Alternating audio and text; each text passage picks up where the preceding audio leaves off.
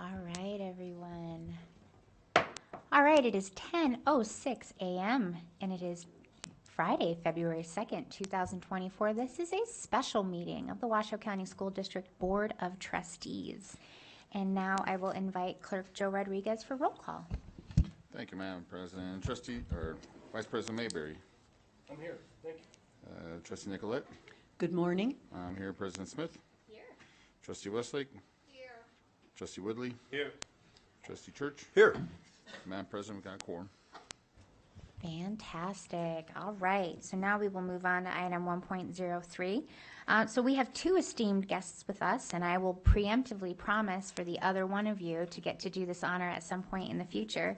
But we have two guests with us. The group that will be leading us in today's meeting from McPherson and Jacobson. And we'll start off with one of the two people who have made today possible with a lot of hard work that we're looking forward to working with you on. And so, Dr. Walt Cooper, will you please lead us in the pledge?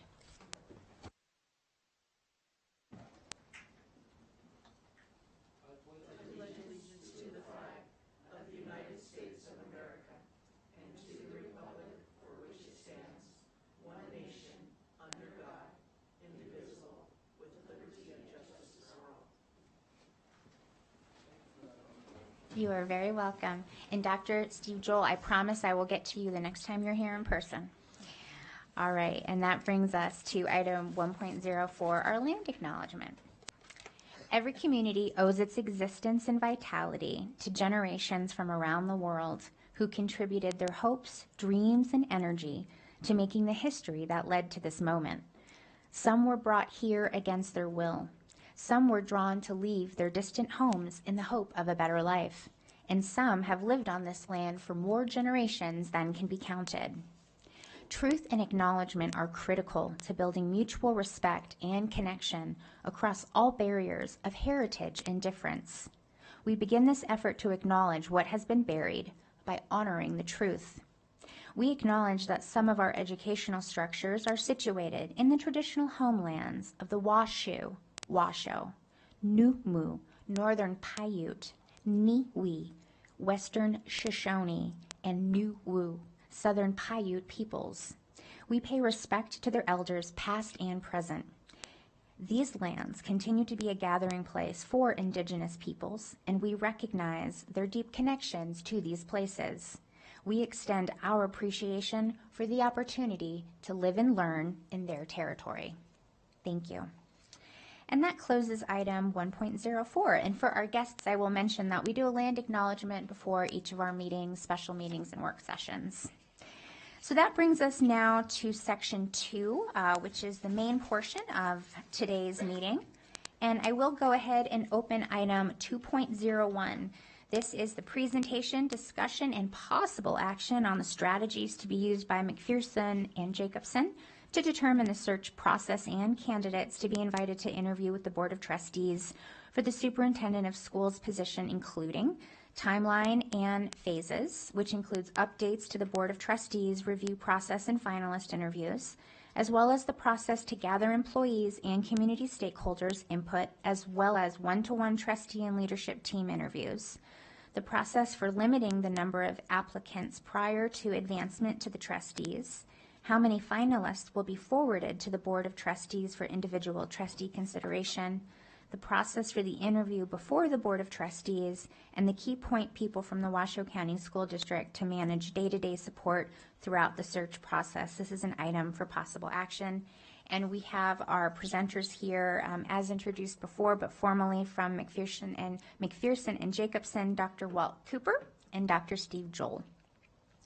And so before Drs. Cooper and Joel go through the presentation, I want to point out to the colleagues that this is a little bit different, well, actually quite a bit different than a lot of our meetings. And so what we'll do in this case for this agenda item is go through the presentation, ask questions along the way. Let's get those clarifications. They'll be bringing us through their recommendations, all the different decision points that we'll eventually need to make. After we go through the presentation and ask all of our clarifying questions, we'll do public comment, and then we'll actually start right at the beginning again, because you'll see, just like when we do budgetary conversations, we make individual decisions along the way, so that none of this is just one big package. These are all individual points that we will deliberate and make unique decisions on, and then there would be one motion at the end to adopt the entire process based on that. So just kind of wanted to preemptively explain that, but it's very similar to what we do in the budgetary process or when we're doing policies, for example. So, and again, if there's any questions, we'll address those along the way. And so on that note, I will turn it over to you. Thank you very much. Well, thanks. Absolutely delighted to be with you today, and appreciate very much the opportunity to work with you in this most important endeavor that any Board of Trustees engages in, and that's the selection of your next leader. And as I mentioned when we were doing our presentation to you, you know, our goal is to customize this search around your needs, the opportunities that exist within the challenges presented by the district. But I want to assure you that every one of these searches, and this is included, will be customized. We don't have a stable of candidates that, you know, we're going to call as soon as we leave here this afternoon. We're going to cast a wide net. But we also know, based on our research, that there are a lot of good elements here that we can use in our recruiting. It is a recruiter's game, so certainly we'll be gathering names. We've already taken phone calls and emails and suggestions, so we'll be building that database. But at the end of the day, it's your process, and our job is to help you facilitate that process in a way that leads to a good selection. So we're very impressed with what we know about the district. We're very impressed with the fact that you've got a great funding mechanism in place that's unique, I think, to America, quite frankly, which is that, I think it's what the WC1 is what it's called. That is attractive. Mr. Church asked about timing. We'll tell you that the timing is good. I was a little nervous the other day when I started getting text messages about another large district in Nevada that was going to have an opening, and I thought, oh well, we're already committed, so we're gonna see this one clearly through. We understand that is. That probably is not going to be an open search. So this it'll be one of the more attractive positions, large, I'm not going to say urban, but you know, urban, suburban, rural districts in the entire country, and there's going to be some good interest in it, we believe. We'll be attending some of the conferences where a lot of the talented folks from other districts around the country will be going, and we'll have a chance to get to meet some people firsthand. So you're going to get our very, very best effort, but at the end of the day, you have to make the decisions, and we'll live with those decisions. Our job will be to provide advice and guidance and, you know, flexibility so that we know when we come back in, they're ready to go. When we bring candidates forward, we want to make sure that, one, they're totally committed. We want to make sure that that there are elements in place for their arrival that they understand. We know that there is a good internal culture here and great community support for your district. And so we want to make sure that we can adhere to that. So we'll really work hard on the vetting end, and that's the culminating activity. But today we have a lot of work to do to set it up. We're looking forward, Dr. Cooper and I are looking forward to learning a lot more about you, a lot more about how you view the challenges, and then certainly those skills, traits, characteristics that emerge later today will be our driving force as we begin this calling or application process. So with that, thank you, President Smith, very much for the opportunity to do the intro. I'm going to turn it over to Dr. Cooper. Thank you, Dr. Joel, and again, thank you for the opportunity to support you in this work. We're eager to get started, and as Dr. Joel said, from our perspective, what we like to do most often is support boards that, as Dr. Joel said, represent a strong internal culture, strong community support.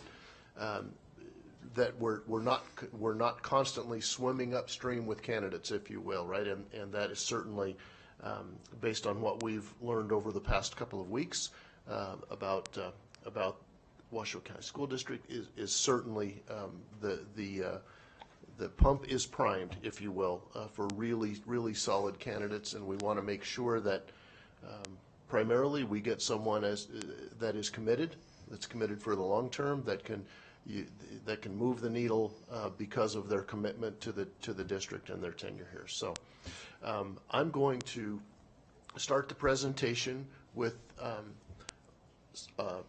our objective, right? Our objective is to identify the critical components, everything from timeline to some of the early activities that will be going on that will absolutely meet your needs and will get the best quality candidates into the pool that we can possibly get.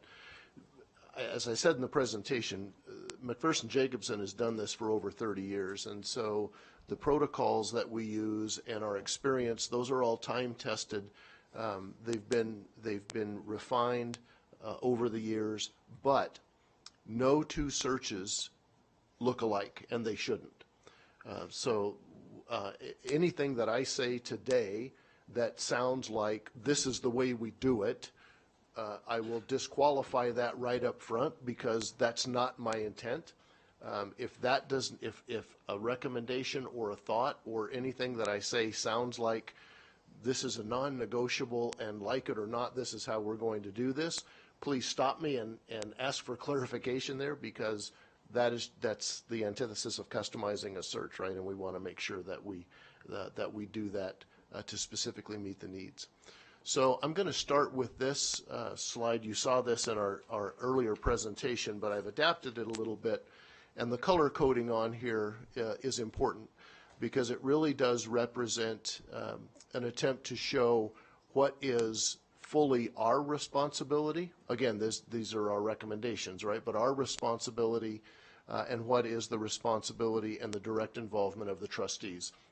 So the dark print, the black print, shows what is necessary for you to do with us, and the blue print is sort of indicates what we're going to be doing while you're wondering, what we're doing. Why did we pay these guys? What are they doing? This is the stuff that we'll be doing behind the scenes. So each of these. Each of these we will talk about in a little greater detail, but I want to focus on phase 1 too. I'm going to go through each of the phases. I'm not going to read the slides to you, but phase 1 is what we're going to work through today largely, and each with a different objective, as you saw in your background material, and some actions. The first bullet there is absolutely the most important for the day, however. And that's going to be an exercise that Dr. Joel will lead you through in a little bit. But the characteristics, the most desirable characteristics that you identify today will be the catalyst for almost everything we do going forward. That will initially go into the job announcement that we put on the application, right? That we build the application.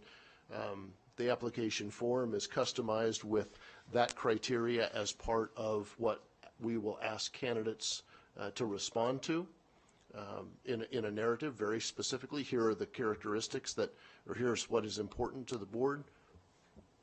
Respond to those. Constructed response. It will go into the postings where in all of the advertising venues that we identify today. It will help us, will serve as the characteristics that we will use as we vet and rank candidates. It will help us develop interview questions. It will ultimately drive the creation of the rubric that you will use when you interview candidates. So it is, I can't highlight how important that one activity will be. It's not something that we simply put into a document and then put it aside as we go through the next number of weeks and a couple of months in the search.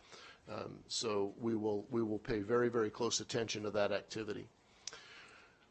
We're going to talk about stakeholder groups and what we do in terms of involving the community, because we know that's critically important.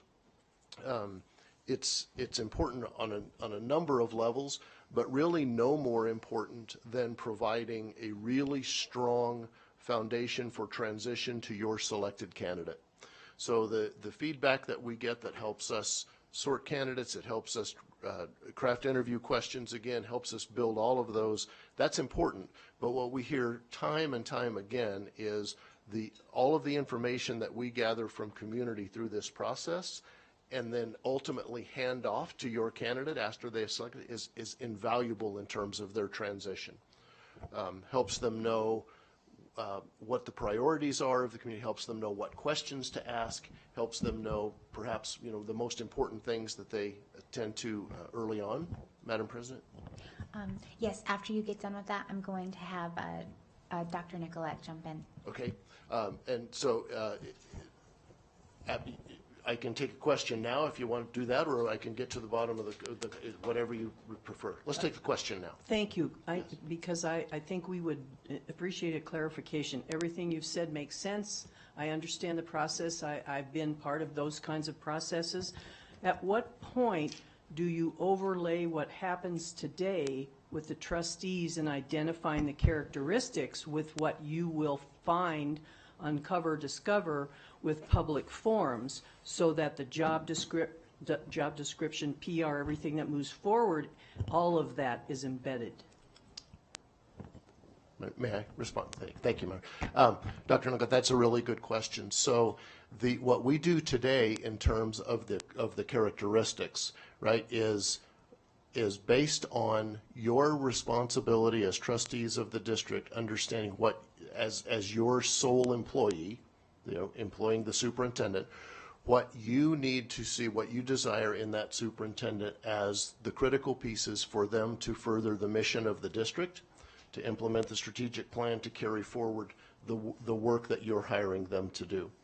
What we typically get from stakeholder feedback is more around the type of candidate that is most desirable, rather than the skill set that is most desirable. So those are really two different things. So the feedback that we get from the community mostly helps in terms of when we actually craft interview questions. The priorities that we hear from the community, we want to make sure we actually are very intentional about drawing responses about those from candidates, right? We don't ask a lot of 30,000-foot, very philosophical or theoretical questions of candidates. We want to know really what they have demonstrated in their past, how are they going to respond to these needs that we've heard both from the trustees and the community. We do that, pardon me, we do that same thing in terms of crafting the rubric that you will ultimately use, or that we will suggest you use, if that's an individual preference at the end of the day when you're interviewing candidates, as well as using that, what ultimately goes into the rubric, using that in our criteria as we vet and sort rank candidates for the fit to the district. So if I understood your question, getting long answer, if I understood your question, it was about how does that feedback go into the job posting and the descriptions? It does not, because that's already done and out. That will happen once we leave here. We will get that posting out fairly quickly, but it aids in all of the other steps throughout the process when we're actually making decisions around candidates. Does that answer your question? It does, and it alerts me a little bit because, yes, the superintendent is the trustee's sole, other than an auditor, employee. We get that. Having said that, in all my visits and discussions, I hear absolutely important concepts that I think a person who would like to apply should be aware of from a deeper stakeholder operations. I'm a little concerned about, yes, we have the authority and we have the responsibility. Having said that, there are a lot of people who are important stakeholders who I believe should have some input into the beginning of the process. If I can jump in there really quick, and I know we're talking about this slide, but this might be helpful for the next slide too.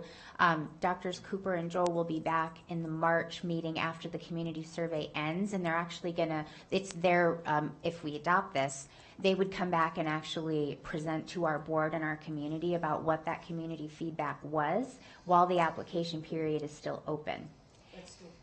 And then, well, no, the application depends. So here's the thing. We haven't approved the timeline as a board, but they would come back and they would report to us based on what all their stakeholder feedback was and the community feedback while the application period was still open.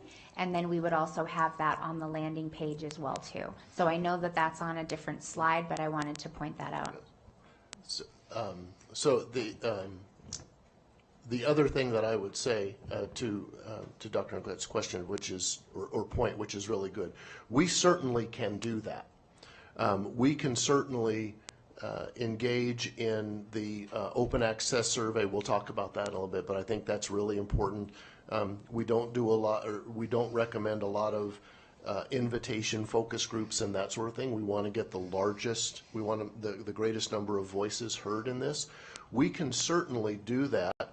And we have done that in a couple of instances where we button up all that stakeholder survey before we actually launch the application and the posting.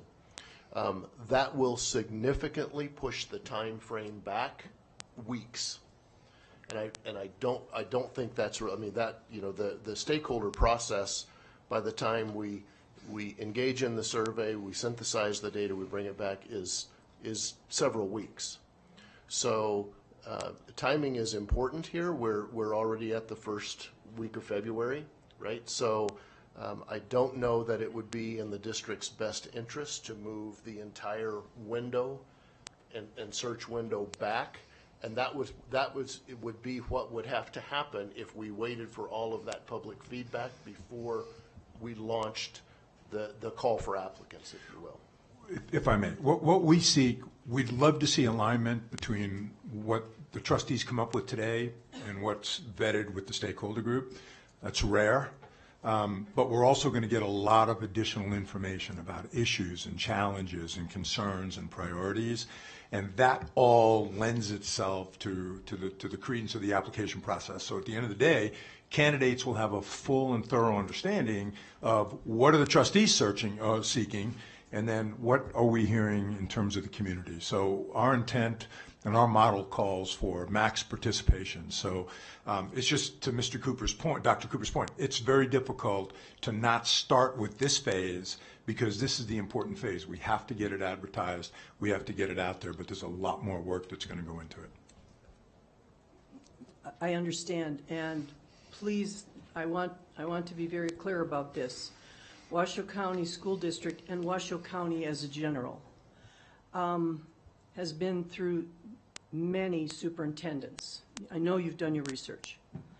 I believe that is extremely important for anyone who wants to apply and for our future superintendent to know that our stakeholders, which I don't want to get in those weeds, have important things to say. And I think in your questioning and your survey creation, you can, because I trust your expertise, you can design a survey that can be a 30,000-foot view, because yes, those nuances are important, but we don't need to get into the nuances now. We just need to know what people want to see in the characteristics of their superintendent. And as far as time, I get it, and yet, in 5 years, we have gone through 5 superintendents in a very short time. A few more months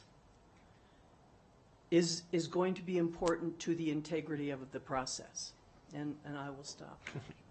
An idea, Dr. Nicolette, with that too, is that when our board gets to the decision around timeline, when we look at when the application is proposed to close and when they're going to come back and present to this board and the community, we have full authority to also make recommendations about the application deadline to push it out so that people who are interested and want to know this ahead of the March 12th meeting, one way we could control for that is right now, again, I don't want to jump ahead, but we have full control of everything. And I want all of the 7 of us to understand that we are building what we want.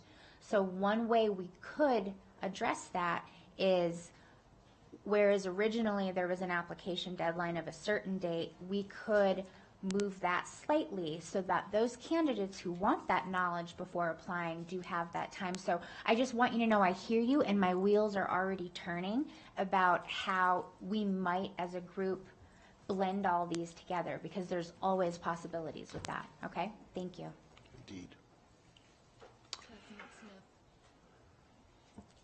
Thank you, President Smith. Thank you, gentlemen. I have full confidence in our voice being heard, what our needs are, what attributes we appreciate. And I don't want this to come across as negative, but I think it's very empowering on self-reflection. And speaking of what Dr. Nicolette just said, so many superintendents that were very qualified, and I can only speak for the board that I'm sitting on now, the individuals that I serve with, the care and diligence and just love for this community that we all have, that we really think we're doing our best. And I probably could say that for the past boards. Why wouldn't they? But we can state from here till tomorrow what we want, what we are looking for. What is that candidate looking for? What is, and there has to be some honesty there. We don't want to just be seen as a stepping stone. We want them to want us. The same thing goes with any relationship. I can want to be friends with Susie Q on the playground. I can want a job with this business. I can want to marry this person. But do they want me? That's the whole thing. We want someone that our characteristics, our values, because we've always been supportive of these superintendents. Washoe County's always been supportive, been over backwards for these individuals. And for some reason, there's a wart on our nose that in self-reflection, we're not seeing. We need to know what that wart is, and if we can do something to change that so that the individual that might have all the characteristics that we're looking at, and they look at us and they say, oh, you know, I think I like all the things that they can offer me except for that one thing. Well, that one thing's going to break the camel's back. I'm just saying, this is wonderful, but what is your process in finding out down to the nitty-gritties what a person that wants to come work here, wants to be part of our community, what they want? Thank you. Go ahead, Steve. Do you want to address that? Yeah, well, I think that's a good question, but that's part of the matching that we have to do, right? So we don't have enough information yet in terms of what are the challenges and opportunities. And I will tell you, successful superintendents or superintendents in waiting are looking for challenges, but they're also looking for opportunities. So it's location, it's, you know, as Dr. Nicolette talked about, a large number of superintendent turnover over the years. That's not a negative in this world. I mean, that's happening more and more around the country. But what are the odds what are the chances that the next superintendent can be a 5-year superintendent so that your needle can be moved in such a big way. That's the basis that we're going into this with. But we will find out those nuances from the candidates once we get the applicant pool and we start creating our own relationships with them. But the things that you're talking about today and what we're going to hear from your stakeholders is really going to guide those questions. So I promise you that we're not going to bring you people who do not want to be here, and we'll tell you what are the nuances that might exist with them. So it's too early to make any predictions on that, but I want you to know, Trustee Westlake, we hear you loudly and clearly.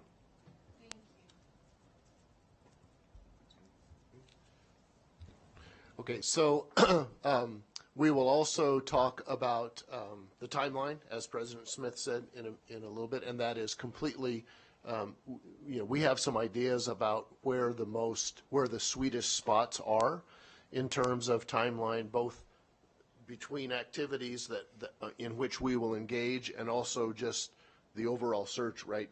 The time of the year and where, what are you too early for something? Are you too late for something else? Or are you right in the sweet spot? We'll talk about that. We need to determine the salary and the contract components. That will be another item on the agenda. We'll talk about the number of candidates that you want us to bring forward, and I'll get to that in just a minute, specifically when we talk about phase 4 that's up there. And then we have some housekeeping items that we have to take in terms of points of contact and such. So phase 1 that we will work through today is building the blueprint for the search, right? It's what gives us our direction. It's the launching point so that we can get to work on those things that we propose we do individually, if you will. These will not be tasks that we certainly will keep you apprised of progress, but these are tasks that we go off and do the work. So we'll do the stakeholder engagement. That's the online survey that we'll talk about. The one-on-ones we're proposing. We'll advertise the job, get it out there. We'll start talking to folks. We'll start recruiting. One of the best advantages, I said this in our presentation, are the number of folks that we have across the country that are engaged with McPherson Jacobson, and that's really where the magic happens, if you will. That's how we vet candidates. That's how we identify candidates. That's how we recruit candidates. It's not just simply putting an advertisement in, online and hoping that applications appear. And then we'll gather the stakeholder feedback through our third-party vendor, our K-12 Insight. We'll do the analysis there, and we'll report all of that back to you. In phase 3, that's where we're actually gathering applications, we're vetting candidates. We will, as we build a shorter list of candidates, we invite those candidates to do video interviews for us. It's 3 questions. We customize those questions, but that's not a two-way dialogue necessarily. It's unidirectional. We can also make those, if you choose, when we get down to the finalists, where we can make those videos available to you too, but we use those as an important screening tool. And then we'll develop the interview questions based on what we've heard from stakeholders, what we hear from you in terms of criteria, what we really want to be very intentional about in the 90 minutes or 2 hours that you have with candidates, whatever you decide in terms of your in-person interviews. What do you really want to be intentional about in the engagement with those candidates? And then phase 4, that's when we will come back and re-engage the board directly again. You see the black print under phase 4. You'll notice there's the asterisk up there. None of these details we'll really get into today, and that speaks to details that are really hard to know until we get all that stakeholder feedback, until we see what the candidate pool looks like, until we really start to feel about what is needed on the back end in terms of activities, engagement, whatever else has to happen for you to make the best decision you can possibly make when you select your candidate. I have a question, because we learned a lesson about this. I know right now what we're talking about is this overall process, and then you'll be back at all of our board member, each of our regular board meetings, and we'll also be able to make individual decisions as we go. But something we would want to talk about if we do adopt for video interviews is we would want to make sure, if we do proceed with that, that the candidates know that these could be publicly viewable, because last time we were expecting that to be something that was publicly viewable, but as it turned out, there were some things that were said that were not appropriate, or the candidates, rescinded their approval for those to be public. Oh, yes. So I just want to add that as a mental note I remember from last time. So at some point, if and when we approve this process and as we talk about more nuanced decisions in the future, I would want to make sure that this board makes a formal decision on that, so the candidates know before they record these videos whether or not they are private with your firm or potentially viewable as part of the Nevada Open Information. Yeah. So I just wanted to add that because I remember that was a lesson from last time. Yes. Excellent point. Thank you. Thank you for that. So again, we will talk about all of the specific activities in Phase 4 at a later date, but ultimately that will Phase 4 culminates with your interviews, your in-person interviews, and your selection, your nomination of the next candidate. Phase 5 we won't really talk about today, but we'll talk about at some point in the future. That's our transition work. And that typically happens 30, 60 days-ish after the new superintendent assumes the role. And that's work side by side, trustees with the superintendent, goal same, in a nutshell, making sure everybody's on the same page as the superintendent steps into this initial work. So there aren't any surprises, in the first 120 days of what they're taking on. I will pause there and ask if there are any questions about the outline of the plan here. I know I didn't dive very deeply into any of the specific bullets, but those will be additional points on the agenda as we go through. I do have one more thing for Phase 4. So if I'm understanding this correctly, what we would do is at a future meeting of the trustees, this is how we would decide publicly together as a group what the finalist experience could look like. Like, we might decide that these are 2 to 3 day visits with open forums, and so we would come back as a board and make those individual decisions, building out what that experience looks like in the future. Just want to make sure I understand that correctly. That's correct. Okay. That's exactly. I mean, we have the general foundation of the fact that we know stakeholder engagement, community engagement is really critical at 2 points in this process. Up front, right, in terms of what do you want to, what do you want to see in your superintendent? What skills are critical? What are the challenges? Those kinds of things. Stakeholders also want to be involved and have a voice at the, not after the work is done, but at the back end. And so that speaks to what we will craft at that point when we talk about it. What kind of forums, what kind of public engagement do we provide for the community with the final candidates? And even more importantly than that, what's the mechanism? I mean, we don't just want to put on a parade so they can say, oh yeah, I met the candidates. We want to get authentic and actionable feedback from them. The turnaround is fairly quick in that regard, right? Because we're nearing the end of the process. But that will be as critical a decision-making point, to your point, President, that'll be as critical a decision to make as what are the actual events, right? So what are the events and how do we capture community feedback as a result of those events? And we have lots of options to do that when we get down to that point. Thank you. Question. And to your question about the phases, you won't be surprised to know that I think there's some misalignment here. I so strongly know and believe and agree with my colleague, Trustee Westlake, that the candidates need to be aware of what the public wants. They need to know what they're coming into, the joys, the sorrows, the anger, the pride, and the phases do not allow for that. I think they're misaligned with our intention. I believe strongly that Phase 4 is definitely has to be schedule and coordinate public forums and feedback. It's in Phase 4. Again, I know I sound like a broken record. The candidate needs to hear that before they even apply. They need to know, you know what? I don't think I'm going to fit with that community. That is right and good and fair. And I believe these phases are misaligned. And so it's just, you're not going to be surprised for me to hear that. Again, you mentioned intentionality. Intentionality is so important, and thank you for using that word. It must and should include the appropriate stakeholder input before a candidate even decides they want to apply. It's right, it's right and good and fair. You said, so there are no surprises.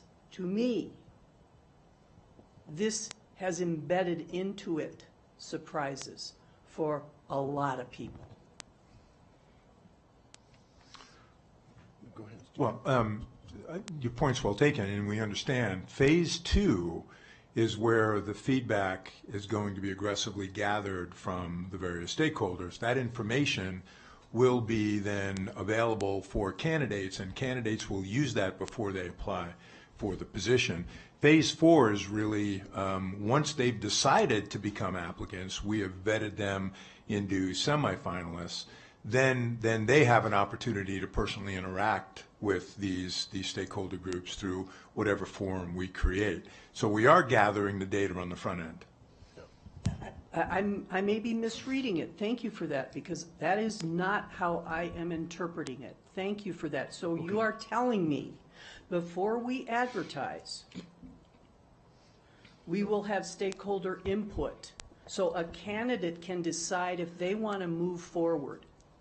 Is that what you're saying? No, I'm sorry. not before we advertise, right?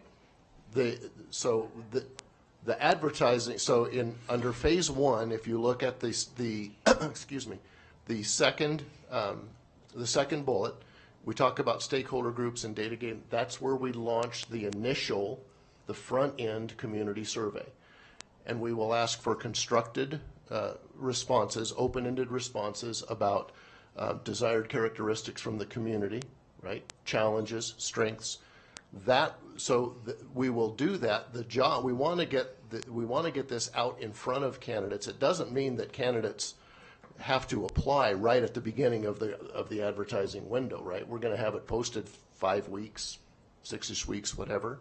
To President Smith's earlier point, if you choose to move that and leave it open longer so they have a longer period of time before they have to actually decide to hit submit on the application or not, once the stakeholder feedback is done, published, shared with candidates, we can certainly do that. But they're really two distinct stakeholder feedback opportunities. Upfront about what's great about the school district, what's great about the community, what are the challenges. That's the information we share through the vetting and application process. And then in Phase 4, once the finalists are identified, that stakeholder feedback is actually about feedback on those individuals and what they've heard in those forums. And if I may, I promise you, high-quality candidates, while the posting is out there and their interest has been piqued, will not apply until they have a thorough understanding of the challenges and the issues and the opportunities, and have read the stakeholder feedback that's been generated through your stakeholder input. Last comment then. We are putting the candidates' interests, which is important, above the people that live here. And I'm not okay with that. I understand all of this. I don't like the timeline. I think the phases are out of whack. I am just one voice, but I know I speak for many who want upfront input on this. And I get it. And I'll stop. I'm sorry. No, I'm not. Thank you. Thank you, President Smith. I agree with Trustee Nicolette on some of this, because I think to be a better trustee in this very, very difficult process, I I myself really need to hear from the people that I serve. I know what I want in a candidate, but I'm serving all of these people out here. I want to hear what they want in a candidate applicant for a superintendent for their district to help me be a better trustee and to know their wishes and then act upon their wishes. And we can do a lot of this stuff while that's going on over here. Name district points of contact. Let's get that all in order.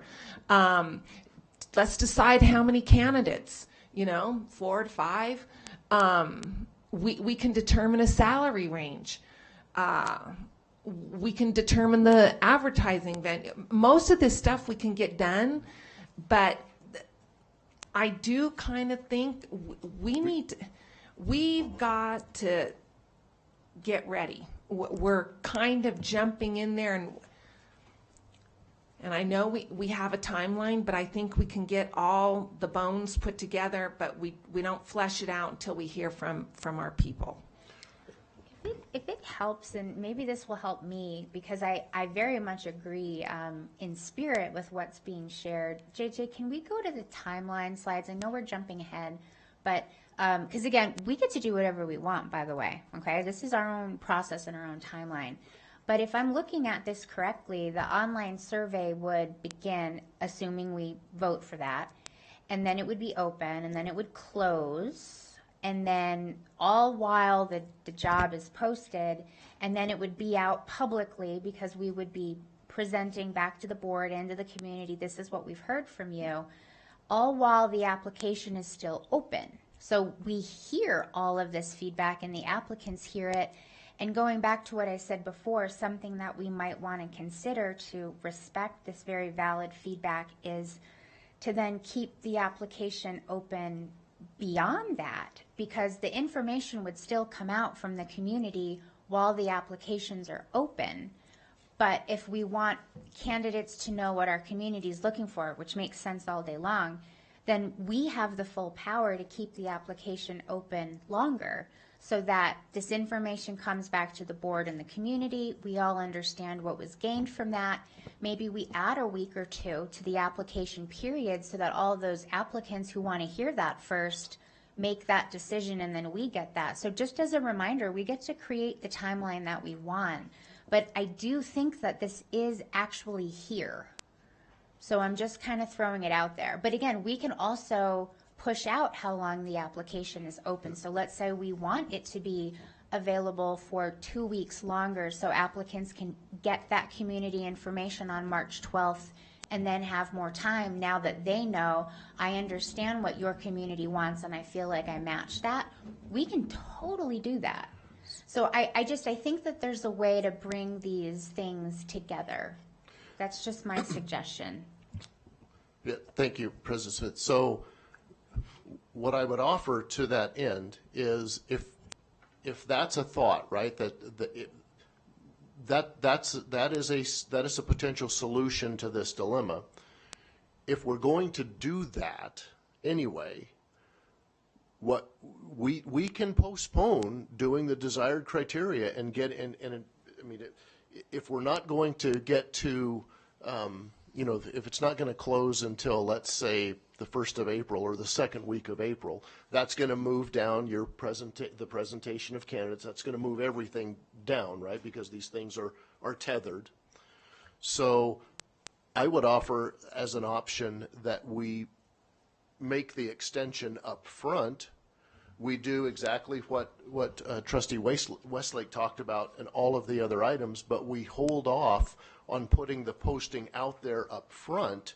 Instead of leaving the window open, we still may have like a 5-week window, 4-week or 5-week posting window. And actually, for a search that is this desirable for candidates, a 4-week posting is plenty, right? This is not something that somebody is going to, think about for 4 weeks and then say, oh, I think I'll start putting my materials together and maybe apply for that position. So we could potentially launch the survey as soon as sometime next week, right? As soon as we get our act together with K-12 Insight and get it out, You could have that information. We could come back offer to come in person or Zoom, however you wanted to do that, to go through the exercise of identifying your criteria. We're just going to have the posting out a couple of weeks later than we would, and start gathering applications a couple of weeks later than we had anticipated on this proposed timeline. I think it would be a lot longer than a couple weeks, because if we're not going to bring this back until, I mean, we're not able to in order to have enough time with the survey and then with the meetings, that would be March 12th, I think. I mean, that's pushing it back 6 weeks. So again, I'm still trying to wonder if there's a way to bring these together so that the posting can be out, but then the community feedback is still gathered mid-process, and then we give applicants more time to make sure that they reflect what it is we're looking for. So because honestly, if we're not actually posting the job then until mid-March, that's a totally different timeline than this. So I'm trying to see if there's a way to still bring them together, because we do plan, the original recommendation was to bring it back on March 12th. And then, I don't know, I still think that there's a possibility to extend the application time so that people would have the opportunity to hear from our community about what they want. We have that out as part of the public record, but then give the applicants, an additional week to 2 weeks, maybe to the end of March. It would still push everything out and give us more time. At the back end, yes. On the back end, that's okay. So a couple weeks I think are fine, but I think that I hope that there's a way to bring all this feedback together and to make this work. But I don't know, those are just kind of my thoughts. Trustee Woodley, you haven't been part of this conversation, so jump on in. Thank you, Madam President. Yes, I agree with you. I have 2 points of views. Number one, we are trustees, and we represent our areas, and we hear from our constituents, so we have an idea. I think we can do everything in tandem. I don't think we have to separate and do this first and what have you. And I will say that I did have the privilege of being involved as a citizen in the last search, and which is something we have to remember. When you have a big, wide input base, we had situations where we had 50% wanted red and 50% wanted blue. So you're going to get a lot of that with the different categories and the different issues, and we know that. So our hope and our desire is that, and our constituents' desire, is that we know what we've been hearing throughout the community. And I think that we can do both at the same time, because we will have that process regardless, how long, how short, what have you, but we are going to have that information that's going to have to be disseminated and broken down as to, is it red or is it blue or whatever the category may be. But that's just something to be conscientious of, which I'm sure you guys already know that, because we saw that in the meetings that we had as citizens. So, thank you. We have not heard from Trustee Church, and then Trustee Westlake will go on to you, and then we'll, keep going and working through this. And I'm taking notes, just so everyone knows, I'm taking notes. Thank you. The fact that I haven't said anything yet doesn't mean I agree. I basically don't, respectfully. I understand that if I think I'm hearing what I'm hearing, we want to make sure we get candidates that understand the dynamics of our organization. But I want to get that posting out right away. Then there's time to vet them and make sure they know what they're getting into and, what the district is all about, good and bad, and there's a lot of good. So I want to get the posting out right away. We've been doing this an hour, and I have a lot of opinions on the criteria. I have a lot of opinions on what criteria we're looking for in the minimum qualifications, but I just want to get the posting out. I'm going to hold off for now. And I'm taking notes, so just so everyone knows, I mean, obviously anybody can make motions, but as the manager of the meeting and the president, I'm really very attuned to all of this. And when we because we still got to get through this whole presentation, and then we have to do public comment, and then we're going to come back and make individual decisions, everybody, okay? But I am taking notes, and I give you my word that in serving you in this forum, I am taking notes so that when and where we have opportunities to build consensus around ideas, but that respecting the various things, I'm going to do that. As you often see me do when I pull forward your ideas, and then I kind of turn those into motions for people. So I just want you to know I'll be doing that again today. Dr. Nicolette. And thank you for taking notes. A lot of important things are said. I'm looking at the timeline. This one right here. Thank you. It's just a thought, because this is getting into the weeds here. This is where the work really begins. I think it's possible to put out the survey as you suggested immediately, and keep that survey out for 2 weeks. And once we have that survey, then we post.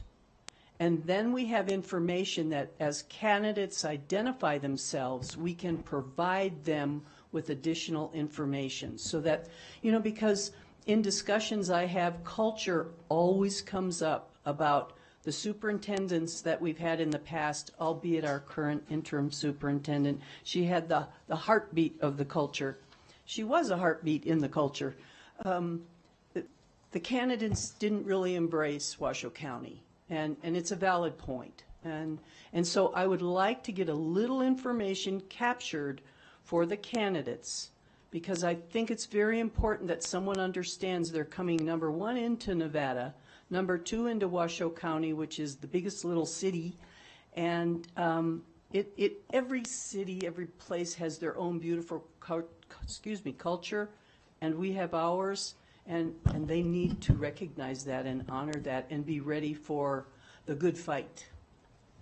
So the timeline, if we could maybe just put that survey out first right away, and then bump down to February 15th or March, and I understand what you're saying, President, and have some information, and then open up the application process at that online survey begins date.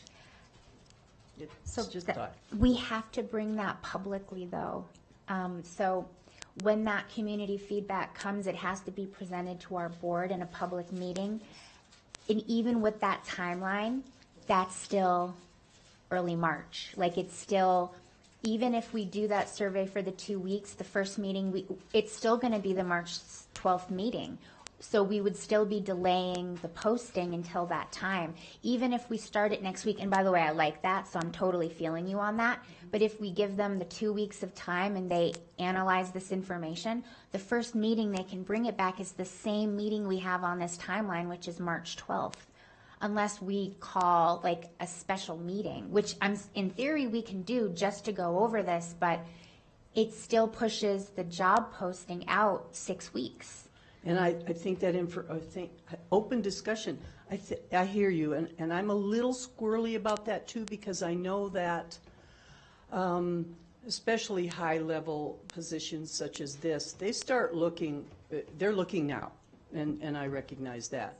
Yes. And I think the person that wants to come, they already know the job is going to be open. They already know that. So they're waiting for us to make our move, and if they really want to come here, they will wait. And do we not have a meeting? What's our last meeting in February? Can we not have a 1 o'clock meeting where we share the online survey information and then it's available? Well, technically we can do anything we want, but there has to be time to actually launch the survey, keep the survey open, have them analyze it, post it 3 days in advance, and then have the meeting.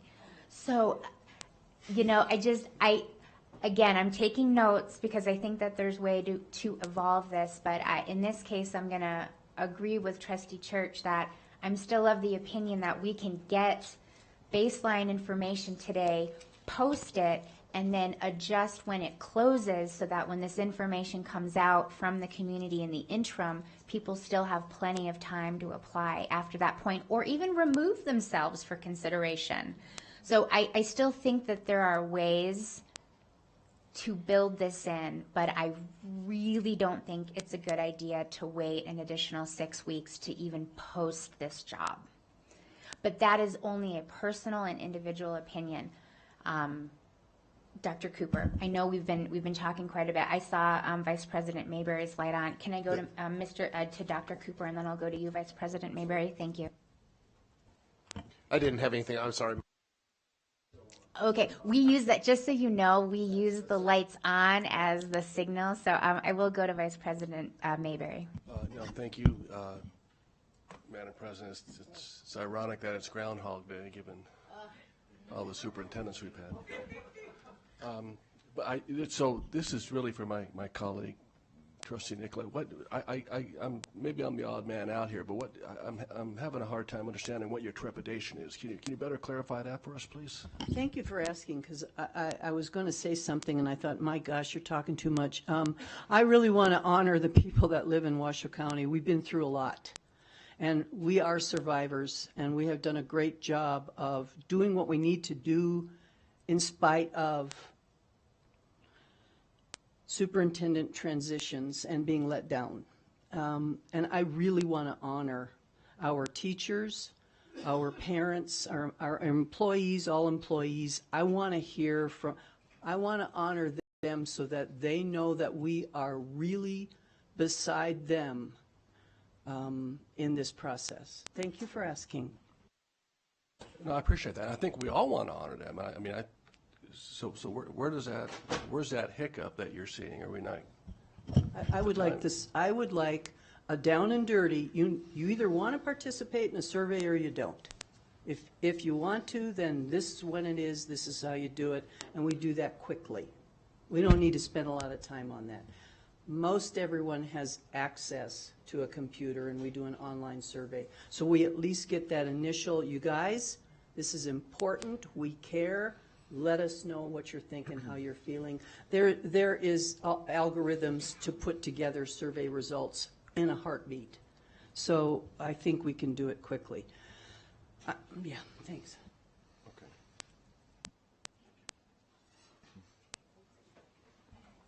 I'm so sorry. I thought we were going to keep going. I've got Clerk Rodriguez right here. Thank you, Madam President.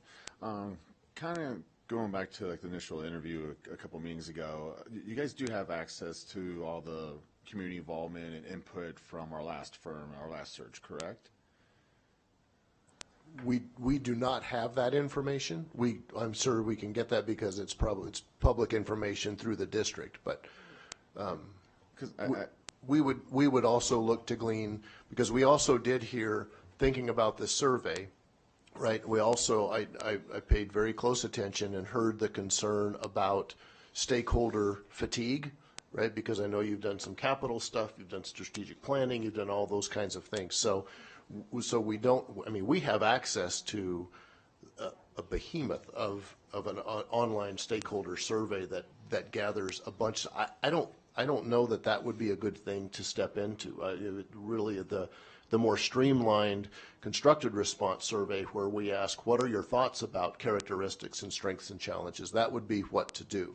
So, but to your point, Mr. Rodriguez, yes, we could gather that information, but maybe I want to be very clear about our work in phase 2 and 3.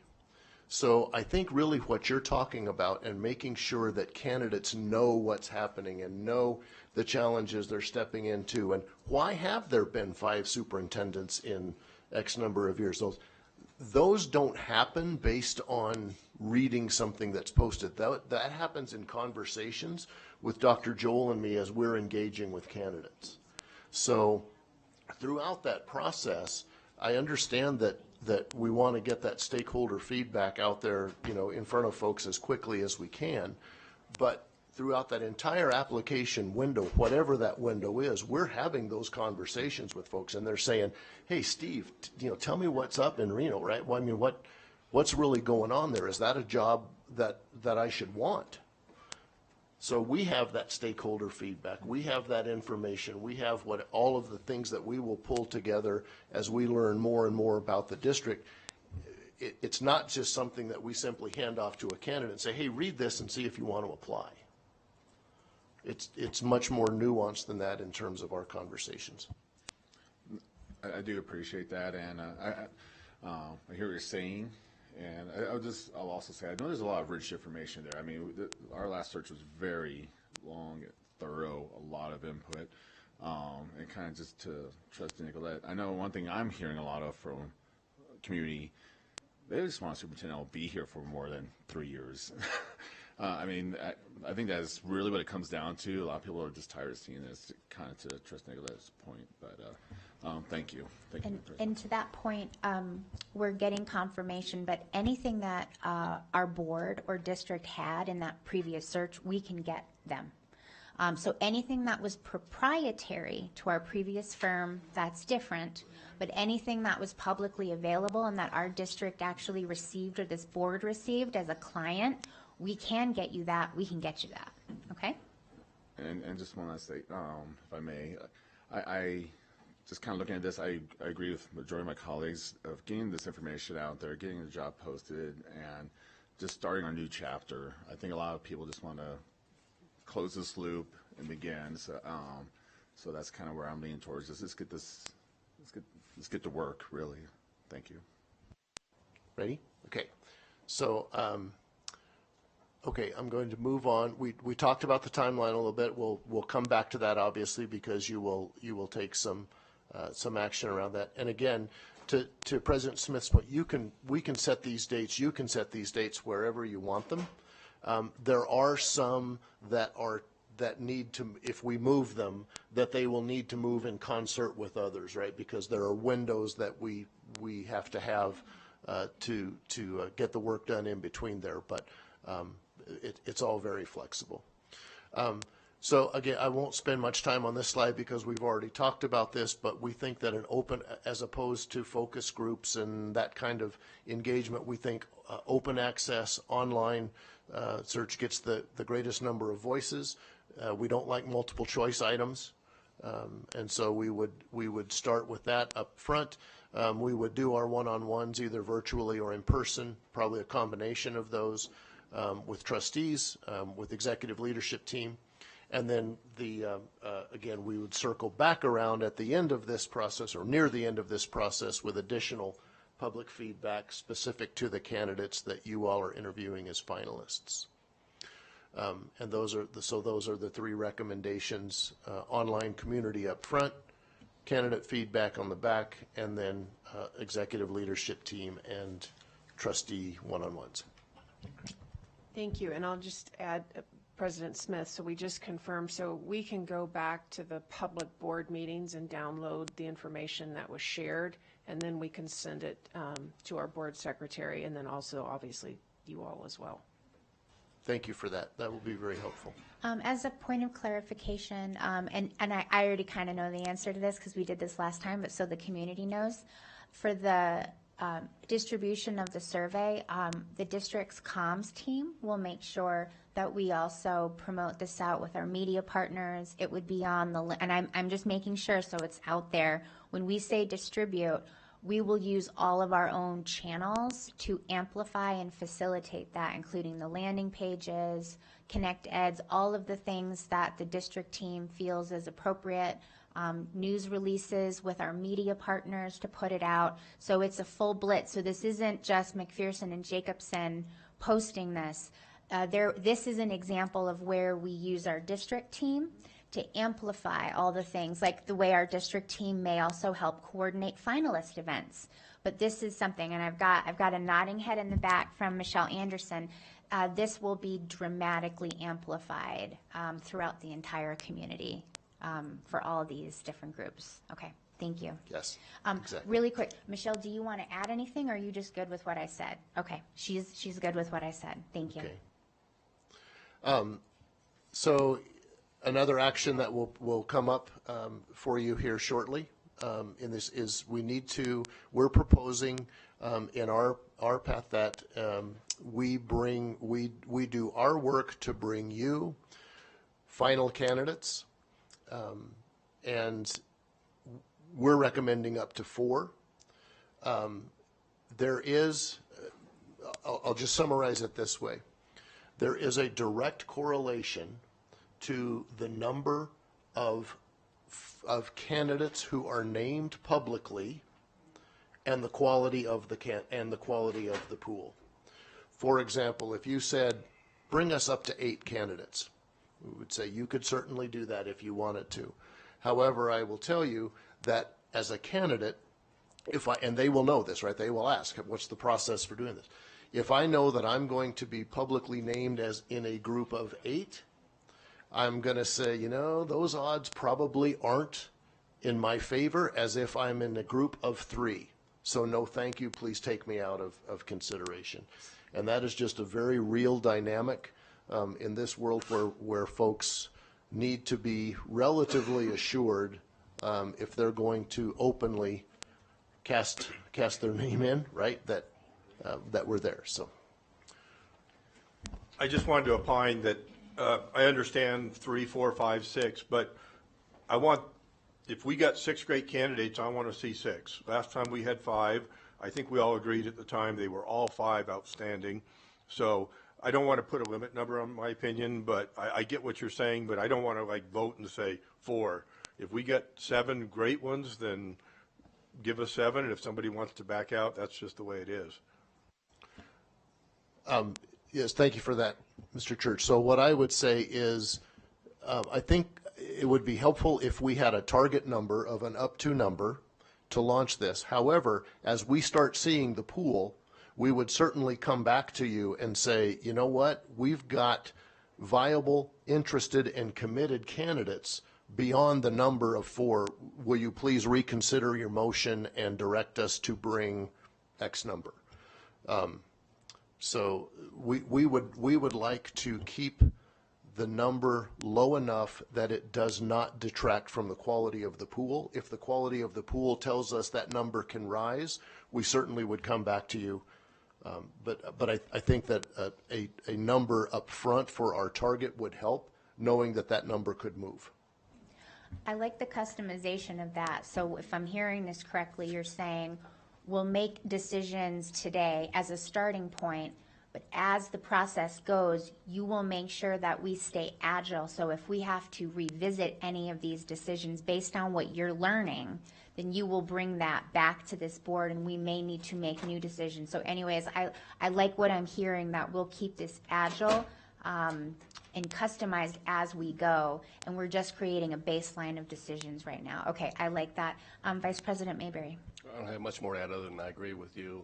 The smaller number, the better. I think it's more manageable, but I appreciate the customization of it too, so thank you.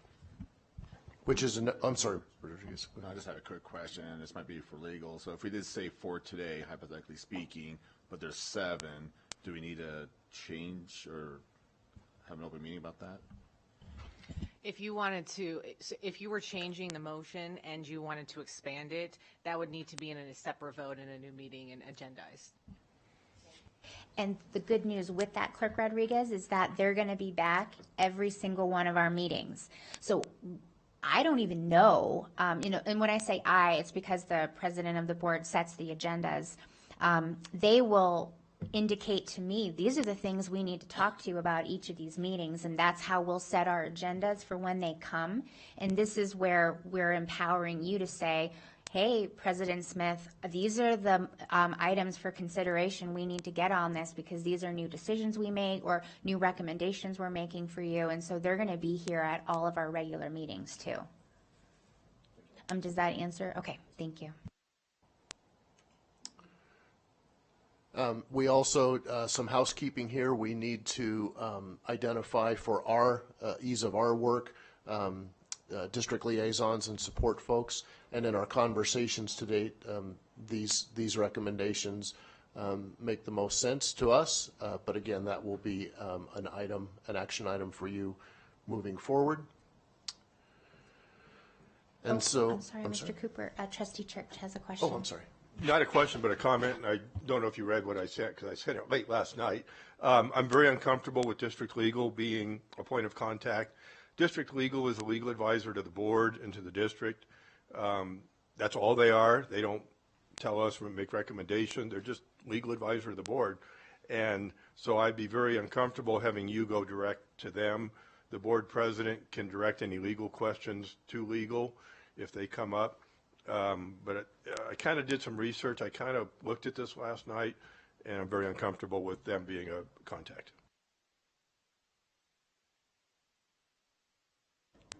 Well, we need some district representation, which is actually a great point to introduce who we have with us, because we have 2 members of our legal team here today. We have our deputy Chief Legal Counsel Sarah Montalvo, and then we have the district's point person on employment matters, and that is Kevin Pick. I think we're going to need some legal representation on this because it's the district hiring an employee. So I think we need legal representatives. So here's the thing. These aren't people who are making decisions for us. They're making sure that what they're bringing is appropriate for the agenda, making sure that what they're recommending matches with their own research on Nevada open meeting law. It's kind of like what we are doing right now. So nobody that we appoint as a point person is actually making decisions for this governing body. We'll do that here, and then our legal representation will tell us if we're touching any, you know, third rails, as they say. So I just want to clarify that they're not going to say like we can or can't make decisions. It's just in the development of this whole process. So if that helps. Thank you. And yes, and our point here, Mr. Chair, is that we're not expecting for the district's legal team to provide us with legal advice. That's not our purpose for directly engaging them. We want to make sure that they are protecting your best interests in this process. So. And that's exactly it. To me, I don't know if legal wants to weigh in or not, and whether it says here specifically an individual by name. Yeah, so how do we do that? Because I'm just not comfortable if you talk to legal and say, hey, we want to post this. It just creates a relationship, a legal relationship that I'm not, but again, maybe legal wants to weigh in. So just briefly on this, I don't think that's the vision is for us to be giving legal advice. We only have our client is the district, so we cannot be giving this firm legal advice.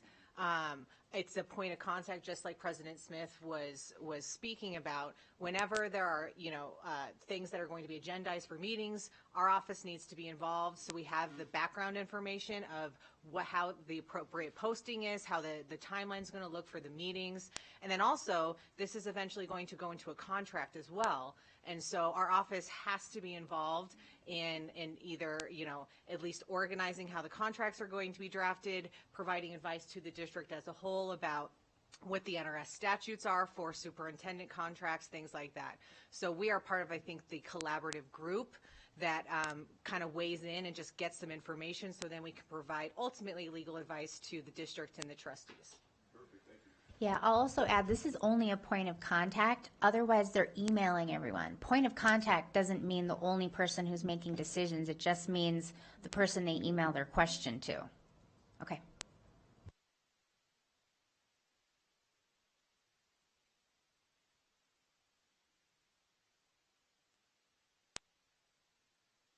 Me?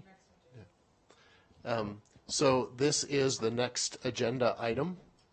So I will pause there and let you conduct your business as you need to. Yes, and this has been a great conversation with a lot of dialogue. So now that we've done that, I'm going to open up and take public comment on this item for 201, and then we'll come back and start actually considering JJ? Todd Bailey. Hi, Mr. Bailey, welcome.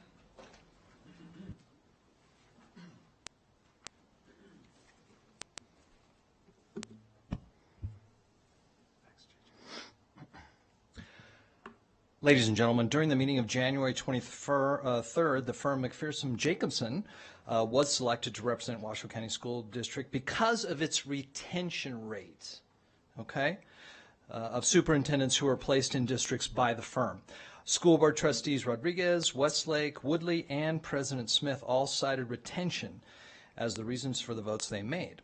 I would like a list of the superintendents that the firm has placed, that the trustees are referring to, that have successfully been replaced. That should include the name, the location and district they were placed in, how long they were retained, and did they complete their contract successfully, you know? Or were they terminated and resigned? That's a copy for your office and also the firm.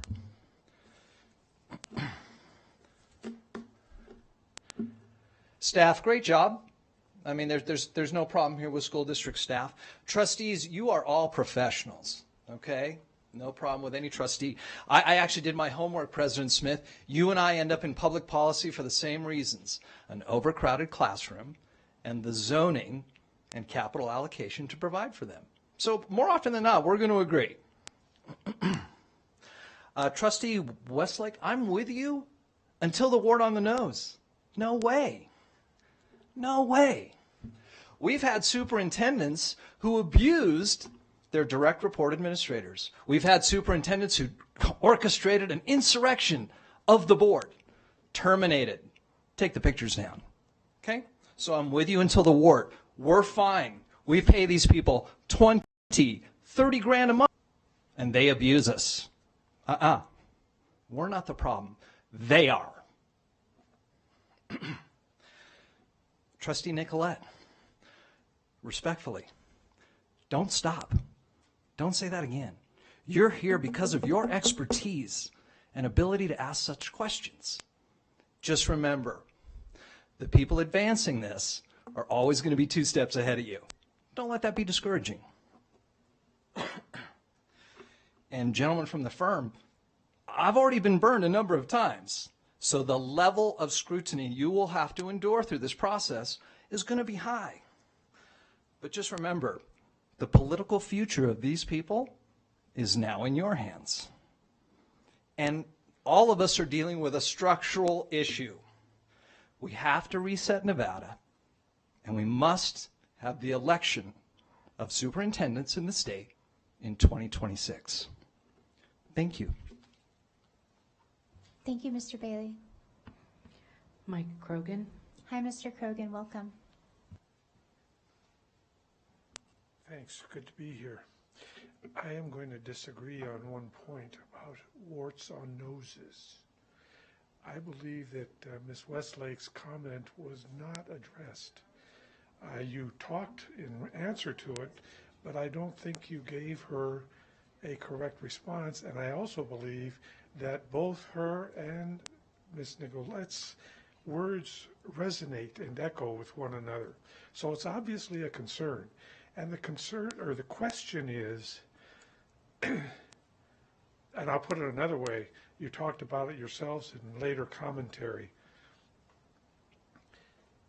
What are you going to tell a candidate when you ask them, what are you going to tell a candidate when they ask you, what's up with WCSD? They've been through what Ms. Nicolette told me in an email. I think it's 5 superintendents in 10 years or something of that nature. It's crazy. If I were a candidate coming here, thinking of coming here, I might very well go to the interview and say, what the hell's been going on in WCSD? Why are people running away from that place like fleas off a dog? What would your answer be to that question, please? That's all I have. Great. Okay, we're going to bring it back to this board, and we're going to kind of start at the beginning and make individual decisions that are customized to us.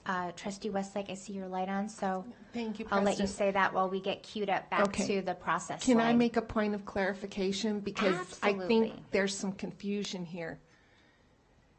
When I say a wart on the nose, I'm not saying that there's anything wrong with this district, other than maybe that wart is that we're too nice. Maybe that's, I'm saying we need to self-reflect. Maybe we're too nice and then we get kicked in the teeth, and maybe we shouldn't take these people at their word. We need to be more diligent, dig deeper for what their true desires are to be here. That's what I'm saying. It had nothing. I'm a 5th generation. I'm not going anywhere.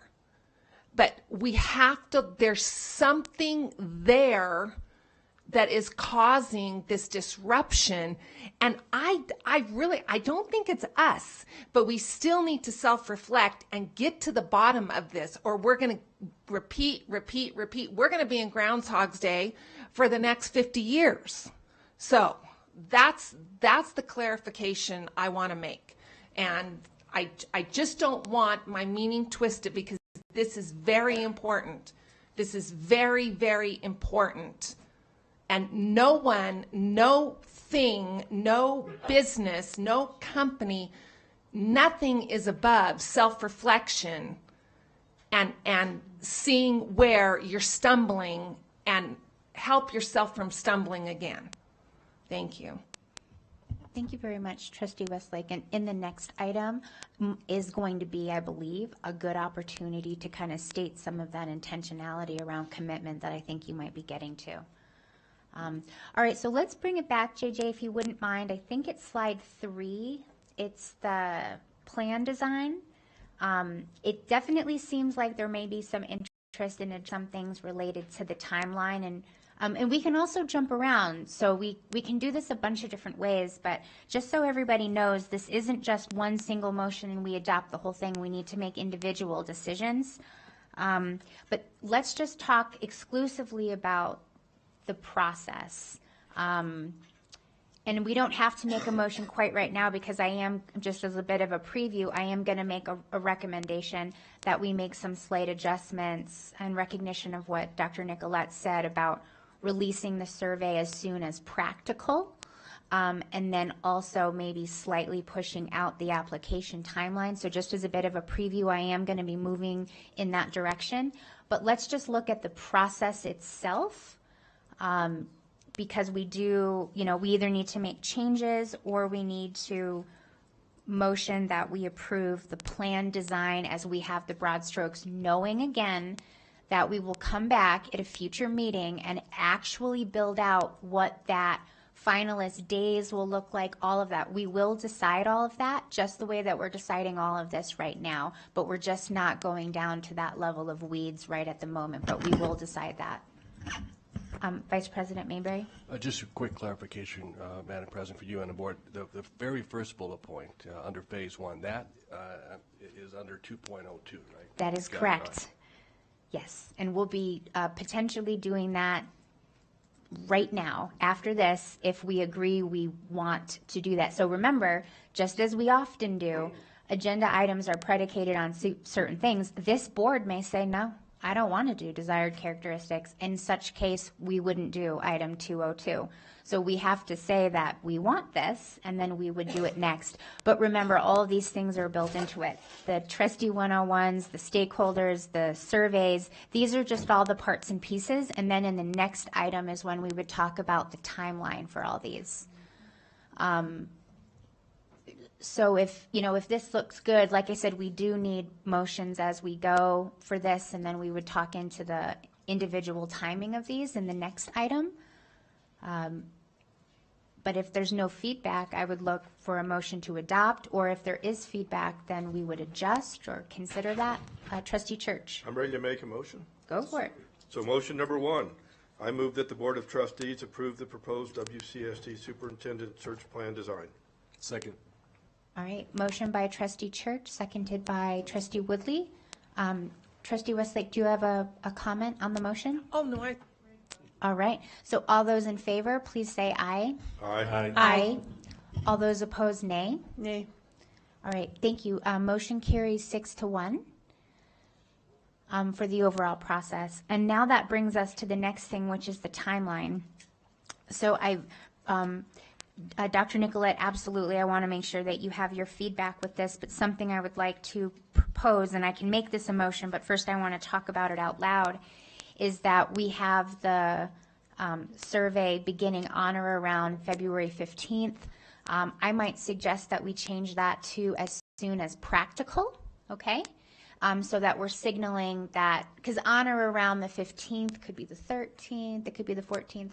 So my recommendation is, and I'll have no problem making that motion, or maybe if Dr. Nicolette likes it, I'd like to change that to as soon as practical. And then in recognition of the fact that that community feedback is coming for public dissemination on March 12th, I would like to recommend that we offer 10 full days after that point to keep the applications open, which means that I will be making a recommendations that we keep the applications open until Friday, March 22nd, which gives 10 full days after the public distribution of that information for candidates who either want to remove themselves for consideration or give themselves more time. So I'm just kind of throwing that out there with a way to elongate the timeline, but not in a way that is totally off track. I think 10 days is enough time after March 12th to do that, but that's just me. I know that this is near and dear. I was going to go to you first, though, Dr. Nicolette. No? Okay. Do you not want to sure. go? No, Oh, no. I I know will. that. So I do want to defer to you because I know that Yeah. there's advocacy here. So Right, thank you. Practical is a fuzzy word for me. I'd like to have it clarified. So my question would be for you, if you were going to define practical, what would that look like? And then to the 10 full days, I think that's too long. 5 full days, I think is long enough. To your points. Well, the original application deadline is 5 business days. So the meeting and the distribution of the information would be March 12th, and the timeline has March 19th as the closing. So I was actually trying to give you more days. If you don't want them, that changes things. But as you can see, I'm trying to add a little bit more time in recognition of that. I understand, but I think we can get through that quickly. Rather than extend, I mean, I'm really not too fussy with 10 or 5 days. It's not a big deal. What is most important to me is what is practical for you with this survey? We can launch it next week, early in the week. Yes. Perfect. I know early in the week is kind of like practical. Can you just like Wednesday? Well, okay, so I'll be the one, I'll be the liaison with the company that's going to be doing the surveying. We'll have to work with your staff to make sure. I mean, it's going to have to be well advertised and ready to go. So we haven't had that conversation yet. We will. I know you don't like. I know when practical, but I do believe we'll get it going as quickly as humanly possible. You know, you touched my heart because staff is involved. Thank you for that. So by the end of the week. And if I may, By May, that's way too late. No. So I think that it's really important that we allow staff to have their input with the search firm as far as what is reasonable for them. We've got a lot going on, as you know. And so I want to make sure that they're very comfortable with what their timeline is, if you don't mind. So from our point, we can have the survey, the tool ready to go in very, very short order. I mean, it's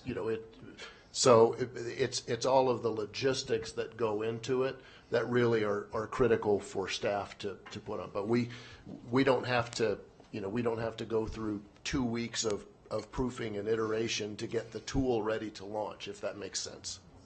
I'd like to invite Michelle Anderson, our Chief Communications Officer, to weigh in to offer a little bit of info. I guess one of my questions is translation, because that is extremely important for our community. If it's the school district that's translating, it could be taking a little bit longer. If it's not, we can turn it around pretty quick make sure it gets out to the community. K-12 Insight has the ability to translate, and so I think it'll be easier. So what I'm hearing is we would all work together in the spirit of the urgency that as soon as practical could be with that. Okay, very, very good. So just staying on that, because I don't want to lose it though. So here's the thing, Dr. Nicolette, and again, I really want to honor you with this. If you're comfortable with a closing date of March 19th, I'm not going to suggest we change it, but I really want to be deliberate about if we do want to add a few more days, this is the time to do it. So if you're good with the week after, which is the 12th and the 19th, and I'm fine with the 19th, but I really want to be conscientious about adding a couple more days, if that's something that you feel gets to the heart of what you're trying to express. But I'm only trying to express this out of respect for you, and the fact it's a very valid point, but we don't have to do it, okay? I appreciate that. So when you say a couple days, I'm okay with a few days, and we can all decide on that. I keep it just a little tighter. And I would appreciate your input. Thank you. So I was just going to say, so we've adjusted the top of this a little bit, right? Or sounds like we're going to. Yep, there would be a motion. So what I would offer is, since we're going to do that, and I thought you were the 5 and 10 days, I thought you were talking about the window of the survey. I'm sorry, I didn't realize you were talking about. But we can collapse the window of the survey a bit, because to Dr. Nicolette's point, I think folks will, especially if it's marketed well, folks will, it's not an onerous survey, folks will get to this soon. And so we don't need to have it open necessarily, as long as we have it here. Maybe that works. But what I would say is, since we're moving this up, I think it's realistic that we could provide that stakeholder report back at the February 27th Board of Trustees update that's on the schedule, as opposed to March 12th. I think we might be able to do that. That's possible. We certainly could do that. We would have to have the item posted on the 22nd, but the materials themselves don't necessarily need to be out that day, just the agenda. Sometimes the materials come a little bit later.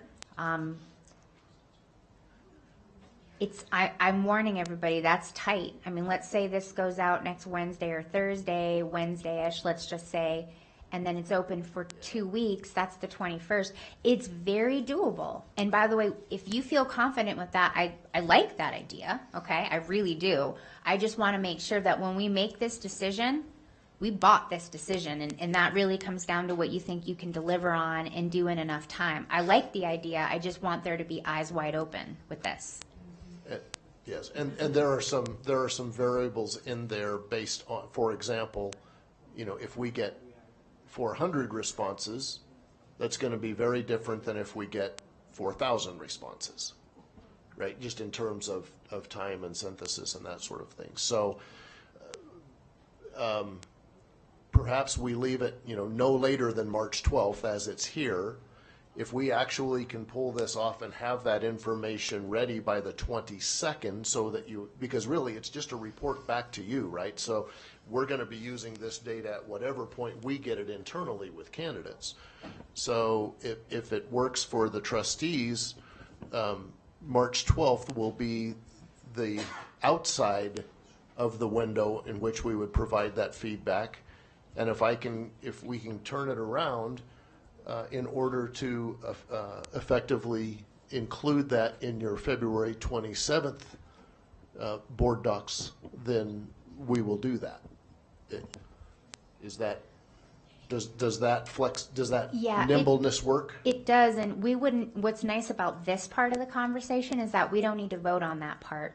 So this is just the normal creation of the meetings, okay? So them as our vendor partner will come to me and say, we're ready to do this, but we don't actually have to vote on that as part of the timeline. We do need to vote on the fact that we have an intentionality around when the survey would open. We do have to vote on when the application period closes, but in the spirit of working together, you can come to me and say, we would like for you to have this as an item for presentation, and we don't actually have to vote on that right now. But I like where we're going with the intentionality of it. Okay. I'm almost ready to make a motion, but just only on the start of the survey. That way we start moving through these things. But Trustee Westlake, do you have a question? Okay, yes, I did. So we are talking about the application process to length, right? So Dr. Cooper and Dr. Joel, I wanted to make sure if the application process is extended, is that going to make it really burdensome and stressful on you guys to properly vet and really dig deep on these candidates if we extend it another 2 weeks? Or I don't want to stress our staff, but I don't want to stress you guys either. So that's one of those things that is tied, right? So if we extend the application period, the dates below that need to move as well, because we still, regardless of how long the application window is open, we need that time to do the final work. So And we might not need to do that. So what I am hearing, though, is some consensus around the survey begins. So on that note, I will make a motion. I move that the Board of Trustees directs McPherson and Jacobson to work with district staff to open the community survey as soon as practical. I second. All right. So motion by President Smith, second by Trustee Westlake. It's just for that one change. All those in favor, please say aye. Aye. Aye. All those opposed, nay. All right, motion carries 7-0. I am personally okay with the current close time of March 19th. So if somebody wants to make a motion to change that, like, let's have that conversation now. I don't see any other lights on. One of the other areas, and we can certainly come back to that, one of the other areas I would like to be careful about are these April dates. I don't know if that is necessarily too soon. Can we, well, we can do anything we want, but I don't know that I want to have it necessarily those 2 weeks, because we would be making decisions potentially on March 12th about that process. So I'm more comfortable with saying that to take place no later than mid-May, and that way we can build an actual timeline later in the process based on the number of candidates that we have. Because if we tell the community this is when all these events are going to take place, again, we can revise it, but I'm nervous about that. So on that note, I guess I could just say that I move that the Board of Trustees directs McPherson and Jacobson to work with district staff to have the presentation of final candidates, final candidate public forum, final candidate interviews, and the selection of the superintendent to take place no later than mid-May. Second. All right. Seeing no lights on, all those in favor, please say aye. Aye. Aye. All those opposed, nay. All right, so that motion carries. If there's not going to be any more specific micro-level details, I do need a motion that adopts how we do the policy. I'd like to make a motion on number 4, if I could. Is that, I mean, is that what you want, or? Yeah, I think it's number 2. Oh, okay. I'm jumping ahead.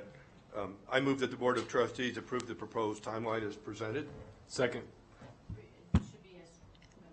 As amended. Yes, okay, so friendly to change as amended. Is our second good with the friendly? Yes, ma'am. Very good. All right, seeing no lights on, all those in favor, please say aye. Aye. Aye. Aye. All those opposed, nay.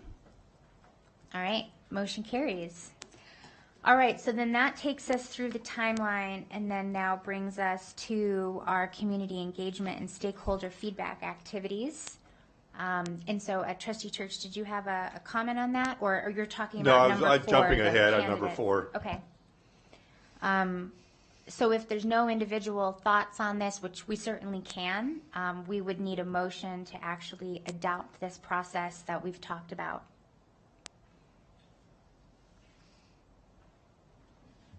And we can change it over we want to. So now we're on, I think it's slide 6 of 9, because we're done with the timeline. So JJ, could we go down one more? Thank you. So it's this, and it's the slide after this. So it's 6 and 7. And this talks about that the survey responses, these are the stakeholder groups, the individual conversations, kind of all these processes that we have for that first community stakeholder group.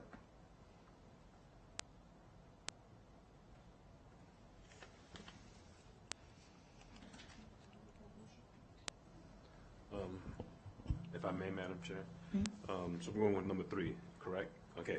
I move that the Board of Trustees approves the community engagement and stakeholder feedback activities as recommended by McPherson and Jacobson. Second. All right, seeing no lights on, all those in favor, please say aye. Aye. Aye. All those opposed, nay. All right, motion carries 7-0. All right, now let's move on, and I'll go first to Trustee Church. Now I think that we're on slide 8 of 9 just for this section, and I'll open to you, Trustee Church. I'd like to make the motion on this, but I'd like to up it to 6 because it says up to. If we say 4, we can't get 5. Nothing requires we get 6 if I make the motion for 6. So before I make that, I'll listen for any feedback. For sure, you could absolutely make a motion for 6. I think the feedback that we heard is that by advertising that we're going to bring that high of a number, it's a recruiting deterrent, and so I want you to jump in there. But I do want to point out that if they do go through the process and they go, gosh, you really need these 5 or you need these 7, they'll come back at a future meeting, and then we will change that. But really what we're doing is trying to make sure that we don't limit our candidate pool because they know that they're going to be one of 10 coming out to the community. But I don't want to speak for you, Mr. Joel, or Dr. Joel. Yeah, that's 100% correct. So yesterday I got a phone call from a prospective candidate who knew of the listing. Very first questions were, how many? And what is Nevada open meetings law? So we had that conversation. So to put up to 6 in there right now, I think would be we believe would be a detriment. Up to 4, much more manageable. But if we have 6, we'll ask for an amendment and we'll bring you 6. Realistically, if we have 4 quality candidates, I think Dr. Cooper and I are going to be pretty impressed. I was just noting the up to. Last time we had 5, but then I'll withdraw my comments. Thank you for this discussion. I don't really have a dog in this race, I guess, but 5 is kind of a nice tweener number. Having said that, is this the time where we would need to decide if we request, if it's possible, that 50% of that whatever number of candidates is, or applicants at that point, be from Washoe County or Nevada, or is this not the time to make a qualifier for that? And I'm kind of on the fence with having to do that. Let's have a discussion, please. So now would be the time to do that because we wouldn't want people to apply later and then find out that we were already holding a certain number of spaces. So now would be the conversation to have that. Thank you, Madam I know, President, I know you're next. Mayberry, I apologize. But I just wanted to agree with Dr. Nicolette, because that is something that I've heard from my constituency, is will you guys have a minimum requirement from candidates within the state? So I do like that idea. Thank you. Yeah, thank you for that. This was on my mind too. I didn't think it was going to be under this item, but nonetheless, thank you for bringing it up. I think from my perspective as well, and I mean, this sounds like a criticism to the firm or any firm. It's not, but I've had the pleasure of this is my 3rd executive search committee I've participated in. I sat on the local airport authority board and was part of the selection process for a new executive director years ago. Of course, we did this 2 years ago for a new superintendent. It does seem at times that some executive firms tend to be a little biased toward local or state candidates. I'm not suggesting that's the case here. I mean, I too want to express my strong desire to, as wide as that net is going to be cast, certainly take a really close look at some of our local candidates, statewide, internal. I'm reluctant on making that part of the motion, however. I think that's too restrictive. I think that really provides a bias. But to the extent that I can say this unequivocally and loud and clear is I've heard too from a lot of our local folks the desire to choose or to take a close look at and examine our talent internally and locally and statewide. So those are my comments. But I would not support a motion that would restrict it to local candidates. Thank you. And just for clarification purposes, in looking at the agenda item, in order it says how many finalists will be forwarded to the trustees. It's not very specific onto the location and their residency. So I would think that discussing whether or not they're from a certain location is a bit beyond the scope of this agenda item. And if that's the topic, it should probably be agendized for another action item. And I can do that. So that's the very next meeting we have. If there's an interest in that, we can absolutely bring that conversation for a decision. Clerk Rodriguez. Thank you, Madam President. And question for legal on that. Would like location or the desirability of a candidate, would that fall under agenda item 2.02 as far as qualities and characteristics? So I think that, to me, I read that more as falling within 2.02 for the characteristics, and then that lends then to what you're looking for the candidates. Okay. Yeah. Good. And so we can have that, so for sure, we can definitely have that conversation in the next item. And we can certainly bring back an item for public discussion and possible motion at a future meeting too. Okay, is everybody clear on that? Okay. Clerk Rodriguez, I want to make sure we stay with you because we just interjected in the middle of your thought. Yeah, no, I mean, and I guess, continue the discussion with my colleagues. I like to, maybe just talking to the wall, but the idea of 5 candidates, and to me, in a perfect world, at least 2 of them would be within this area. Leaving that number open to some superintendent out there that maybe has turned around a whole school district, and that's definitely something I'm very open to.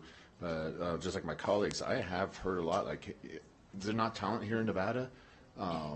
So I do have, that is something that I'm hearing just as well along with my colleagues. So, thank you. I'm prepared to make a motion. I have a comment. Sorry, thank you. I just want to reiterate what all of the trustees, my fellow trustees have said.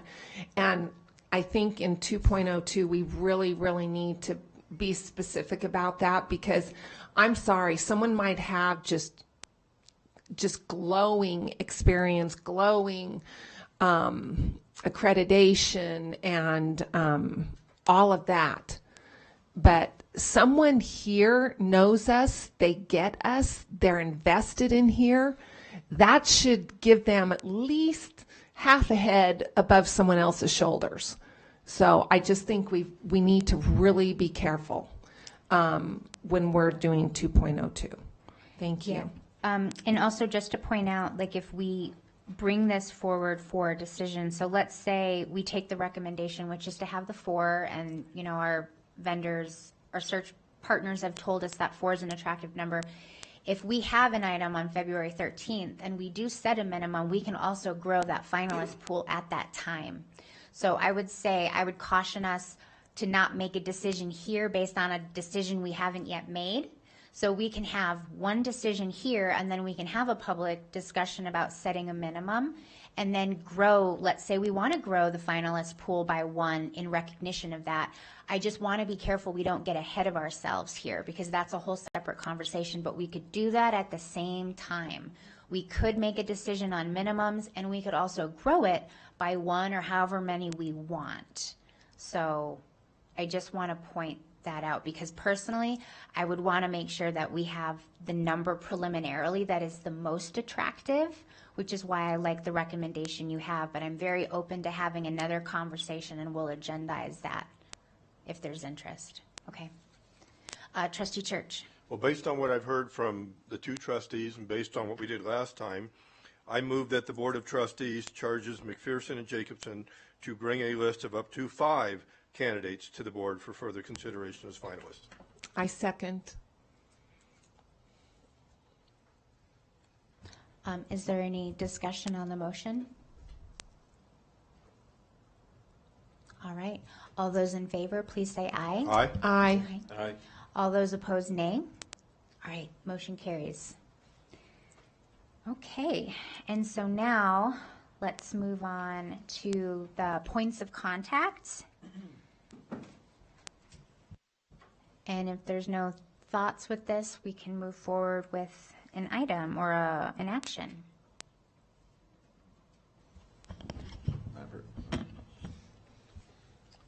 Madam President, I move that the Board of Trustees approves the official points of contact with the district and the Board of Trustees as listed in duration of the search process.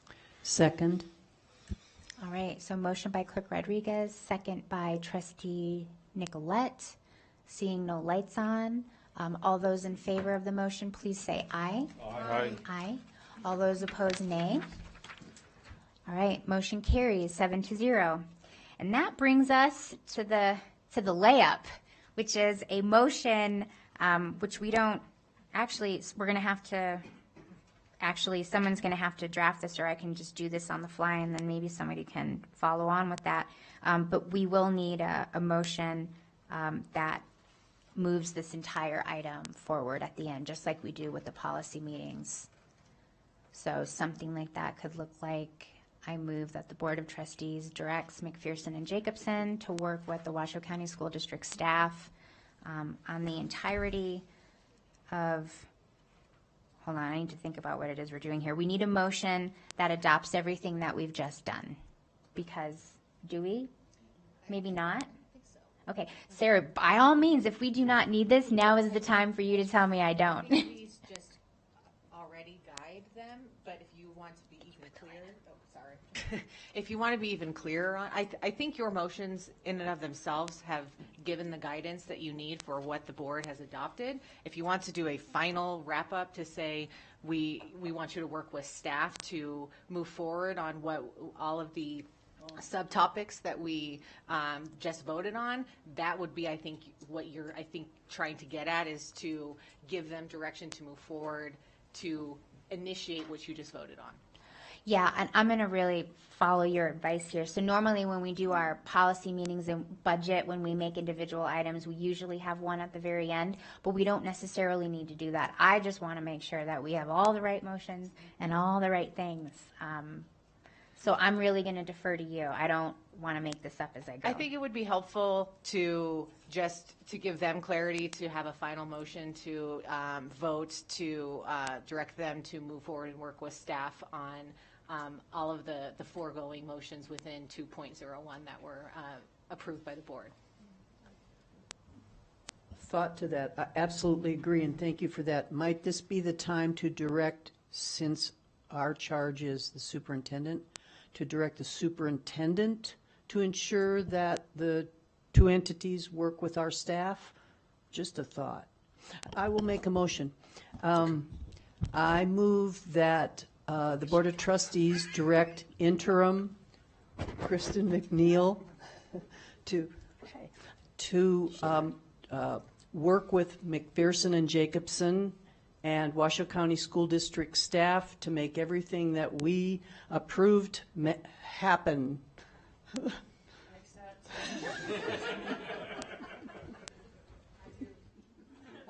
All right, so we have a motion. We are looking for a second on that. I can second that. Is that a good motion? There's no direction, there's no agendized item about directing Kristen to do anything. I think this needs to just focus on them. Of course, I think it's inherent that Kristen will work with them, but I think really the focus should be on our search firm here and just saying that to kind of give them direction to move forward on the voted on items. I second that, Sarah. It could be a friendly amendment if you could. I will second Trustee Nicolette's motion as she made to make it happen. And so just to be clear, because so JJ has the, so we have a first and a second, and it sounds like a friendly, but I want to really put a pin on this because JJ has the responsibility of actually turning this into something. So the friendly amendment was to direct McPherson and Jacobson to work with the Washoe County School District in execution of all the items that the board has voted on for item 2.01. Thank you. Okay. Very good.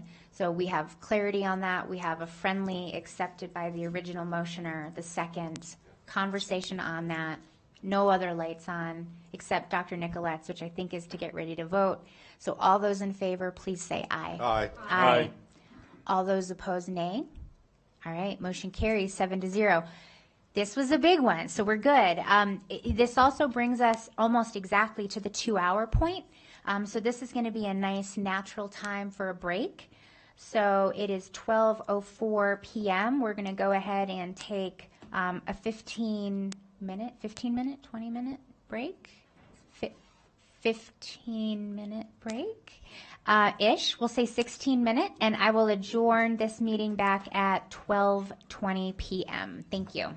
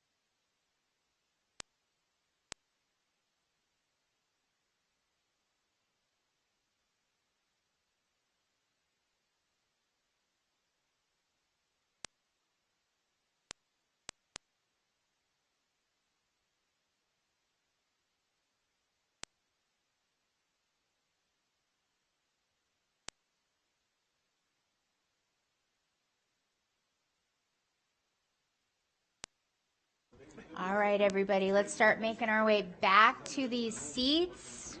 We're going to keep going here. In a minute, I'll call this meeting back to order, so let's get everybody together.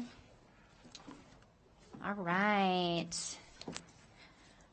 All right, I have enough trustees. I have at least one attorney, and that is good. All right. Okay, everyone, it is 12:30 p.m., and I am going to call back to order this special meeting of the Washoe County School District Board of Trustees. It is Friday, February 2nd, and we concluded last with wrapping up item 2.01, and now we're moving on to item 2.02. This is the presentation, discussion, and possible action to determine the Board of Trustees' desired experience, important skills, qualities, and characteristics of the next superintendent of schools for the Washoe County School District, led by McPherson and Jacobson, LLC, through the nominal group technique. This is an item for possible action. So this is an item where we'll have an activity, and then we'll potentially adopt or consider what we have at the end. I also want to bring to everyone's attention that all of the trustees have the job description, which this board updated and finalized on January 9th. And that Mr. Joel and Mr. Cooper also have this, because these are items we have already decided on. Okay, we've already decided on these items, and they have these items, and I just want to make that really clear so that we understand that these requirements are already there. And that, you know, the conversation we're going to have is in addition to that, but wanted to make sure that the public and this board has this updated job description just as a background. And so on that note, I will pass it over to Dr. Joel. Well, thank you very much. And for us, this is where the fun begins, right? So that we get a chance now to hear from you individually and then hopefully collectively as we reach agreement, a consensus, I should say, on what are the 3 to 5 most desirable traits, characteristics for the next superintendent. And again, in accordance with previous conversation, this is not all inclusive or mutually exclusive. This is really designed for us to go out there and get the process going. And we will vet these against what we receive from your stakeholders, and you'll have an opportunity to make any adjustments that you like. Our hope, of course, is that there is alignment, because several of you mentioned, you know, you are hearing from your constituents, and I'm certain that you're bringing that into the room today, into this exercise. So the way this works is we're going to generate ideas individually, and then Dr. Cooper will record them, and then we're not going to do any explaining of them until we get the list exhausted, and then we'll come back and we'll ask for whomever put that up to give us their rationale for making that something that they brought forward. And then we'll come back and we'll do some combining, some clarifying. We'll look for some themes and trends and see if we can't come up with 4 to 5 strong statements of what it's going to take for this next candidate to possess to be successful in your school district. And please remember this, these will be general, they'll be overarching, but it's certainly within your obligation and your purview to talk about individual characteristics. Like, for example, you know, is a doctorate required? That always comes up, you know, in some of the searches that we do. You know, do they have to be a Nevada resident, or should they be from this part of the country, or do they need central office? You know, if those things are important for you, you know, certainly include professional as well as personal qualities, and then we'll see how it shakes out with the group. So our understanding is. Okay. Really quick on that, though, since under the job description, we already have those minimum qualifications, so we've done that, including the whole thing with the doctorate.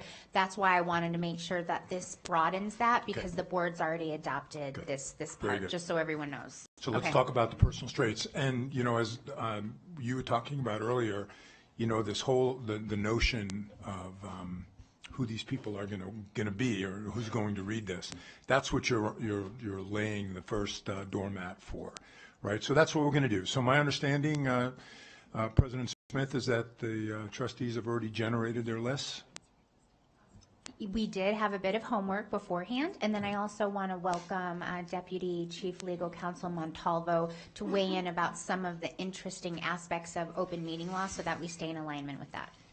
So just for the record and for all the trustees, some of this activity is going to require you to write on Post-its and also take some notes. Anything that you are writing down, please initial.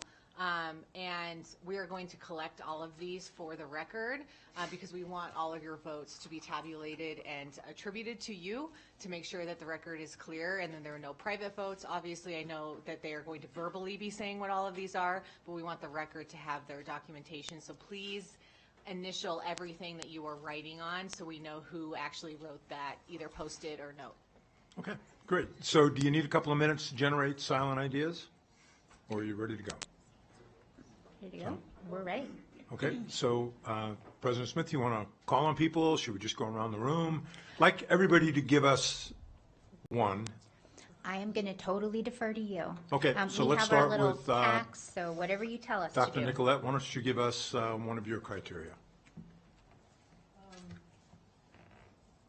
One of my criteria is that they take time to ask, listen, and learn before they make major changes, albeit anything that's an emergency needs to be addressed expediently. Okay. So ask, listen, and learn. Very good. Excellent. Thank you. Mr. Mayberry. Yes, sir. I have, I'll give you the first one, strong communicator and relationship builder. Strong communicator and relationship builder. Very good, sir. President Smith. My first one is a demonstrated commitment to WCSD. Okay, demonstrated commitment to WCSD.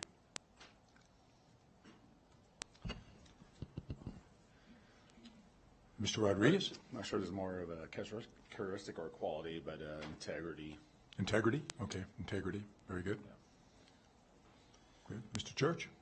Yeah, I wasn't quite prepared for this format, but I think what I'm looking for is administrative experience over educational.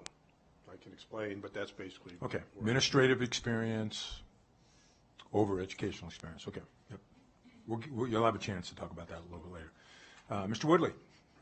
Yeah, something that's important for me is experience with collaboration with different demographics and cultures. Okay, experience collaborating with different demographics and different cultures. Very good, sir. Trustee Westlake. Sacrifice community over self. Okay, sacrifice community over self. Like that. These are good. Doing a great job. Okay, this time, since you went first, I'm going to go with Mr. Mayberry, and we're just going to kind of give you a shot at the second one on your list. Oh, okay, sure. And by the way, if something has been said, move on to the next one on your list. But if you want to strengthen something that's been said, feel free to add and we'll tag it. Okay. Sacrifice community over self.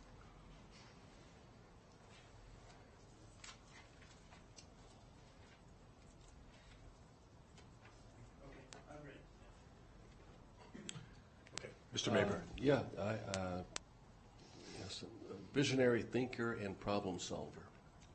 Visionary thinker and problem solver.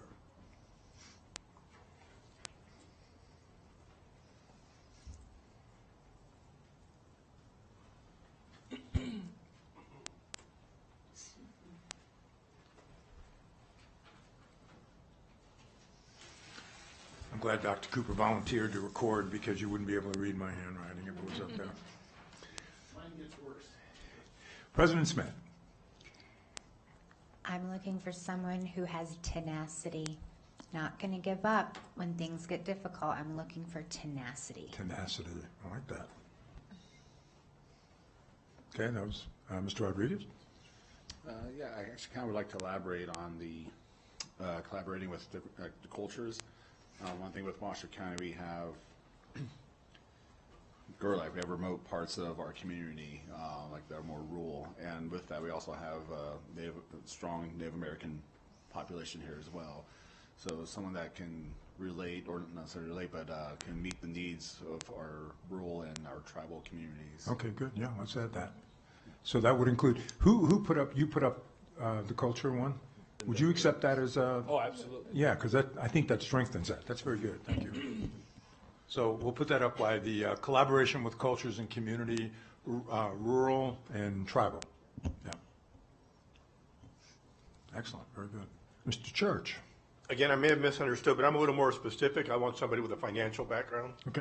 Yeah. No, that's good. You didn't misunderstand. Yep. Strong financial background. I'm just going to add on to that because Okay. that was my next knowledge, experience, or the ability to find different financial resources. Okay. Whether state, federal, other Okay. forms of financial resources. All right. You getting that, Dr. Cooper? Okay, good.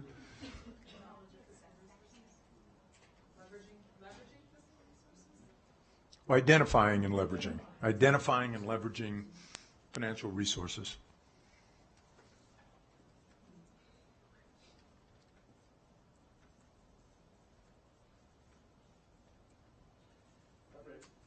Okay. Okay. Trustee Westlake. Thank you. Convicted, and that doesn't mean to a mental. That does not mean to a mental hospital. It also means a firmly held belief, and that being said, that anything is possible for our community and our children. So I like that. convicted. Okay. Yeah, conviction. Conviction. It would- I mean, I'll refrain, but yeah, that's okay. Dr. Nicolette.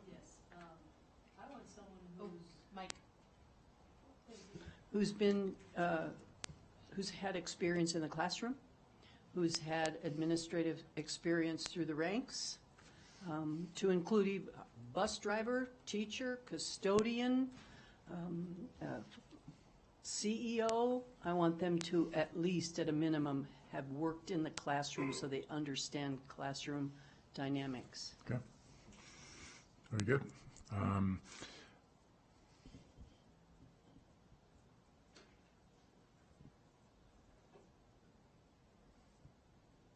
Okay, third one on your list. If I can just say this out loud and then we can say how we go around, but what I'm looking for is someone who can evaluate new ideas, but through the lens of what's best for WCSD. Okay, good. So I'm looking for an eye towards innovation, but through the lens of what we uniquely need here. How about somebody put up visionary before? Visionary problem solver through the lens of the needs of the students and staff and parents and stakeholders of WCSD. Yeah, because what I'm really trying to get at here is that there's always emerging trends in education. I want them to be aware of those trends, but don't bring us stuff because it's trendy. I want an awareness of those trends, but through the lens of what's best for us. So that is a longer form version. Yeah, if no, that that's helps. good. Yep, Okay. I think we got it. Okay, Mr. Rodriguez. Another, again, I'm not sure if it's a quality or characteristic or whatnot, but someone that's familiar with politics. Okay. That means, what I kind of envision is advocating, just like the majority of us did this last go around last session with our legislators, advocating for proper per pupil funding, having relationships, having experience dealing with electeds from communities to the federal level. The ability to advocate within the political arena for the benefit of WCSD. Correct. Yeah. Yep. Thank you, sir. Good. Yeah, thank you. Mr. Church. Leadership. Leadership.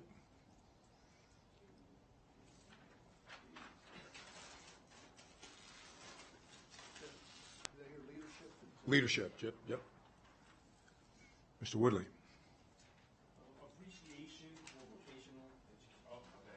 Stand by. Thank you. Appreciation for vocational training, Okay, education. Very good, yep. Appreciation for vocational education. Correct. Yes. Trustee Westlake. I'm hoping my colleagues can help me with this, because the word that comes to mind is dedication, but dedication can be whatever you're in at the time. I want someone who's going to stick. I don't want a bouncer. I want someone who's not been flighty and going from this and that. commitment to us. I don't want someone who's been a superintendent in 5, 6 districts. It just shows me that, and I nothing against them, but it shows me that they're looking for something. Okay. And they're just not going to be happy. They just want to keep bouncing around. Let's put it up there, and then we'll come back and we'll have conversation, Okay. because I'm sure that will fit into a couple of these other ones. If it helps, my third one was commitment to WCSD. So just the way that we were pulling them into others, it was commitment to WCSD. This is a little different though, because I don't want someone who's bouncing around. I don't want someone who's going from job to job to job. And you shouldn't have that. Yeah, quite I don't frankly. want someone who's 2, 3 years and then 2 years. Don't want that. We'll leave it up, because you'll like this next phase. This next phase is really, you're going to rational, you're going to talk about it, and we'll combine and convict. And maybe yours is a standalone, and then we add some meat to that. Okay, good. I've shared this before. I'll just piggyback on that one. We want an owner, not a renter. Oh, nice. Okay, yeah, wow. Well stated. Good. Owner, not a renter, yeah, wow. Mr. Mayberry. I try to struggle to find a metaphor. I think I'm looking for somebody who has some level of emotional intelligence, of empathy. What I keep going back to is I'm almost looking for somebody. This is going to sound terrible, but who, dynamic is important, but I think at times boring is important too. In a sense, not somebody who's flashy, that is putting themselves out there through whatever platforms or programs they have adopted themselves, if that makes sense. So somebody who's empathetic to all the diverse stakeholders and our students here, and who sort of flies below the radar, but has a strong level of integrity. That name was mentioned. Dedication, commitment, emotional intelligence, I think, is what I land on. Okay, yeah, let's put emotional intelligence. Yeah. Good. Okay, I think we're ready for the fourth one now. Mr. Rodriguez. And by the way, you can pass if all yours are taken. Yeah, no, I think I appreciate my colleagues. I think we're all pretty much like-minded. Okay, good. Thank you. Good. Okay, Mr. Church. I'll pass for now. Okay, Mr. Woodley. There's a lot up there. Experience with community engagement and partnerships. Okay, good.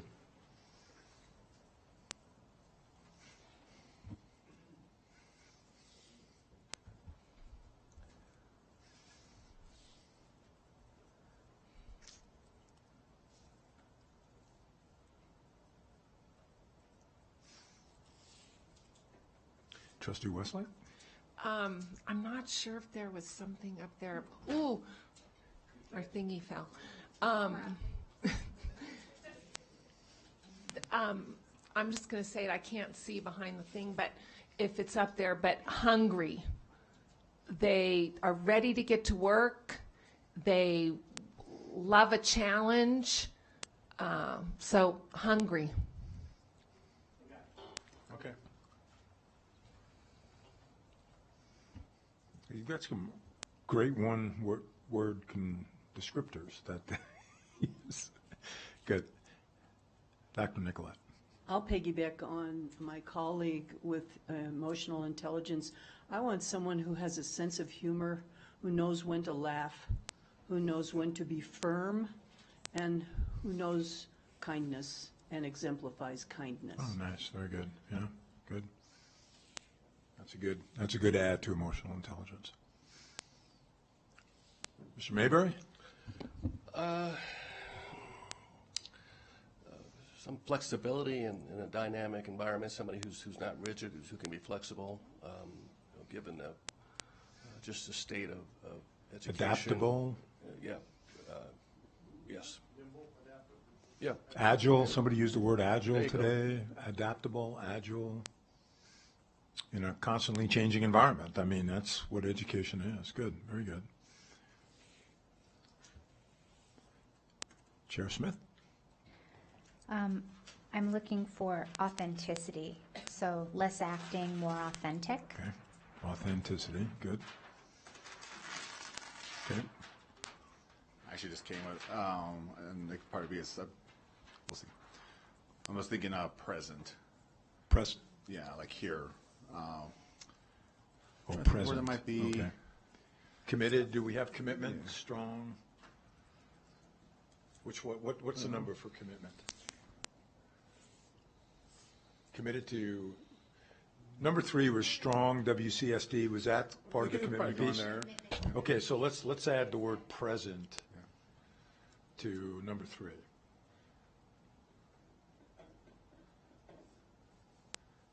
Okay, good. And I'm not sure how to really elaborate on that. I mean, my colleagues probably know what I mean by this. So We know what you mean. Okay, thank you. Mr. Church. Results oriented. Results oriented. Good one. Mr. Woodley? Good, okay.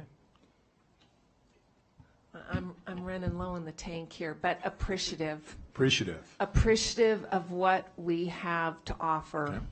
and it's a lot, and I think it's been taken for granted. Dr. Nicolette. And I'll piggyback on that. We've spent a lot of money and a lot of time and a lot of heart on our strategic plan, and we certainly can shore it up, but we don't need to revisit that. We need to make it work. Operationalize the existing strategic plan? Okay.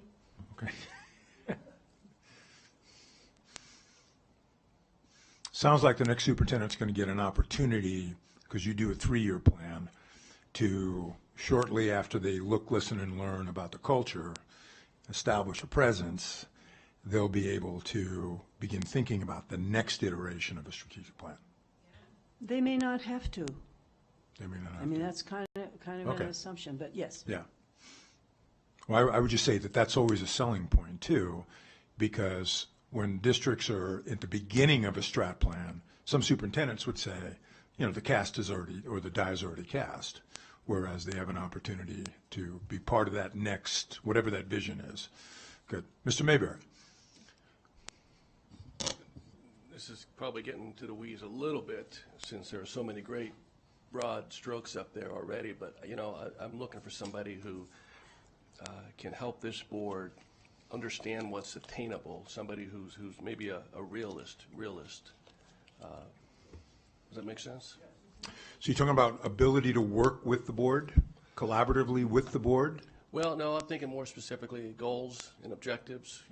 What can this organization really attain going forward? Okay. Well, wouldn't that be part of that? There's a visionary one up there. Which one?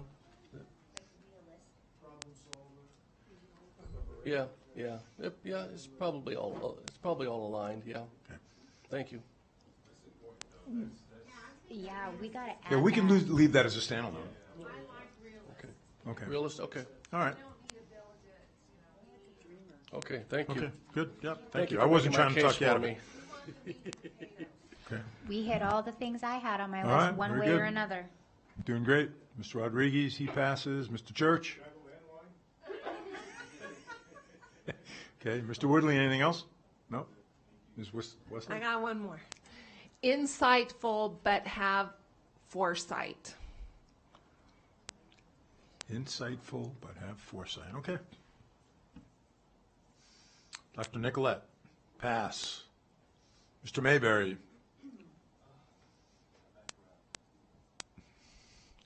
Okay, I think we're pretty much done because everybody else has passed. Do we get the? Okay, so let's get them up there. Do I need the microphone to talk? Yes. Okay. All right. Well, it makes it easier for me. I just get to sit here. So. Okay, got it. All right, so here's what we want to do. We're going to start with number 1, and I want you to be thinking now as we look at these lists, where obviously we're not going to post 27 skills, traits, characteristics, right? We want to put some definition to them.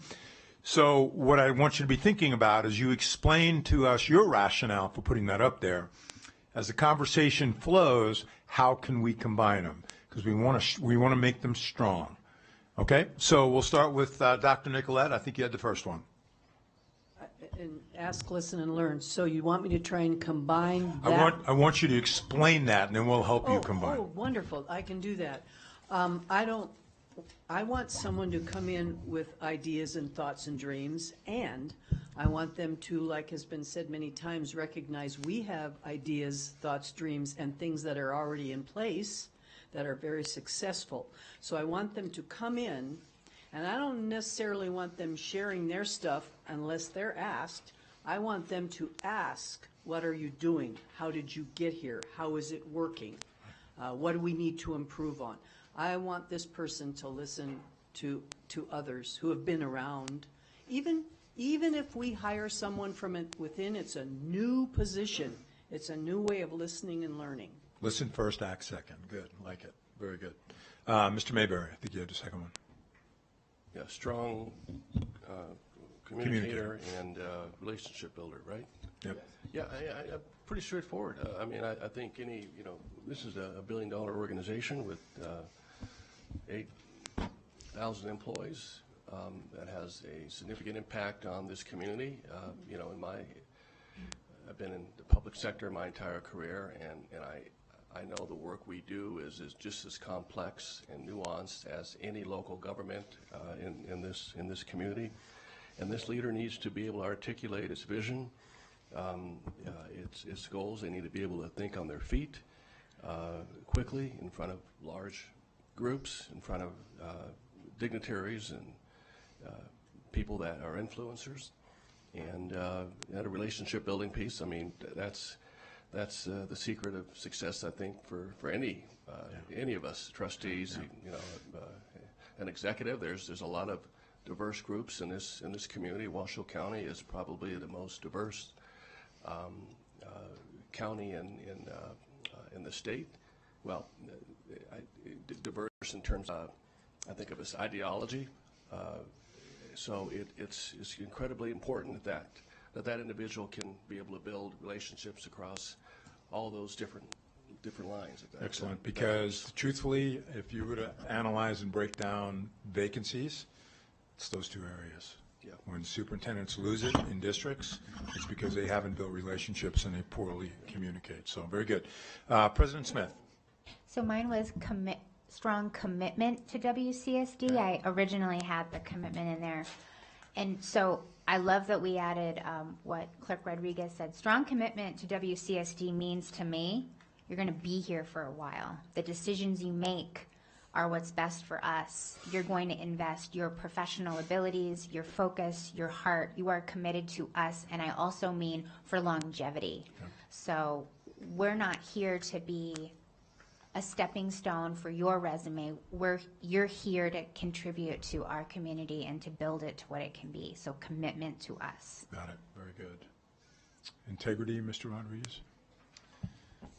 Yeah, I mean, just like the definition in the quality of being honest and having a strong moral principles and moral uprightness. Okay. I mean, this person's in charge, for like better words, entrusted of leading this district and all our children. I think it's self-explanatory. Yeah, you don't get two opportunities to create trust. Right, good, okay. Mr. Church. So on number 5, admin? Yep. Sorry. We've already established, whether I like it or not, the criteria and the minimum qualifications, but I point out that, for example, the CEO of Home Depot perhaps has never driven a nail. The CEO of McDonald's has never made a hamburger. It's more administrative. They have that expertise, that business knowledge, guidance, administration, as opposed to being a teacher, because we have our own police department, we have our own legal department, we have our own bus drivers, blah, blah, blah, of which education, of course, is the most important part. I mean, that's the end goal. Right. But they have to be able to administer everything. We're building, so that's my intent. Okay, good. All right. Mr. Woodley. Culture. Yep. I got it. Okay. I believe we all look at the world through the prisms of our life experiences. So, from my perspective, I just would like to have someone who isn't has that parallel thought process, but has the ability to understand and relate and problem solve for others, and not just from the life experience that they themselves have. Because we do have a pretty diverse community. Yeah. Okay, good. Love it. I think the next one was yours, community over self. So community over self, I really appreciate when people want to better themselves and reach for the stars, but I would like to see someone that their desire right now is to be part of our community, and their aspiration, the upmost number one aspiration is not what they're trying to aspire to, but what they're trying to get Washoe County School District to aspire to and to achieve. So someone who can just set their wants and needs aside and see what our community needs and has to offer, and we'll open our arms wide and do whatever we can to assist in that. Okay, good. I think that's something that would fit into a couple of the other ones when we get to that point. So, Mr. Mayberry, I think you, visionary problem solver.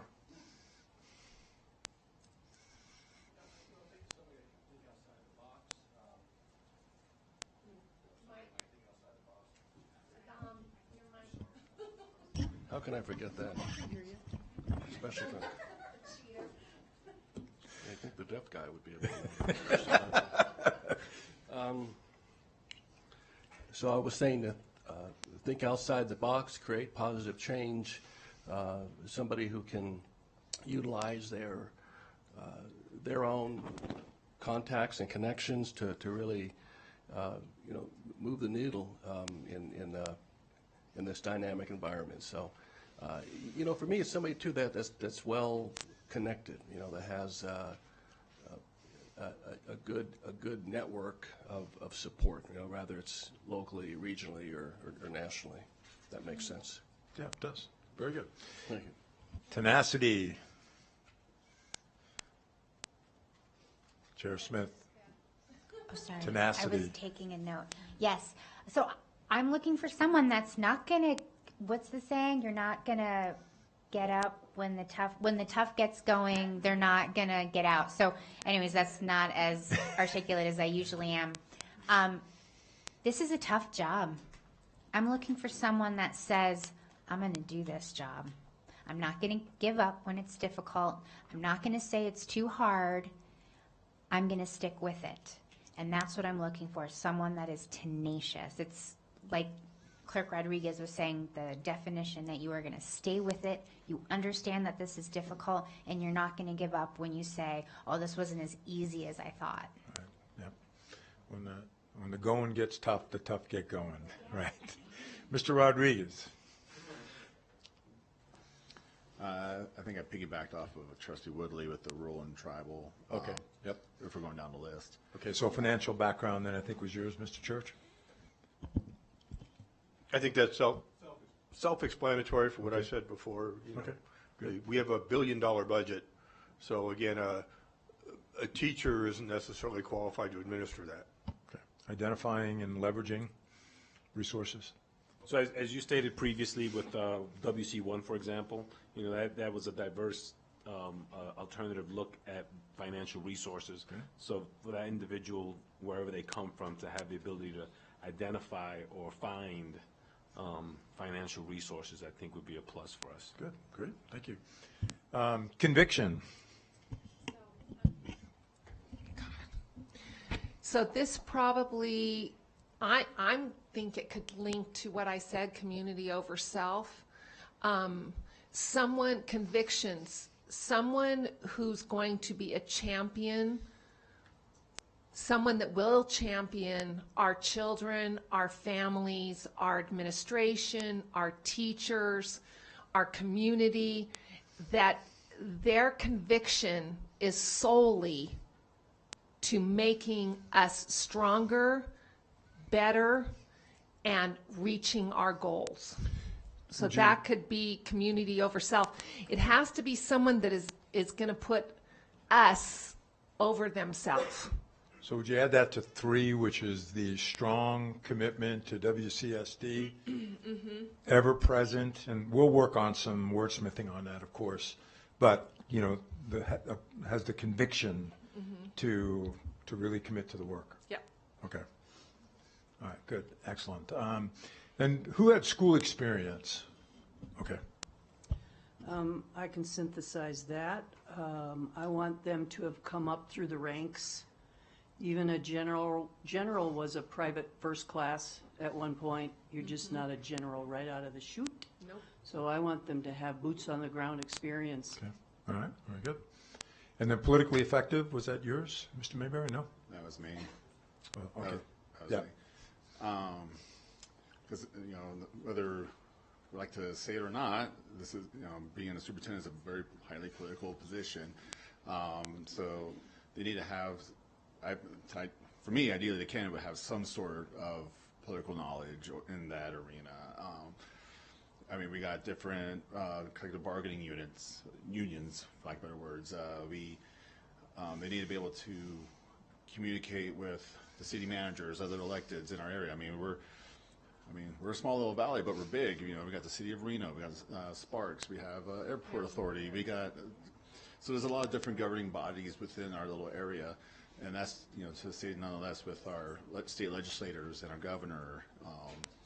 So that for me, I would like to have someone that would have some of that ability and knowledge, not necessarily spearheading it, but at least have some knowledge, like working.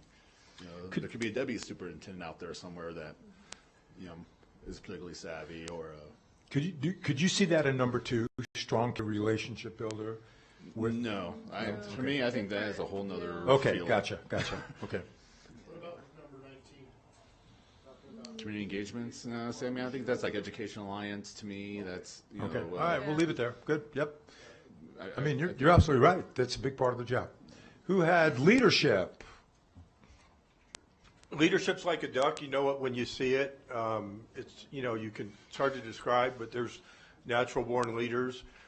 Without ruffling any feathers, pun intended, we just hired a police chief that everybody, all 7 of us agree, is a true natural born leader, regardless of having the college degrees. So leadership is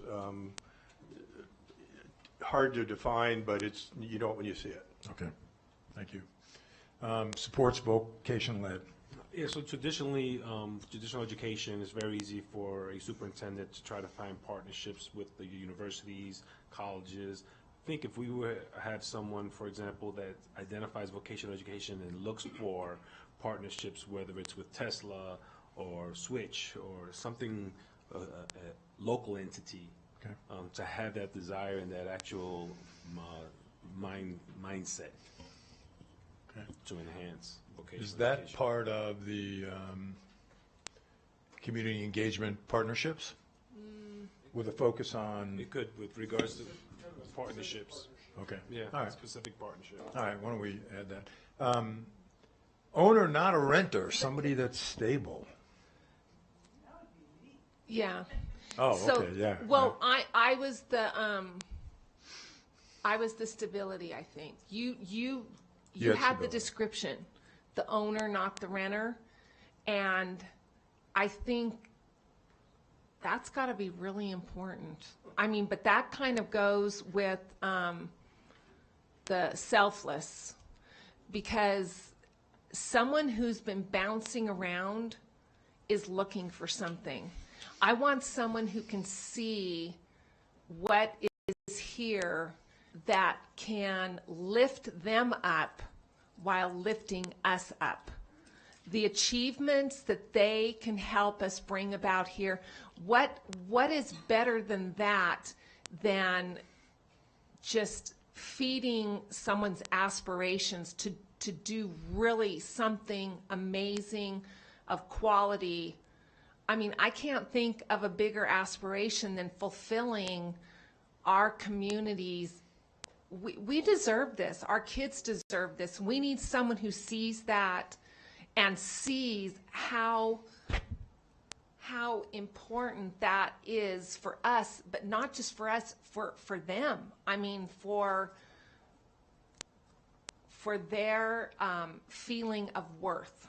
I mean, they're giving us our value and worth, and moving that needle. That's got to be a huge worth and value builder for their aspirations.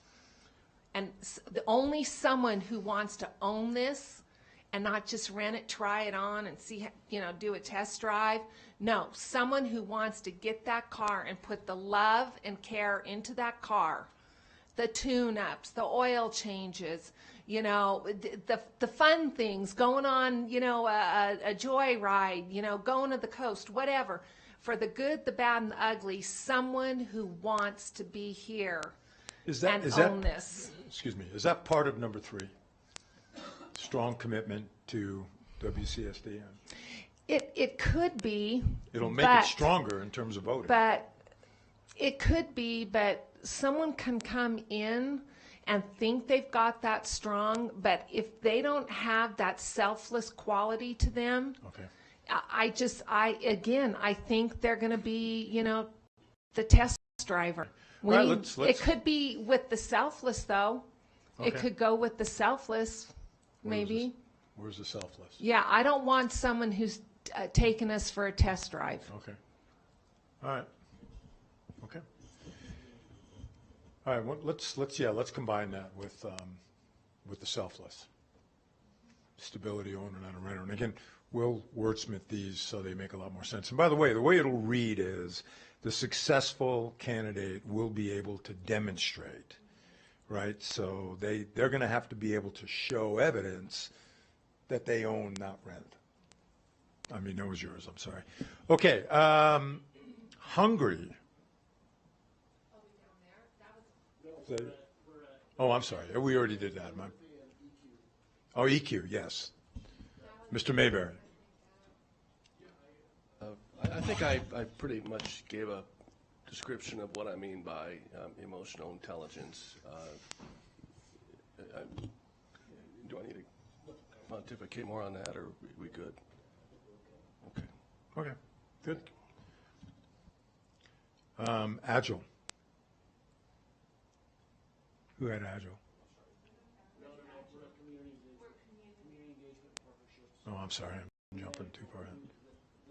Yeah, we added the vocab piece to that. Anything else need to be said on community partnerships and engagement? Okay. Okay, so Hungary, we've... Someone who's up for a challenge. Someone who, I mean, they can't wait to roll their sleeves up, and they want a challenge, and they're ready to fight for success. They're ready to fight for I want to see someone who's ready to not just go after that bone, but's just going to gnaw that bone. Someone who really wants to work hard, but also draw others in, get others in with them to be successful. Okay. Authentic. It's simple. Less acting, more authenticity. Okay.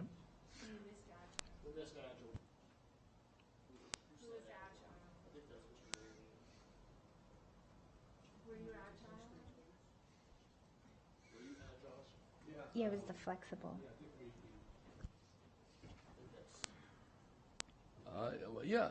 Just kind of going back, what I said. I said I used the word flexible in a dynamic environment, and agile is a good synonymous word for that. This is a very fluid environment, not only economically, but education in general. Certainly, the political environment is very fluid, given the deep divisions that we see every 2 years. So it's just somebody that really needs to be flexible with the times, be able to change gears. This board can flip every 2 years. So those were my thoughts when I noted the term flexible. Okay. All right, we did authentic, results-oriented. Mr. Church, I think that was yours. Pretty well what I've already covered. I'm very, like, I don't know, right side of the brain where I want to see a 0.2% increase in SBAC scores or a 0.3% decrease in chronic absenteeism. Okay. Appreciative of what WCSD has to offer. This, to me, this isn't only what our administration has to offer, because we have a phenomenal supportive staff. We have fantastic teachers, fantastic administrators in the school. I mean, to our busing, to communicate, to everything. But I think we need to look at what candidate applicants' interests are, because we do have a lot to offer here. I mean, we have skiing, we have water sports, we have hiking, we have hunting, fishing. We're close to California, close to Disneyland. I mean, we have an amazing, so this is, I mean, even if it isn't someone with a family, I mean, but someone who's, I think we need to look at what a candidate, what their special interests are, because we want to retain somebody here. We want to see, this isn't the most important thing, don't get me wrong. This is not going to move the needle, but I do think it goes a long way to an applicant's and happiness. We want our superintendent happy. Right. Superintendent happy, district happy. So we need to look at what their interests are, and we have a phenomenal amount of interests here, or things to offer here.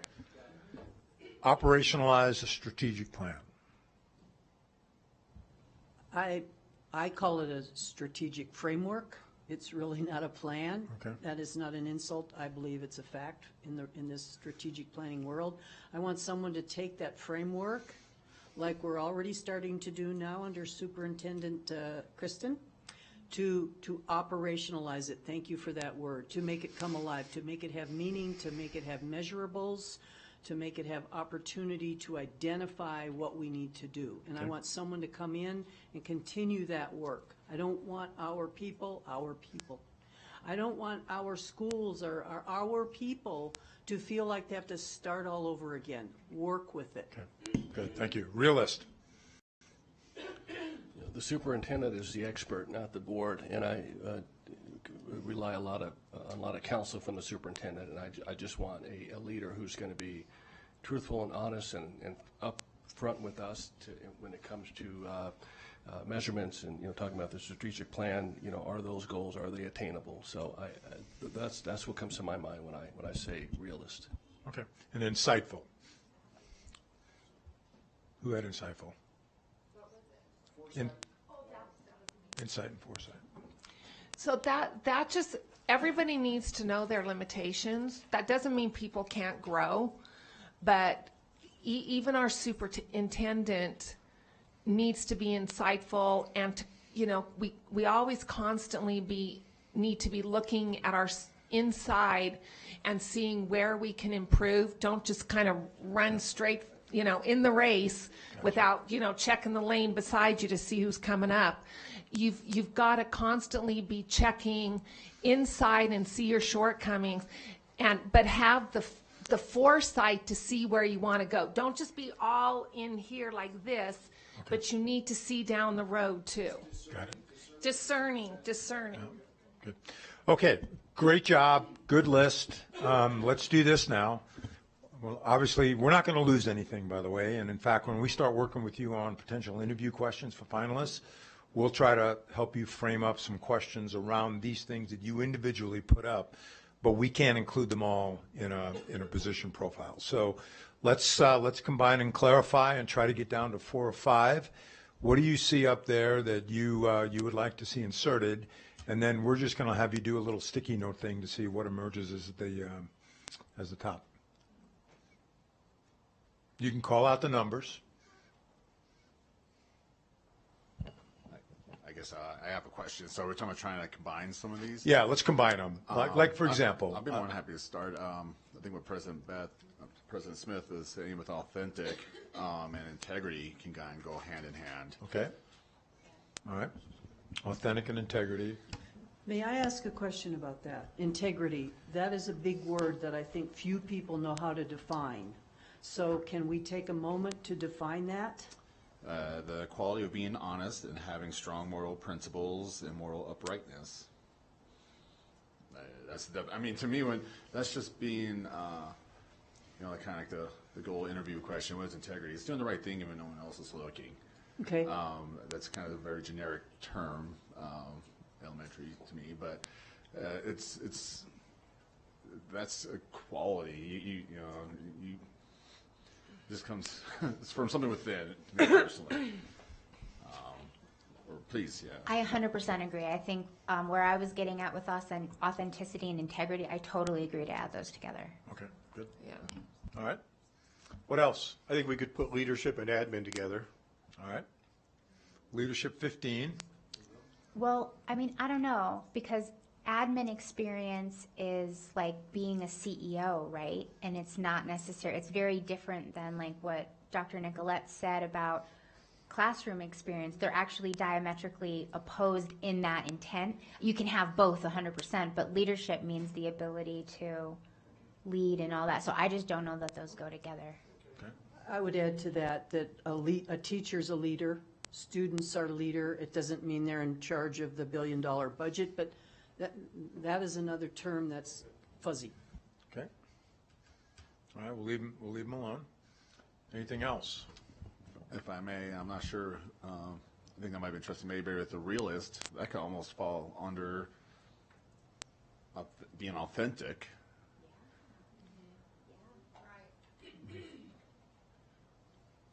If my colleague agrees.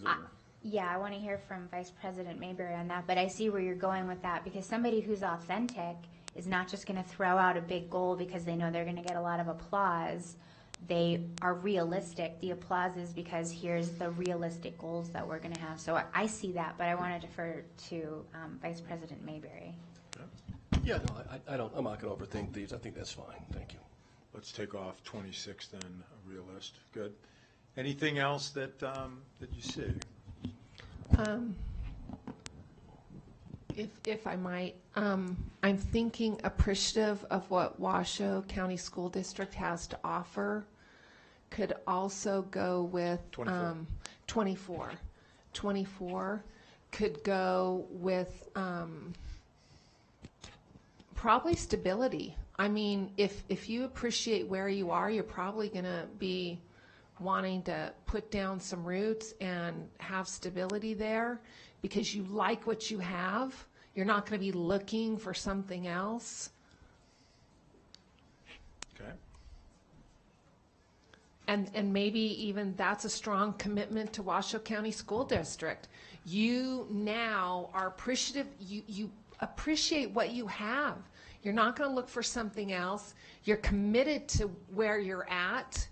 And you're a stabilizing force in our community. Okay.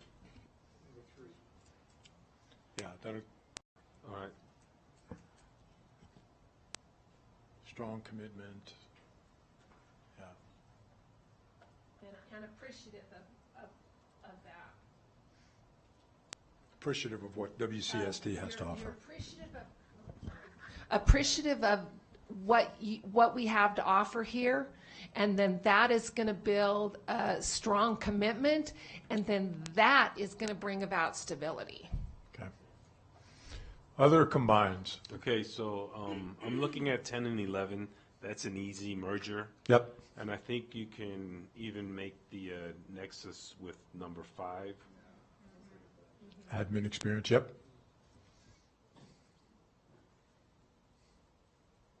Good, thank you.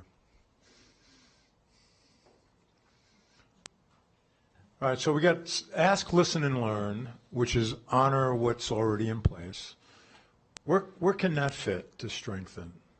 Is that Let me just put this out there to go ahead. Totally not going where you are. Okay, that's fine. I was actually looking at hungry, agile, or flexible could be traits of leadership to me. Okay. Leader can be hungry and flexible. So like 20 and 21 can fall under 15. Is that what that is? Leadership. Okay, here I go again. What does hungry mean? That's me. Hungry is a desire for something. If you're hungry, you're driven, you want it. I want them hungry to elevate Washoe County School District. That sounds selfish. I don't think so, because it's hungry to, it's not hungry to improve or get accolades for themselves. They want to raise up Washoe County School District. That and the leadership, when it ties into the leadership, you want others around you to feel that burn, that desire, and it brings them in, and it's like we can pull this load. Back to Rocky, pulling the load in the. Could that be tenacious? Could that be tenacious? That can be tenacious. But if you're hungry for something, haven't you ever wanted something and desired it? And it's a hunger you have inside of you. I want that hunger to elevate Washoe County School District. Okay, we got it. We put hungry in with tenacity up at 9. Any others? Good. Yeah, I'll be quick here, because it was my desire when I put strong communication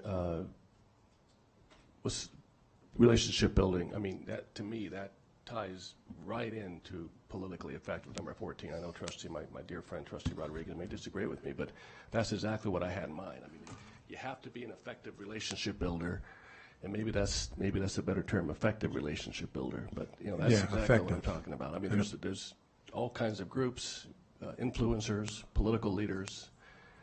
They have to be savvy. Well, could we add with all stakeholder groups? Okay, strong communicator, relationship builder with all stakeholder groups, and then that would, without, unless you want to leave politically effective as a standalone. I worked with my colleagues for discussion on that. I really believe, a strong communicator could fall under being politically effective. Okay. I really believe that is a quality within its own. Okay. Yep. Personally, I like my colleagues to. Okay. Well, we still have too many, so we need to do some more combining and clarifying. And that's all I was trying to do, is try to strengthen them so that they can get the support that they need. Again, we're not going to lose anything. We just want to make sure that we capture the essence of the conversation today. So we have Ask, Listen, and Learn, which is honor the existing culture and what WCSD. We have a strong communicator. To me, 3 and 1 are the same. Very similar. I'm comfortable with that. You are? Okay, let's combine 1 and 3. That's that whole, we're going to be an owner, not a renter. But we're going to learn the culture. Okay.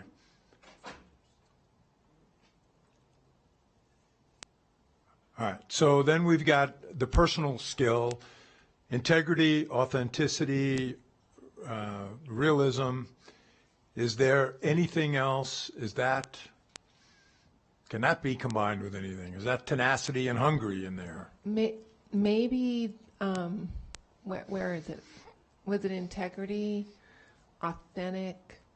Maybe with 7, because if you have integrity and seeing that we've really kind of been stomped on, and seeing that, hey, right now is not the time to be selfish and thinking of myself. I need to be convicted and dedicate myself to this community and create some stability for this community. I think that goes to a person's integrity. So I'm thinking maybe 7 and 4. 4 and 7. Okay.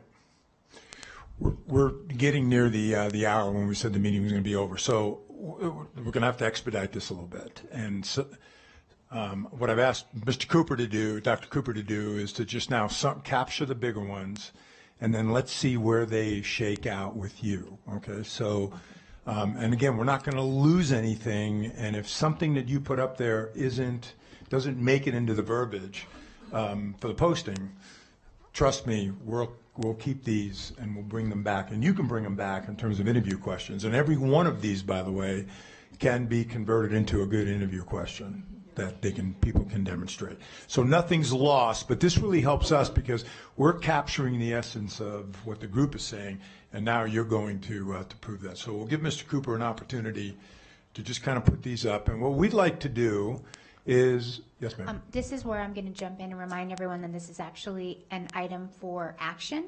Okay. So at some point, we're going to need to do public comment, and then we're going to have to adopt these as, our preliminary skills, So this is actually an item for action, and we still have 2 more agenda items, everybody. We've got to get to that today.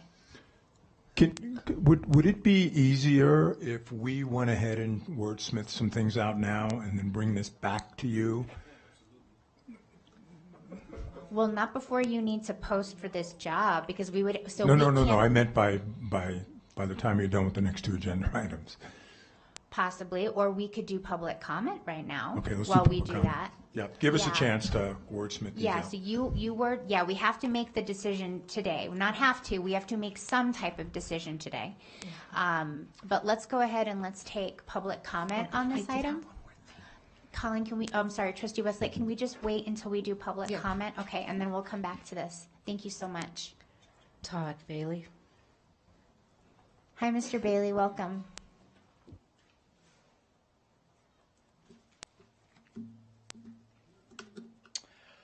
Thank you very much. I'll be real brief because I know we're trying to get to the end of the meeting. But this message is for any of the candidates who are thinking of applying for the position of superintendent. Okay, I think you should watch this video of this agenda item.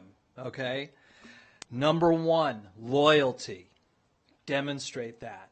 Commitment, integrity, fidelity to the United States Constitution, the Nevada Revised Statutes, and district policy. Do your homework, which is another way of saying come and do the job. Graduate successfully, which means complete the contract you sign. The strange thing is, 5 of the previous 6 superintendents could not do the basics. Forget about all these wonderful qualities that you just listed. And the board, you guys should savor this moment. There is a vibe going on here with this item that I haven't seen in a long time. Leverage this into this future selection process, and you will be successful. Okay? The points you're bringing up are extremely valid.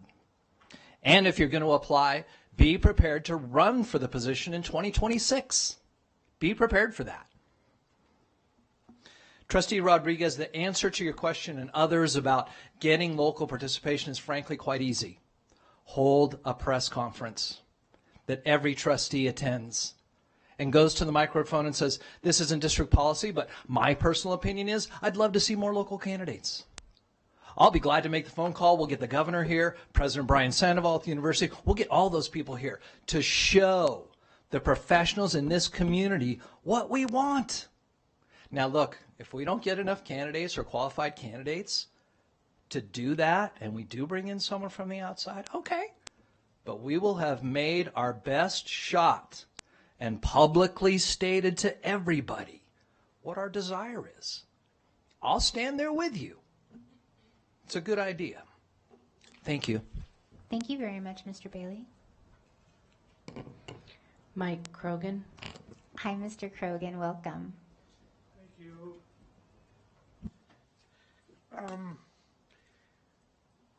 I've been paying pretty close attention, and for a guy with attention deficit disorder, that's a big command.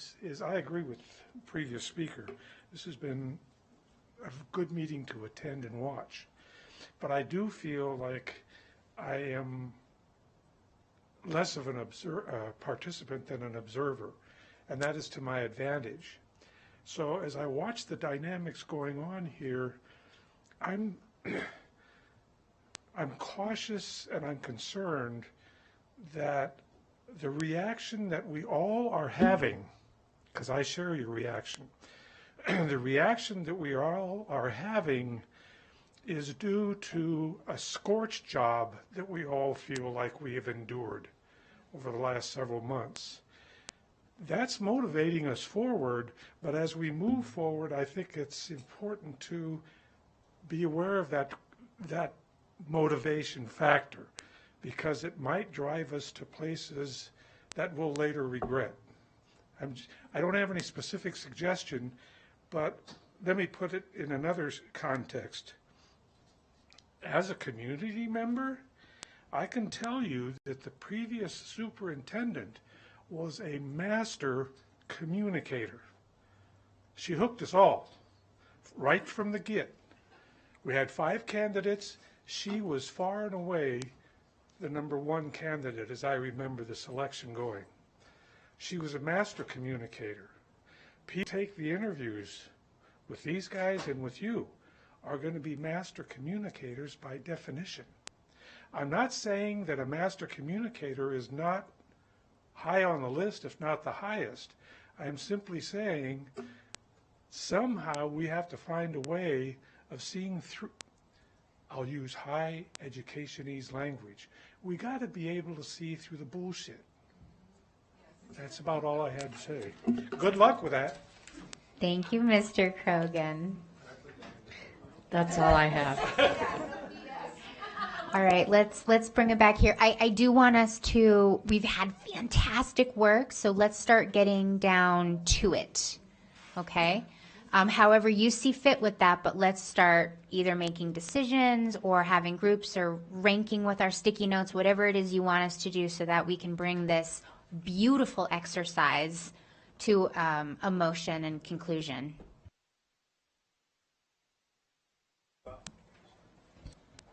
Grab some sticky notes. We're going to give everybody 4 opportunities to put a 1, 2, 3, or 4.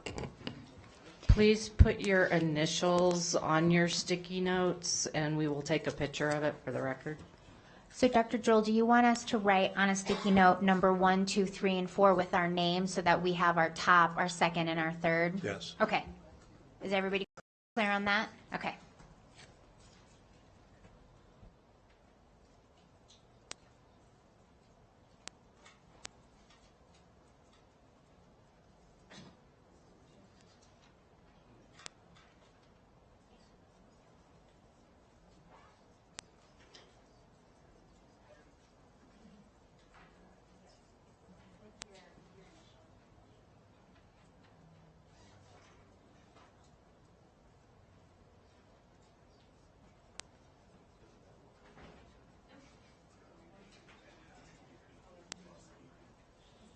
So are we waiting for them to tell us? Yeah. Right now, make 4 sticky notes. 1, 2, 3, 4. Write 1, 2, 3, 4 on them, and then your initials. Everybody good? Okay.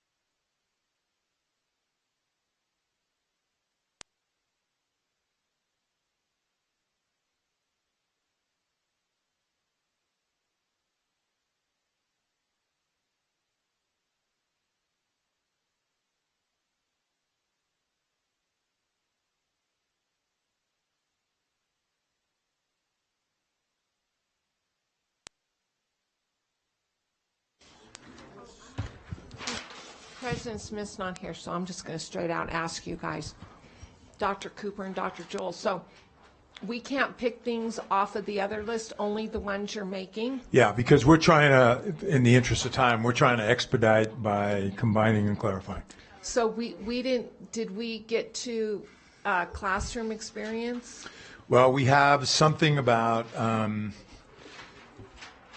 Because that's important. That's our strong frontline financial warriors.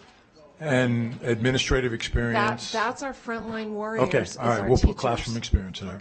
Thank you. Yep. I mean, really, those Okay. are our warriors. Yep, no. Sorry to rush, but we're trying to be mindful of your time. So we broke these down into 7. So it's up to you now to weigh in on how you want us to prioritize them. And again, my job is going to be to clean these up so that they make a lot of sense in a posting. Number 1, a visionary problem solver who asks, listens, and learns. 2, strong communicator and effective relationship builder with all stakeholders. Successful leadership experience and a genuine commitment to WCSD. A tenacious leader who models integrity, authenticity, and conviction. 5 is a results-oriented leader with strong financial and administrative experience. 6 is an empathetic leader who places community over self. And 7 possesses effective classroom and educational experiences. Sorry? Oh, okay. Okay, so with that, we're going to give you 4 votes. So I want you to weight them, 1, 2, 3, and 4. What's highest, what's second, what's third, and what's fourth. And then what we're going to do, I think and I appreciate the fact that Mr. Rodriguez has already put his posts up there, but I think it might be easier. We'll just go around the room like we did before. You tell us what your number 1 is. We'll put a 1 by it, and then we'll come around and we'll do your number 2. So you should have 4 votes in front of you, correct? So you don't want to split the sticky notes? Well, you can, yeah. Let's Is do that the all right? sticky All right, you mind? notes. Okay, Yeah. thank you. Mr. Rodriguez was right. Let's go up, put your sticky notes by these. That'll be even easier. Just put it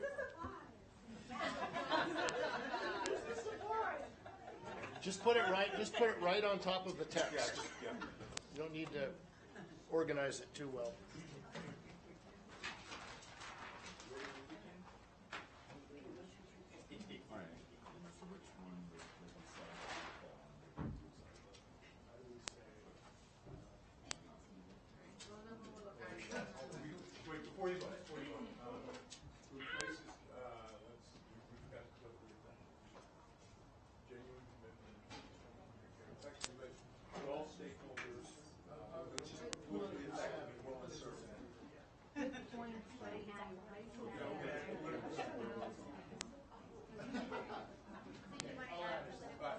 Political savvy is in 2.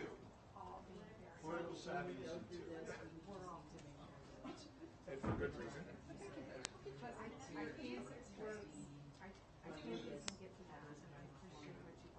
Good to hear, thank you.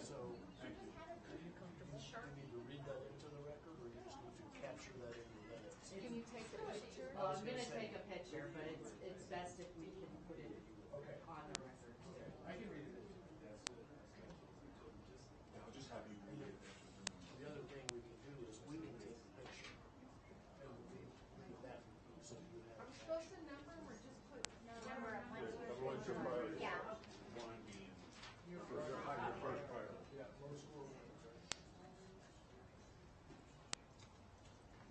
Hey, whatever works easiest for you. I mean, if you'd rather take those picture. Or we can both do pictures, so we're both happy.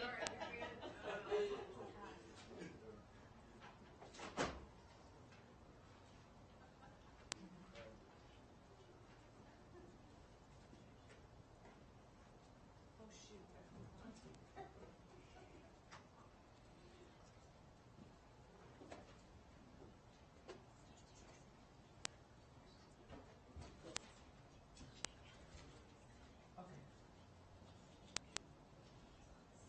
This is fun. Thanks for staying with us.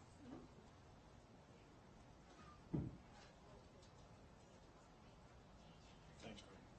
Yeah, that's fine.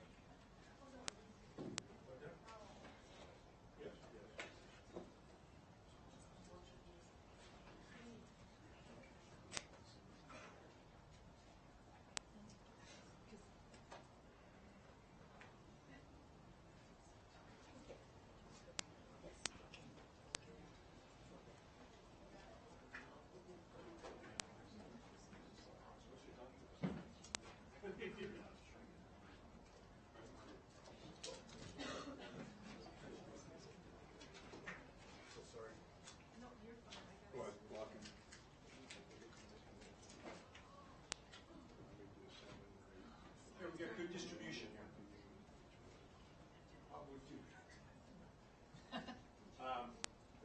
So, again, I don't have a microphone, so I apologize. Oh, thank you. Okay, so would it be best, JJ, if I just read it into the record that way? Okay, so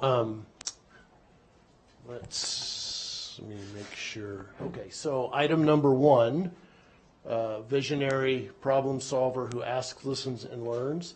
That was given number one from, I can't read whose sticky that is. Who's on the top? Oh, okay. So that was Dr. Nicolette. Okay, so number 2, strong communicator, an effective relationship builder with all political stakeholders and politically savvy. That says number 1, Joe. Number 3, who had purple? BS. Okay. A 2 for Mr. Church. That's number 2. Yep. ACW. Oh, so there's 2 W's. Okay. Is it that has a 3? And number 2. ARM. Yep. Number 3, successful leadership experience and commitment, genuine commitment to WCSD. So that is Mr. Church's number 1. That is Joe's number 4. That is CW. Okay, that's Colleen's 1, and Beth's 1, and Dr. Dye's 4. Okay. Number 4, tenacious leader who models integrity, authenticity, and conviction. Joe rated that a 3.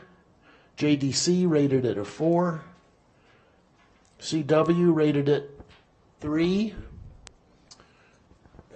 Beth rated it 2. Mr. Mayberry rated it 1. Number 5, a results-oriented leader with strong financial and administrative experience. That's a 4 from Mr. Mayberry. That is a 3 from JDC. That's a 2 from Dr. Dye. That's a 4 from CW. That's a 4 from President Smith. And it's a 2 from ACW. Number 6, empathetic leader who places community above self. That's a number 1 from ACW, a number 3 from Mr. Mayberry, and number 2 from Joe. And the last one, classroom educational experience, school experience. ACW is a 4, CW is 2, and Dr. Dye is a 3. So that gives us all of our votes.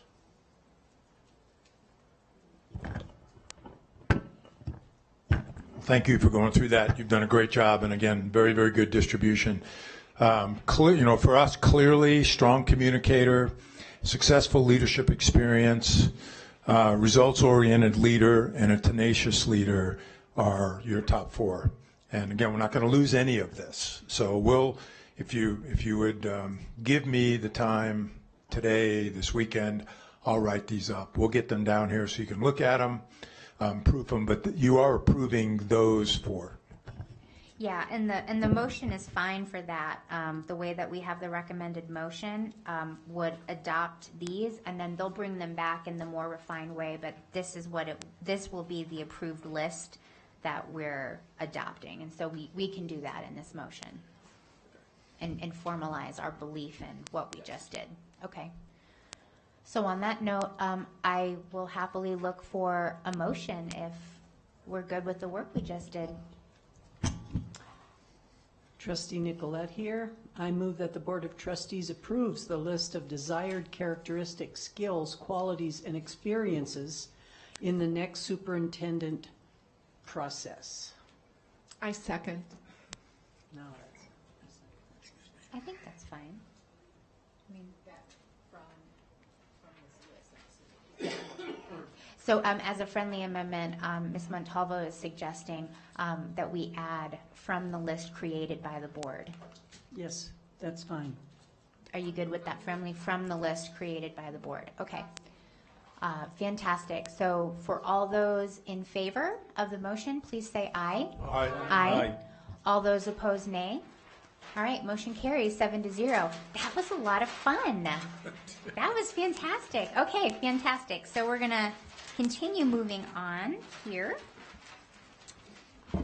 And that brings us to item 2.03. This is the presentation, discussion, and possible action for the Board of Trustees to receive information about and provide input on the advertisement plan for the superintendent of schools to be conducted by McPherson and Jacobson. This is also an item for possible action, and this is a pretty straightforward item. We will take public comment, but let's start to quickly go through these, and then we'll start getting to our final decisions here.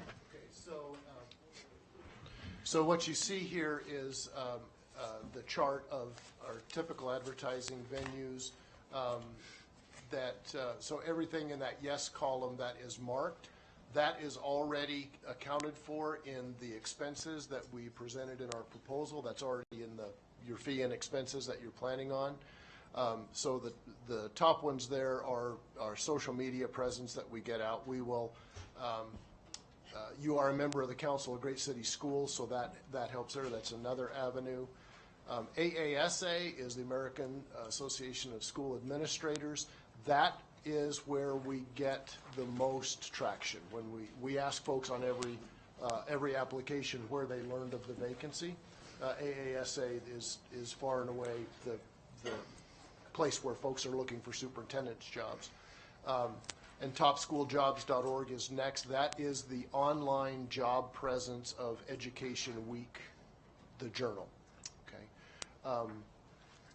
National Association of Black School Educators and the American Association of Latino Administrators Association. Those two are also included. We get pretty good traction there as well. So our recommendation is that at a minimum we do this.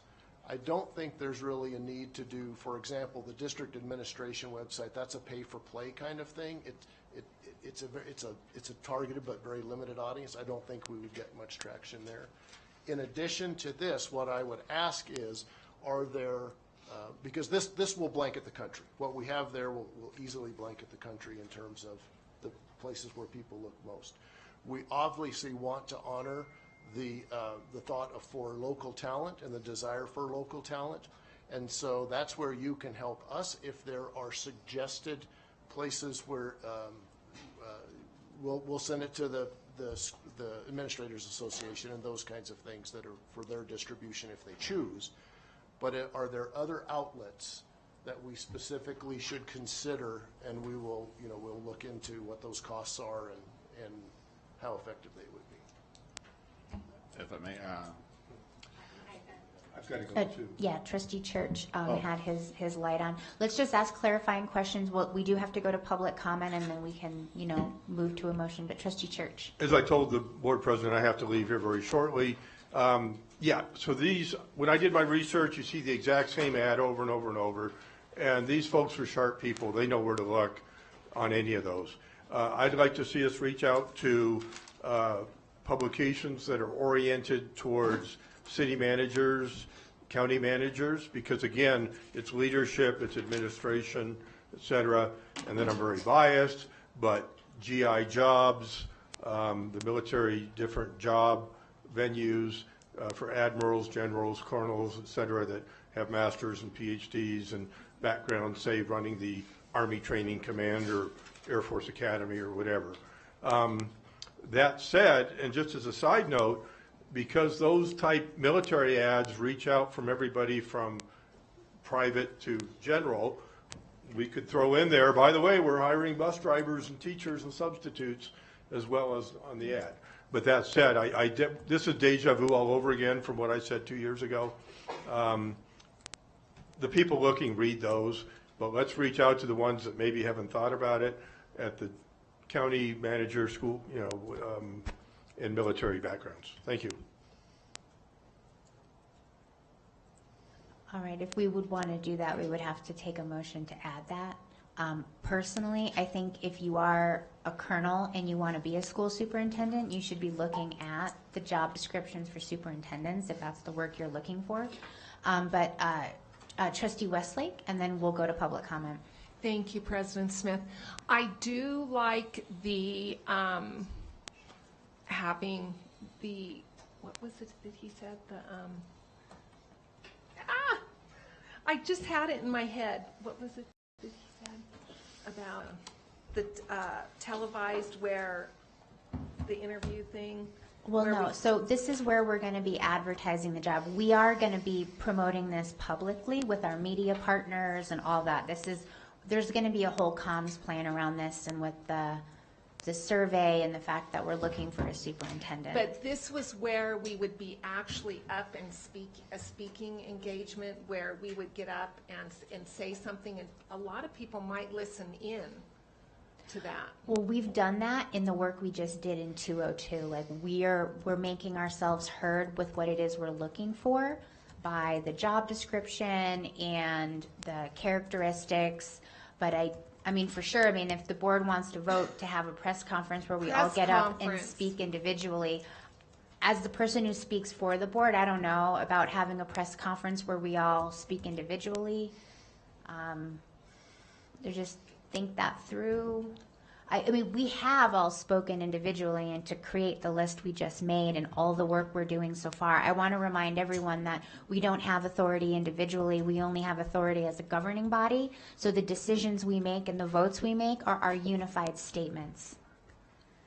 JJ, do we have any public comment? Mike Krogan. Hi, Mr. Krogan. I'm not sure I'm in the right place at the right time here. I'll just make the comment and you can tell me to hush up. I'm going back to the wards on the nose thing.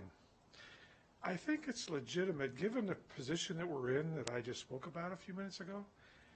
I think it's a good idea to put into the interview protocols, prompts, whatever it is, to get feedback from the applicants, the candidates, about what they know about the school district.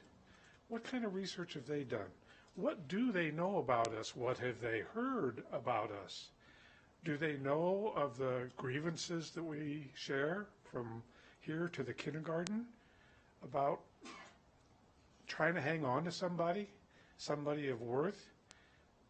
And I don't know where it goes, whether it's in a prompt for the interviews or whether it is in the job descriptions that they're going to be working on this weekend.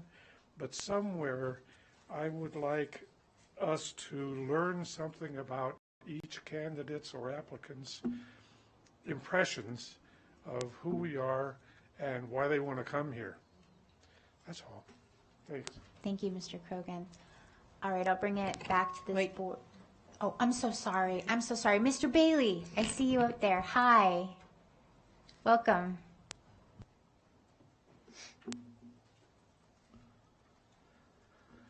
Thank you, Madam President. With regard to a press conference, no, you cannot stand up as an official body of the Washoe County School District and state a preference. That would absolutely be illegal. But you could easily make it a political event. 4 of you are running for office. You could all hold a press conference. You could all say as candidates, I would love to see somebody locally apply for the superintendent. That's perfectly legal and proper. Further, not to be disrespectful, but have you seen the number of views on your YouTube channel of these meetings? It is simply not the threshold that I'm referring to when it comes to a press conference. You need to elevate this discussion up to the entire community level, not simply the people like me who watch these meetings religiously. When it comes to advertising for candidates, you know, that's important, but to me what's more important is the logistics of each candidate. And I want to see a solid professional CRM in this process, okay? And it needs to stand a future legislative audit on the logistics of each candidate, okay? You know the phrase, we know people who know people who know people. I could say the same thing. I know people who know people who know people. But that is not going to stand up to NRS 241020, subsection 3, or section 3, subsection D3-2. That doesn't stand up to that. has to be public. Okay?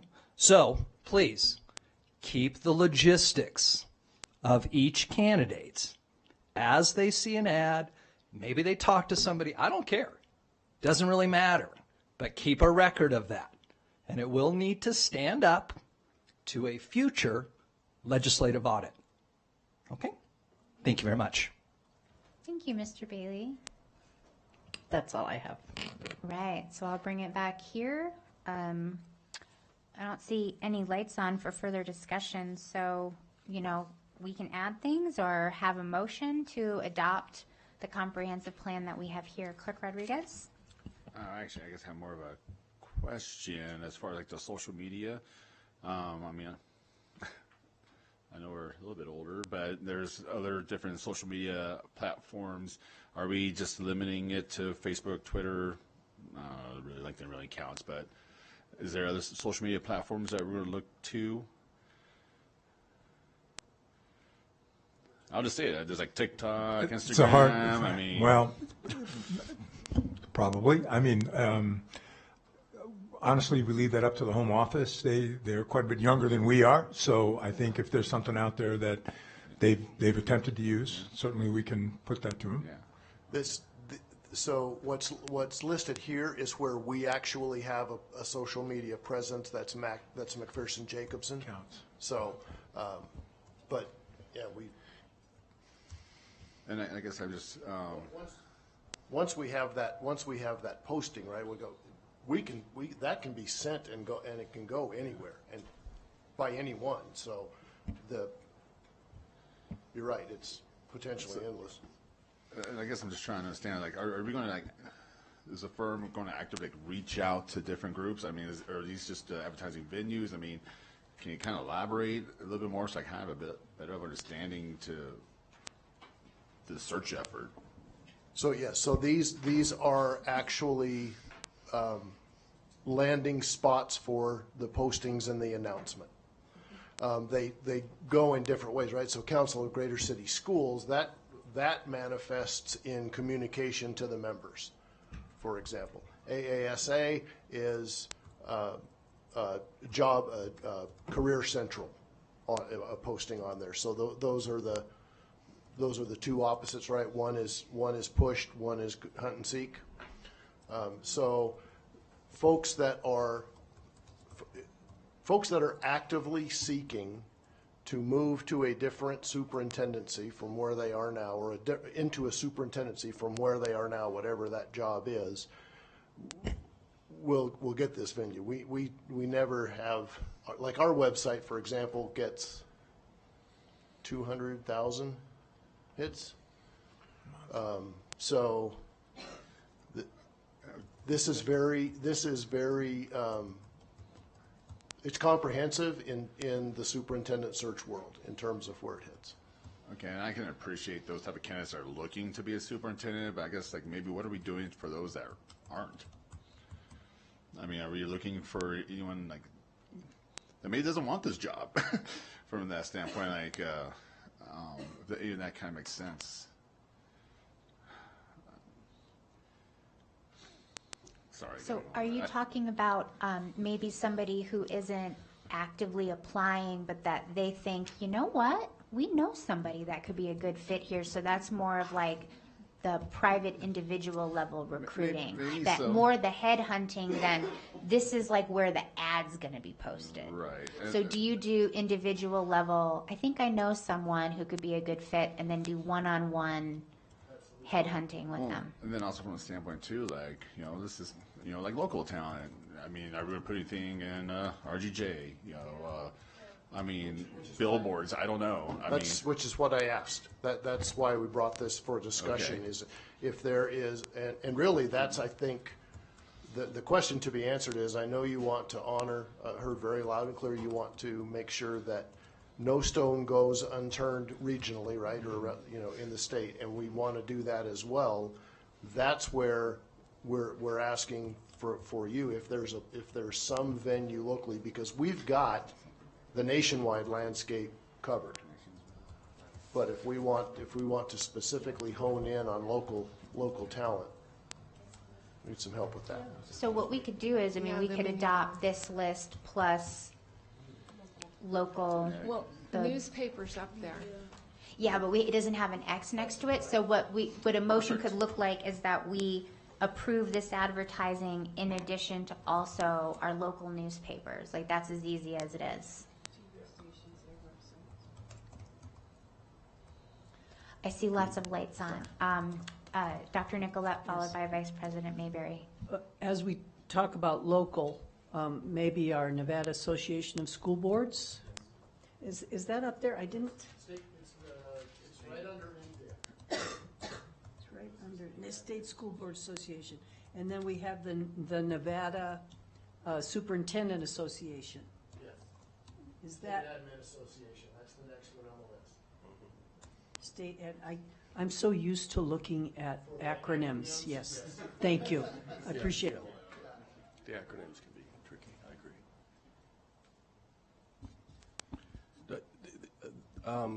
Just to sort of piggyback on what Trustee Rodriguez said, I think there might be some value in, for people looking at the job and then letting folks know that, hey, this is available.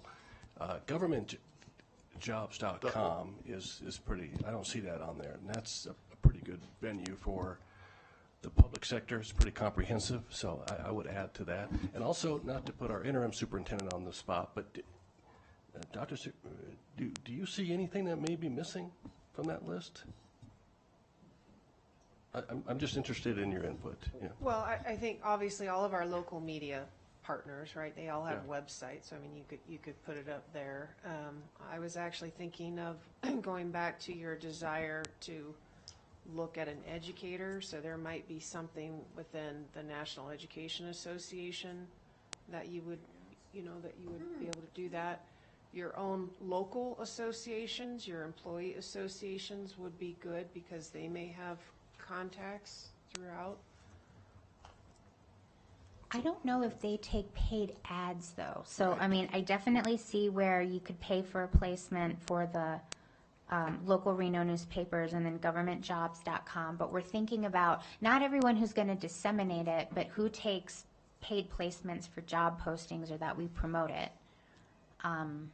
I don't know. I mean, like, does Channel 2 take paid job posts? I mean, I know they're going to report on this, but because again, I'm taking notes. I hear local Reno newspapers and then governmentjobs.com. Okay. Thank you for asking that. I wonder about in this region, we've got California associations, Arizona associations, maybe just in this region? Yes, so what we often run into with associations, right, for example, I don't know this for a fact because we haven't stepped in with this posting, but oftentimes they will only accept ads, right, or postings from their membership. So, for example, here's an example from Colorado where I live. We give the information, but a paying member to the association, for example, Dr. McNeil would have to actually do the posting. They don't let some guy off the street that wants to access their job board, right? And so we run into that a lot with school boards associations, administrator organizations. The in-state ones are easy, right? Because we have your access and Superintendent McNeil's access, but outside we can certainly try. Some of them have open access boards that we just fill in the fields and it goes on. Others are much more proprietary in that regard. The same thing happens with, for example, the teachers associations, those kinds of things. So, but yeah. Just kind of like to expand on like RGJ or something like that. I would also look to like I think it's Elko Daily for advertisement in Vegas. Just for is that something?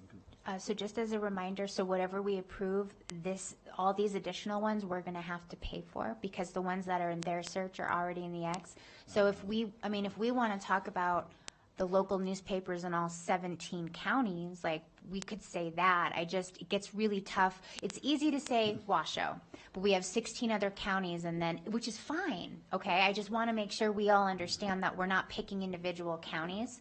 Washoe, I think, makes sense. 100%. We could place ads in all 17 counties, local papers. I just want to make sure we look at it through that lens. No, and I do hear what you're saying. Just like my experience with my other day job, there's really kind of few mainstream newspaper outlets. So it looks like a perch of three corners. Okay, so I'm hearing a lot of consensus around the advertising plan as shown, and in addition, local Washoe County newspapers and governmentjobs.com. Are there any other specific items that I missed? I mean, we can. So again, this is our own advertising plan. We are going to have to pay for those. If we do outside of Washoe County, which is not a bad idea, my recommendation would be that it would be all 17 counties at that point, because I don't, which we can do or not do. I just want to make sure, we understand that. Vice President Mayberry. I would just say, Madam President, I mean, I think what we've talked about, I'm comfortable with it. I think that, this is a very publicly announced job with this process. So those that are in the know will be connected. I mean, I'm comfortable with what we're looking at and what we've discussed. So I mean. And to that point, if I may, we certainly want to make sure that there is direct access to the application portal front and center on your website, right? So I mean, if somebody says, oh, well, I know that Washoe County is open, go to the website.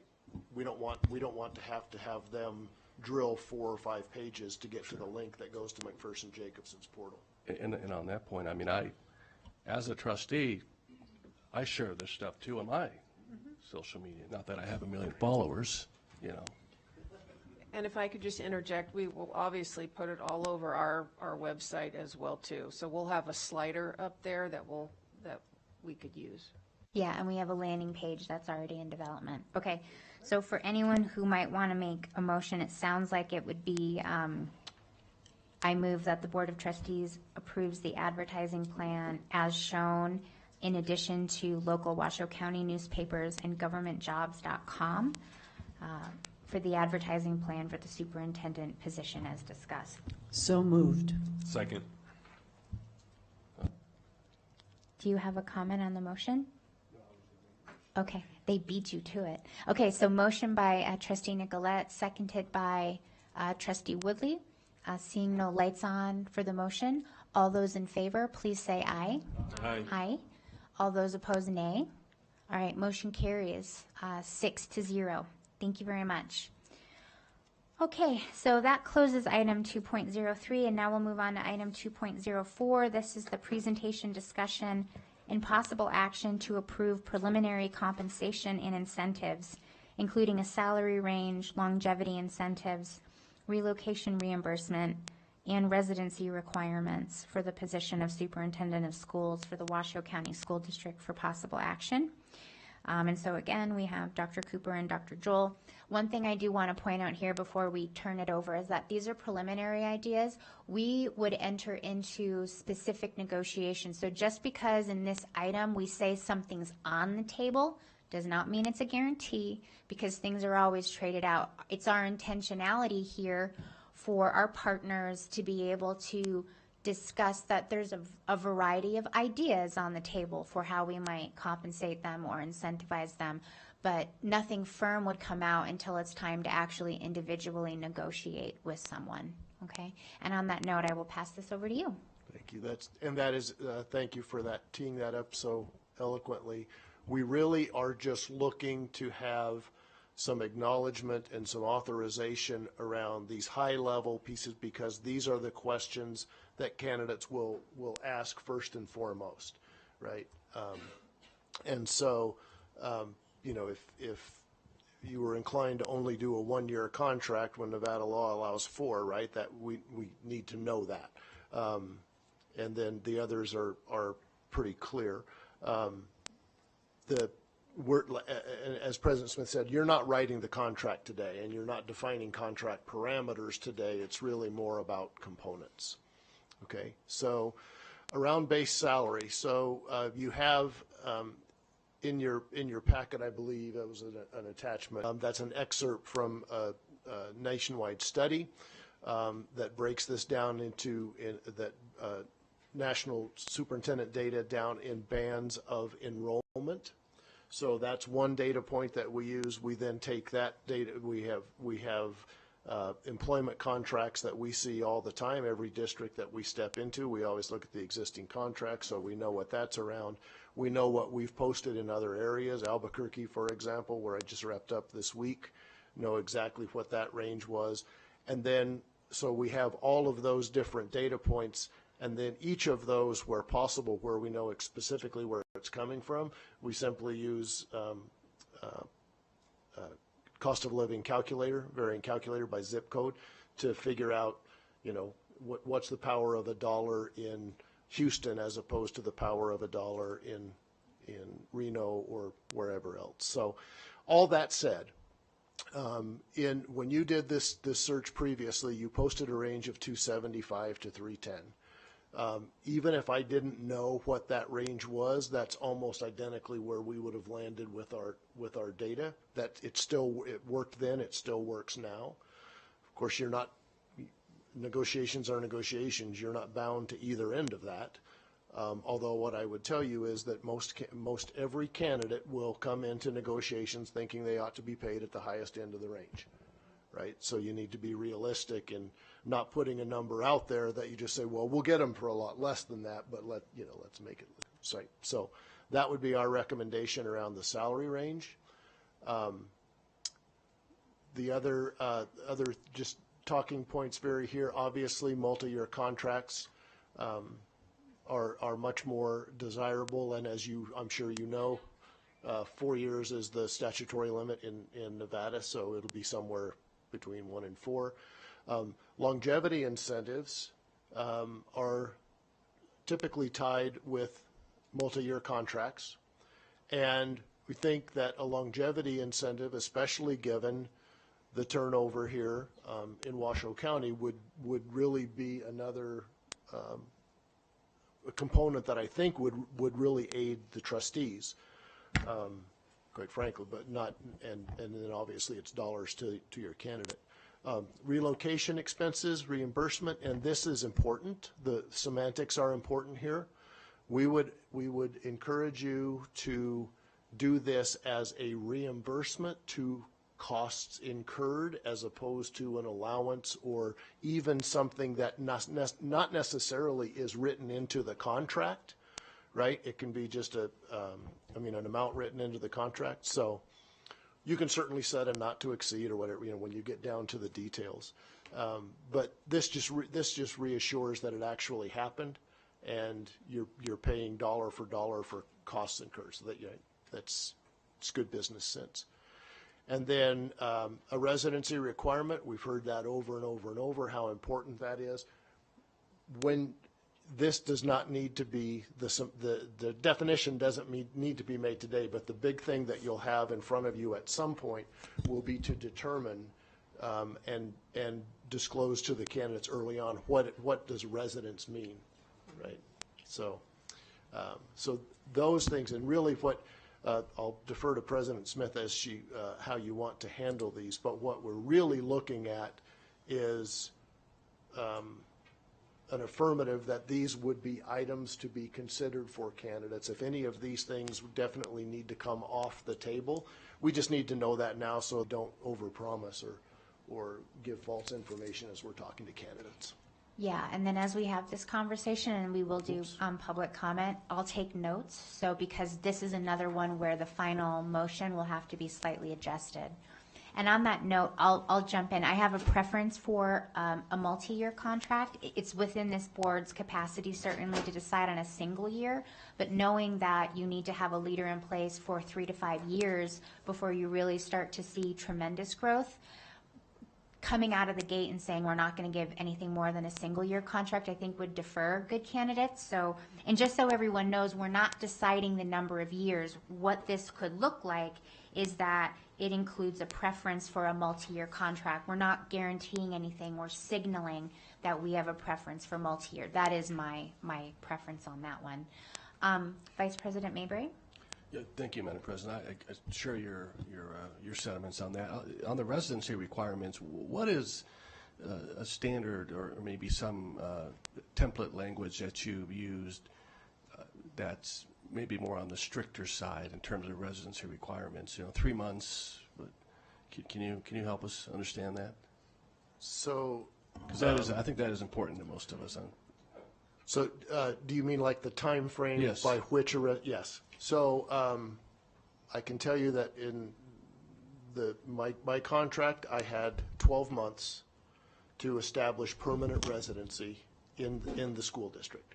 Okay. Now, I was already there, right? But that was so I say that because that wasn't specific, wasn't just germane to my candidacy there.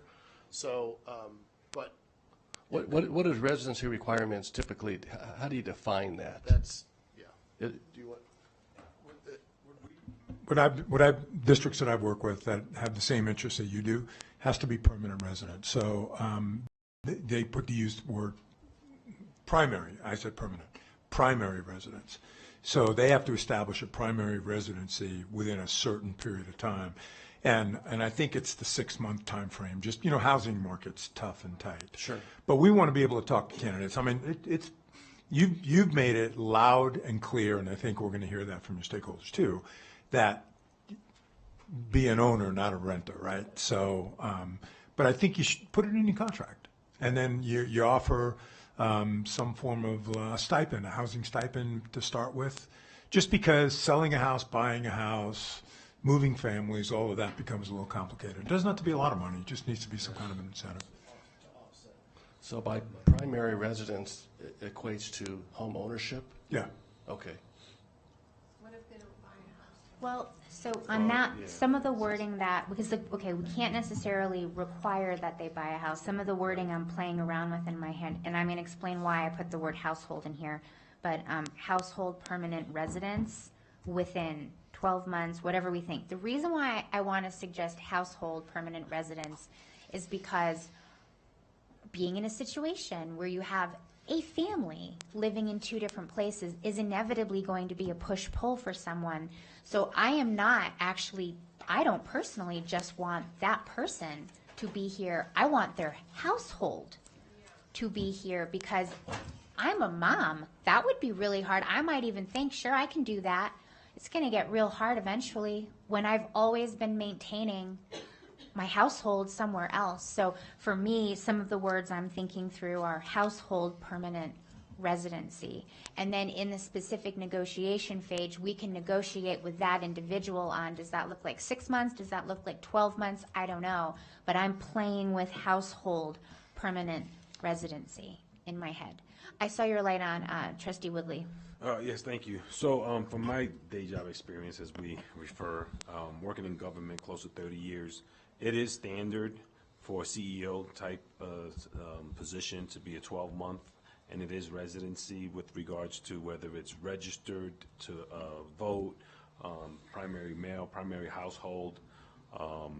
That's just the norm. I mean, if you're going to be a county manager or city manager, you're expected to live in the jurisdiction that you regulate. But 12 months is the norm, especially when you consider if someone is selling or buying a home, you want them to have a full cycle, because we all know most homes sell in the summer, so you want them to have that full cycle ability to do that. So that, I agree with you, 12 months and primary household. Thank you, Madam President.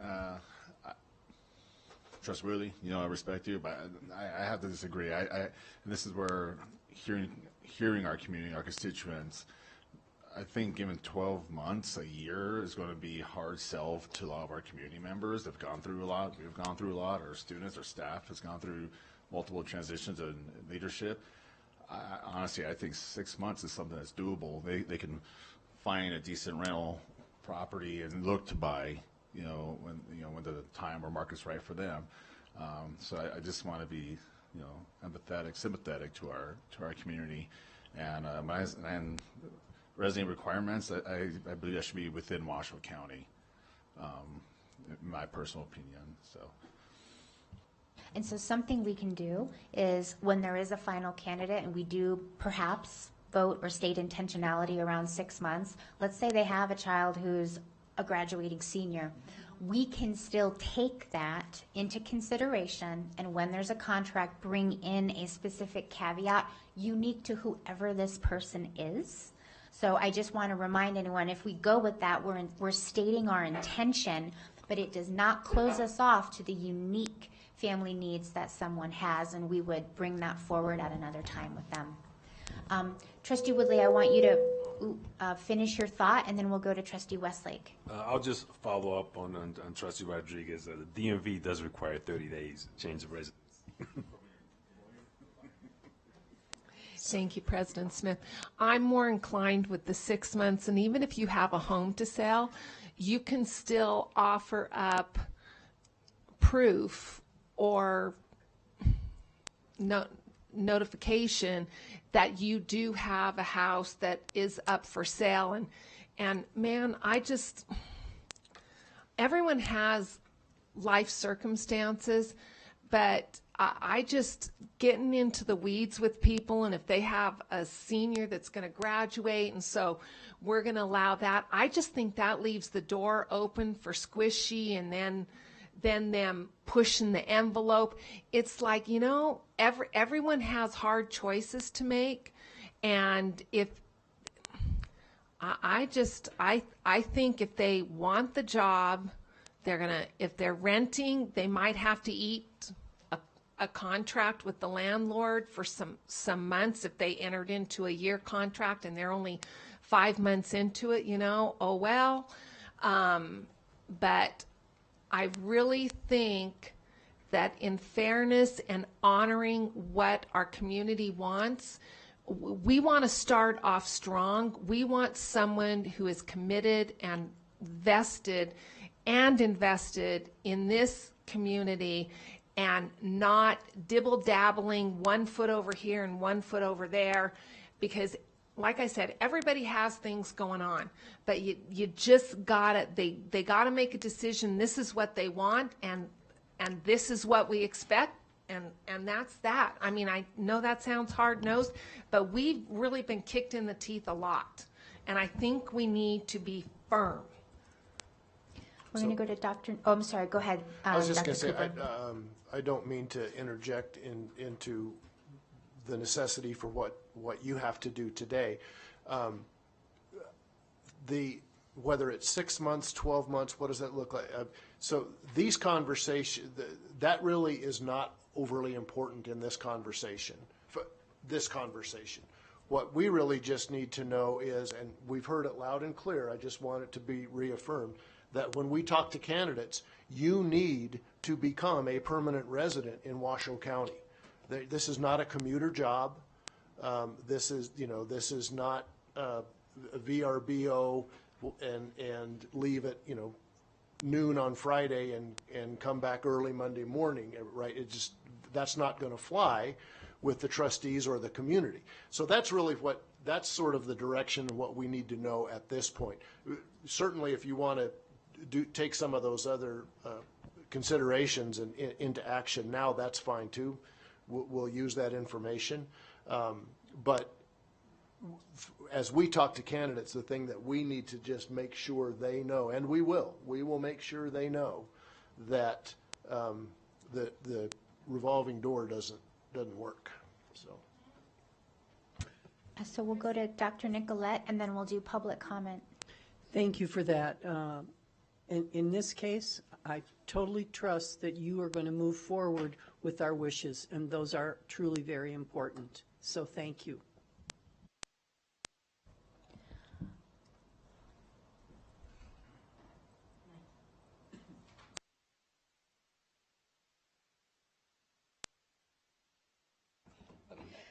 Mike Krogan.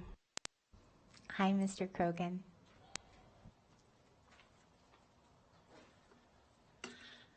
most Nevadans don't like me to be here because I'm from California. But in the 4 years I've been here, I have grown to sort of adopt what we are all talking about. Home is Nevada, by God, and the candidates need to understand that. So I'm thinking of mechanisms and incentives that might go into the discussion today or might be saved for interviews with these folks or the final interviews with the trustees. A mechanism or an incentive, how about a raise in the contract? When you close on a home that is in Washoe County, you get this added to your salary, some kind of a bonus. Maybe that bonus could be designated for part of a down payment on a home in this county. And that gives you in the district verification, solid verification that the candidate is putting honest money up and not going through some bullshit. What did I have another one? I had something about escrow, but then I thought that can get flim-flammy too. You know, show that you're in escrow on a home. I don't think we want it finalized. And maybe there's some way of working around an incentive or a bonus or a help. You know, you'll get X amount of salary up to such and such a point, and when you close and you show ownership papers of a house, then your salary goes to blah, blah, blah. Just an idea for you to consider. Thank you. Thank you, Mr. Krogan. Todd Bailey. Hi, Mr. Bailey. Welcome.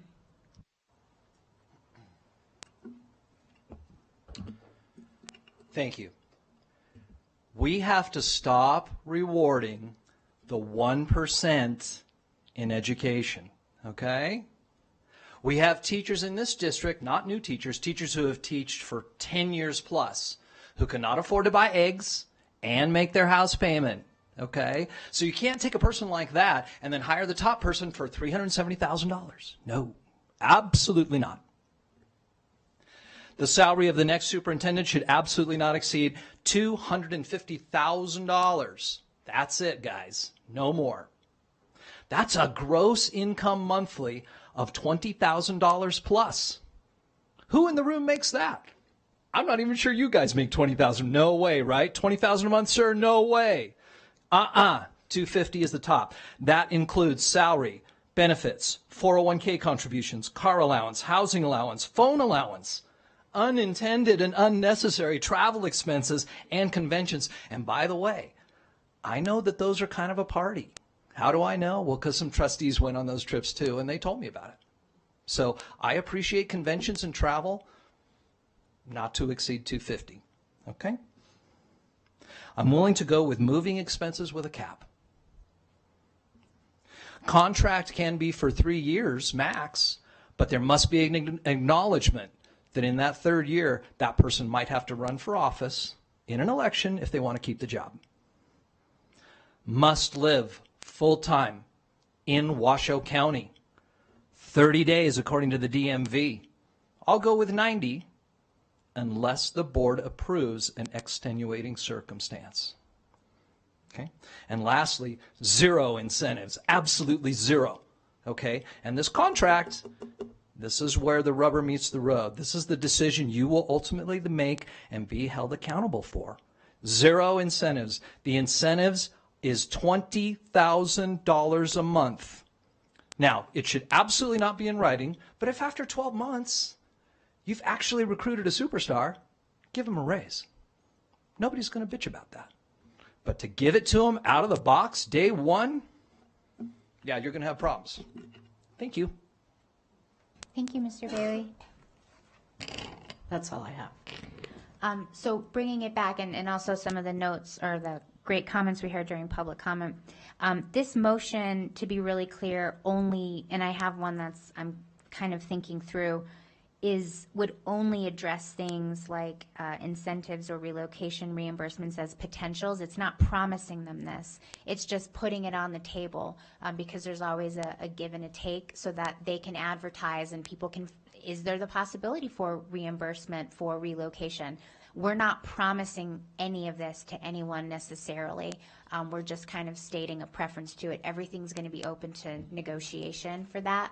And that would be like a part of the motion. So I want to be really, really clear that these are just things that we have on the table, with the exception, and this is kind of where I'm thinking that we would be able to put that there would be a requirement for full household permanent residence in Washoe County, and then that would be individually negotiated with the person, you know, when we actually pick them. So I just want to be clear. And so for our news partners who are watching this, depending on where this motion goes, we're not promising somebody necessarily all of these things. We're just saying that we're willing to have conversations with you about them. Trustee Westlake. Thank you, President Smith. I have to agree with Mr. Bradley. Oh, Mr. Davis, sorry. Bradley. Bailey, I'm so sorry. I'm terrible with names. Mr. Bailey. You know, countless superintendents, it's a revolving door. They come to Washoe County. We're so grateful to have them here. Here's the bag of gold. They grab the bag of gold and then they cut and run. The incentive is we're damn great and they should want to be here. We shouldn't have to pay someone. We pay them for the work they do, and we should pay them equitably and what is deserving.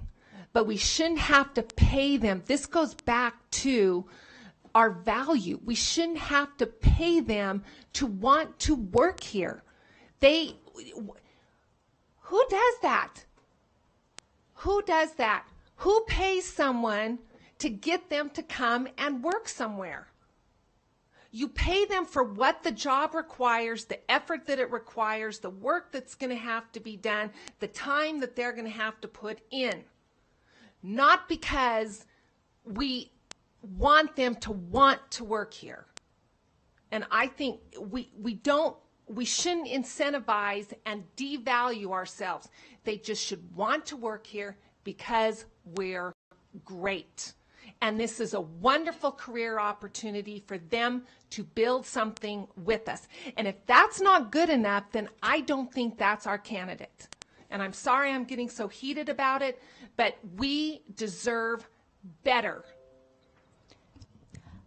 Maybe this would be a good time to go to the AASA salary schedule so that we can see what the range is currently in play right now for districts of our size. It's the other agenda item there. Because that's another thing I want to point out, everybody. We're not making a promise necessarily. So somebody who may want these three things here might have something lesser on this side, or somebody that's like, you know what, I don't need reimbursement for relocation. I'd rather have this.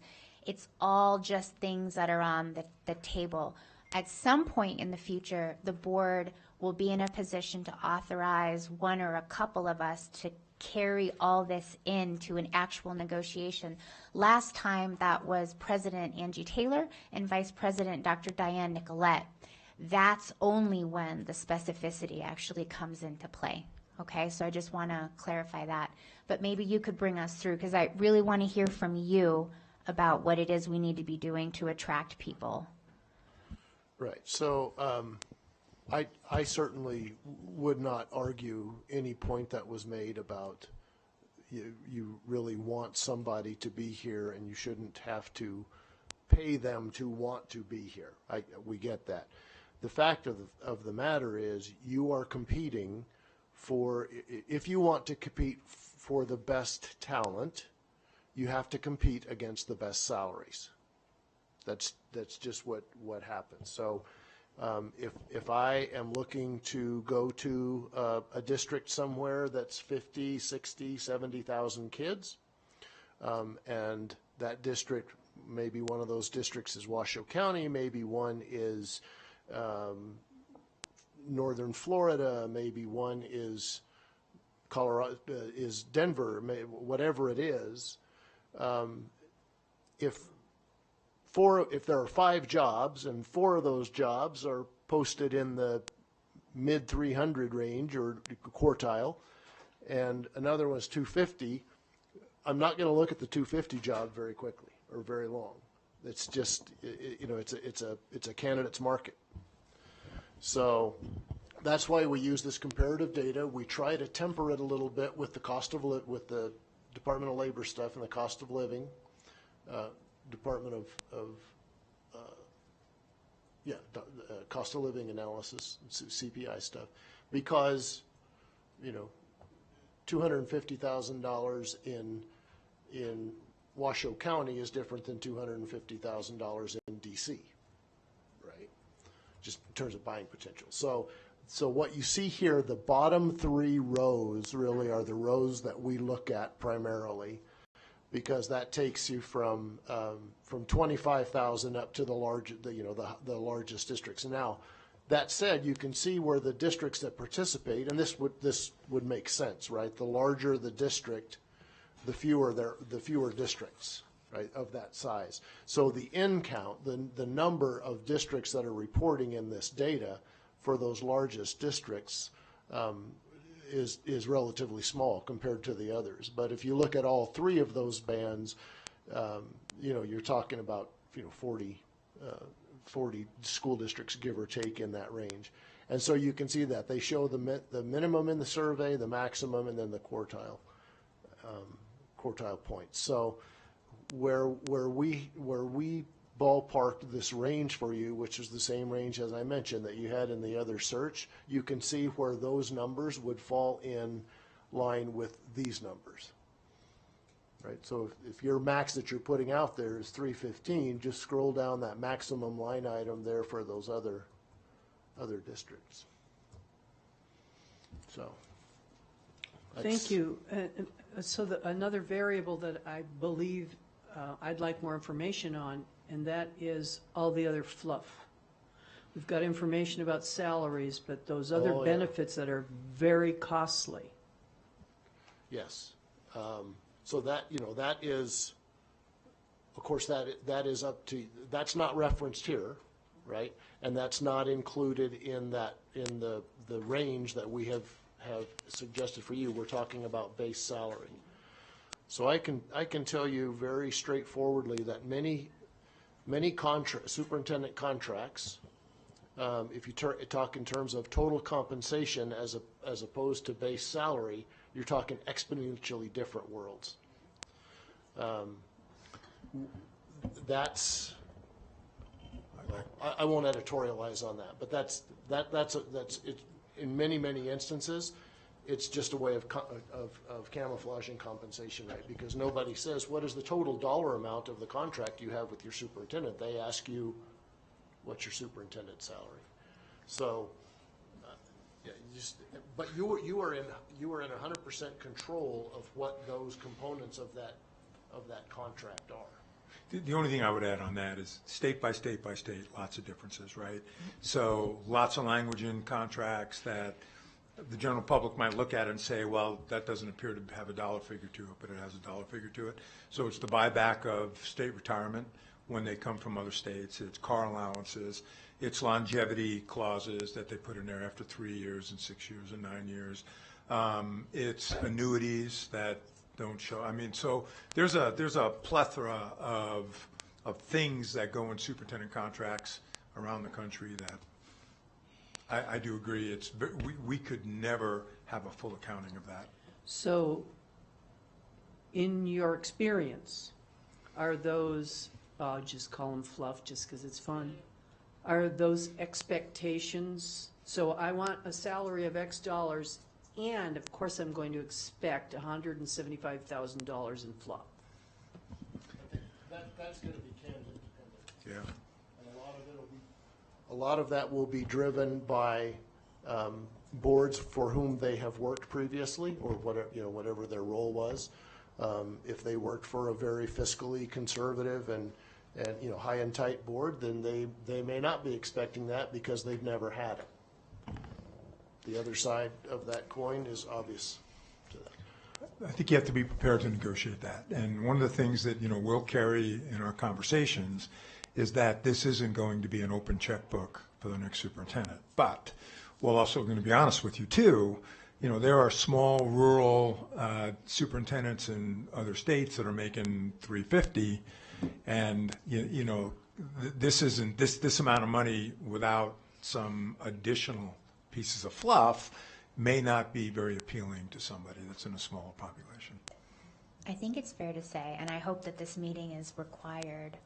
We can't make it required, but word to the wise, if you want to apply here, I recommend you watch this entire work session, because anyone who sits down with us to negotiate later, I think would be surprised to find out we're not interested in being too fluffy.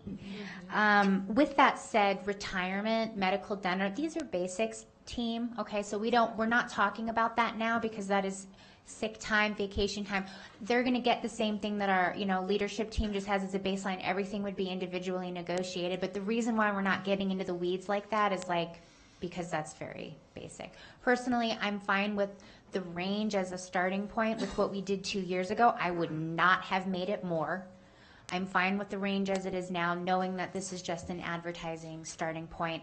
And in the future, whoever we decide is going to be the negotiator for this, if it's me, I will give you my word, and any other colleagues that may join me in this will definitely keep this in mind. So because here's the reminder, the full board has to vote on the contract. So whoever we decide as a subset is going to do the individual negotiation. The buck stops with the 7 of us, okay? Vice President Mayberry. No, so, Madam President, I just want to help you bring this home. We're talking about components. Do you want specific numbers other than the salary range? Well, so here's what I was thinking, because we have the motion as it reads right now, up to where it says in contract components as discussed, including, and I can read the whole thing if you want to, including a multi-year contract, potential for longevity incentives and relocation expense reimbursement, and a requirement for full household permanent residence. Because the way that the motion was, and I'll read the whole thing, but the way that the motion was written requires customization based on the outcome of this dialogue. So it kind of looks like I move that the Board of Trustees approves the salary range of $275,000 to $310,000 and contracts components as discussed, including a multi-year contract, potential for longevity incentives and relocation expense reimbursement, and a requirement for full household permanent residence. That's just kind of where I'm playing with it, but that's the way that it would be. Go ahead. If I may, I like that. I would emphasize the home residence in Washoe County.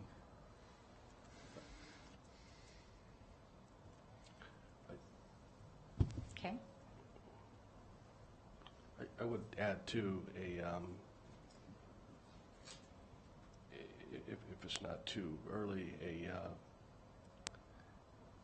a capped relocation expense reimbursement. So okay, that word is there. So that means that we have to reimburse them. We're not going to get an upfront reimbursement. That is the advice of our fantastic firm here, Right. who does know about our previous agreements, and they are the ones that brought to us, you need to turn this into a reimbursement. Yeah, good. And good, not okay. that. Yeah, Now, I for support- the exact amount, that would be something that would be individually discussed.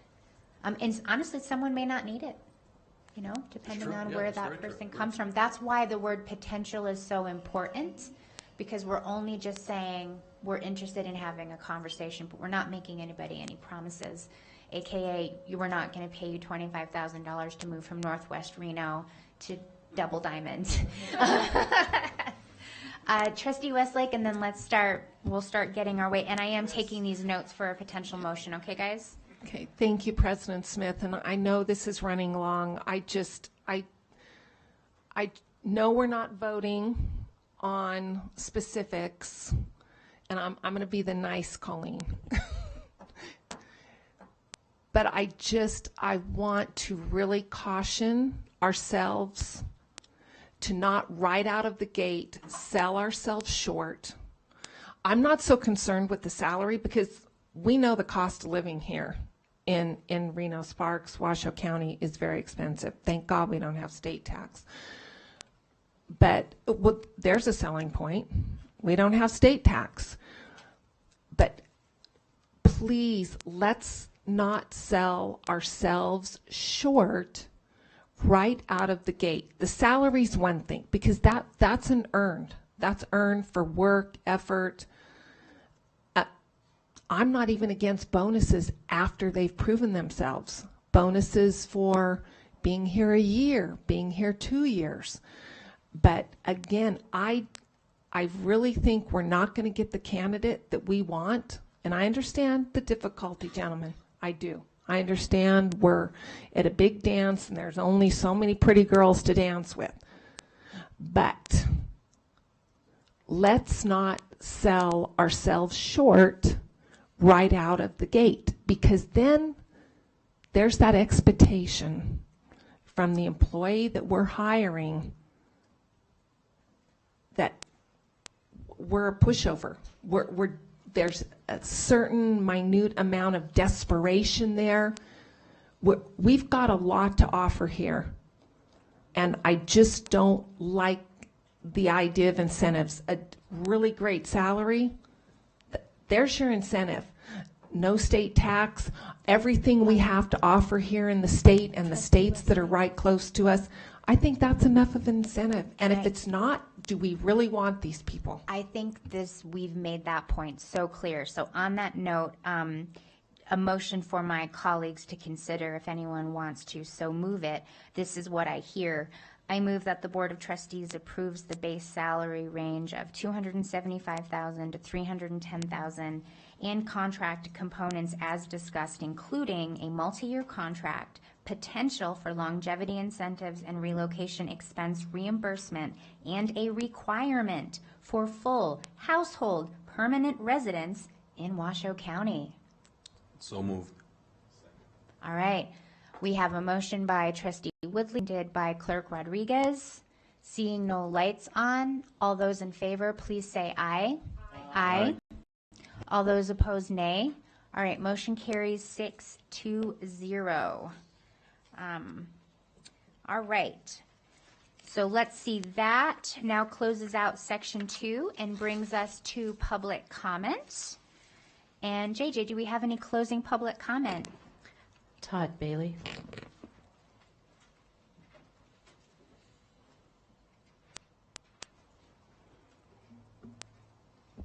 Madam President, I'll support your salary range that the board just agreed to, and that's fine. I actually do ask all the time about total compensation because the salary number just hides so much. I think the survey of salaries, you'd have to overlay the Nevada tax base and compare that with other states along with a number of other factors. Simply throwing up a salary survey is just not a complete picture, and boards previously have used that as a pressure point to approve things that later were a problem. Okay? This is why we need to elect superintendents. It's the only way to control education inflation, okay? There is no other way. If we leave it to the negotiations, we always end up with a higher cost. If we have an election and there's a statutory level of what that salary is, that solves that problem. But I want to end today on a high note. Something happened here in this meeting today that I've never seen in a school board meeting. We all come into this room for usually one or two reasons. It's either public service, and there's several people on this board who do it, or we trip over something in government we don't like. And so we take action and we get involved. But the divisions, as minute as they are on this board, disappeared today. We had how many unanimous votes? All of them. Okay? That never happens. And so I would like all of you to walk out of here today with your heads held high. You accomplished some great stuff. Great public service as elected officials today. And I just think you should feel great about that. And some of the credit should go to the firm. Okay? You guys did a great job. So I really appreciate it. Thank you very much for all the work you did today. And I hope you feel good about it because you did a great job. Thank you, Mr. Bailey. I appreciate that. That's all I have. All right. That's great closing public comment. That brings us to item 302. At 2:56 p.m., I call this meeting adjourned. Thank you so much.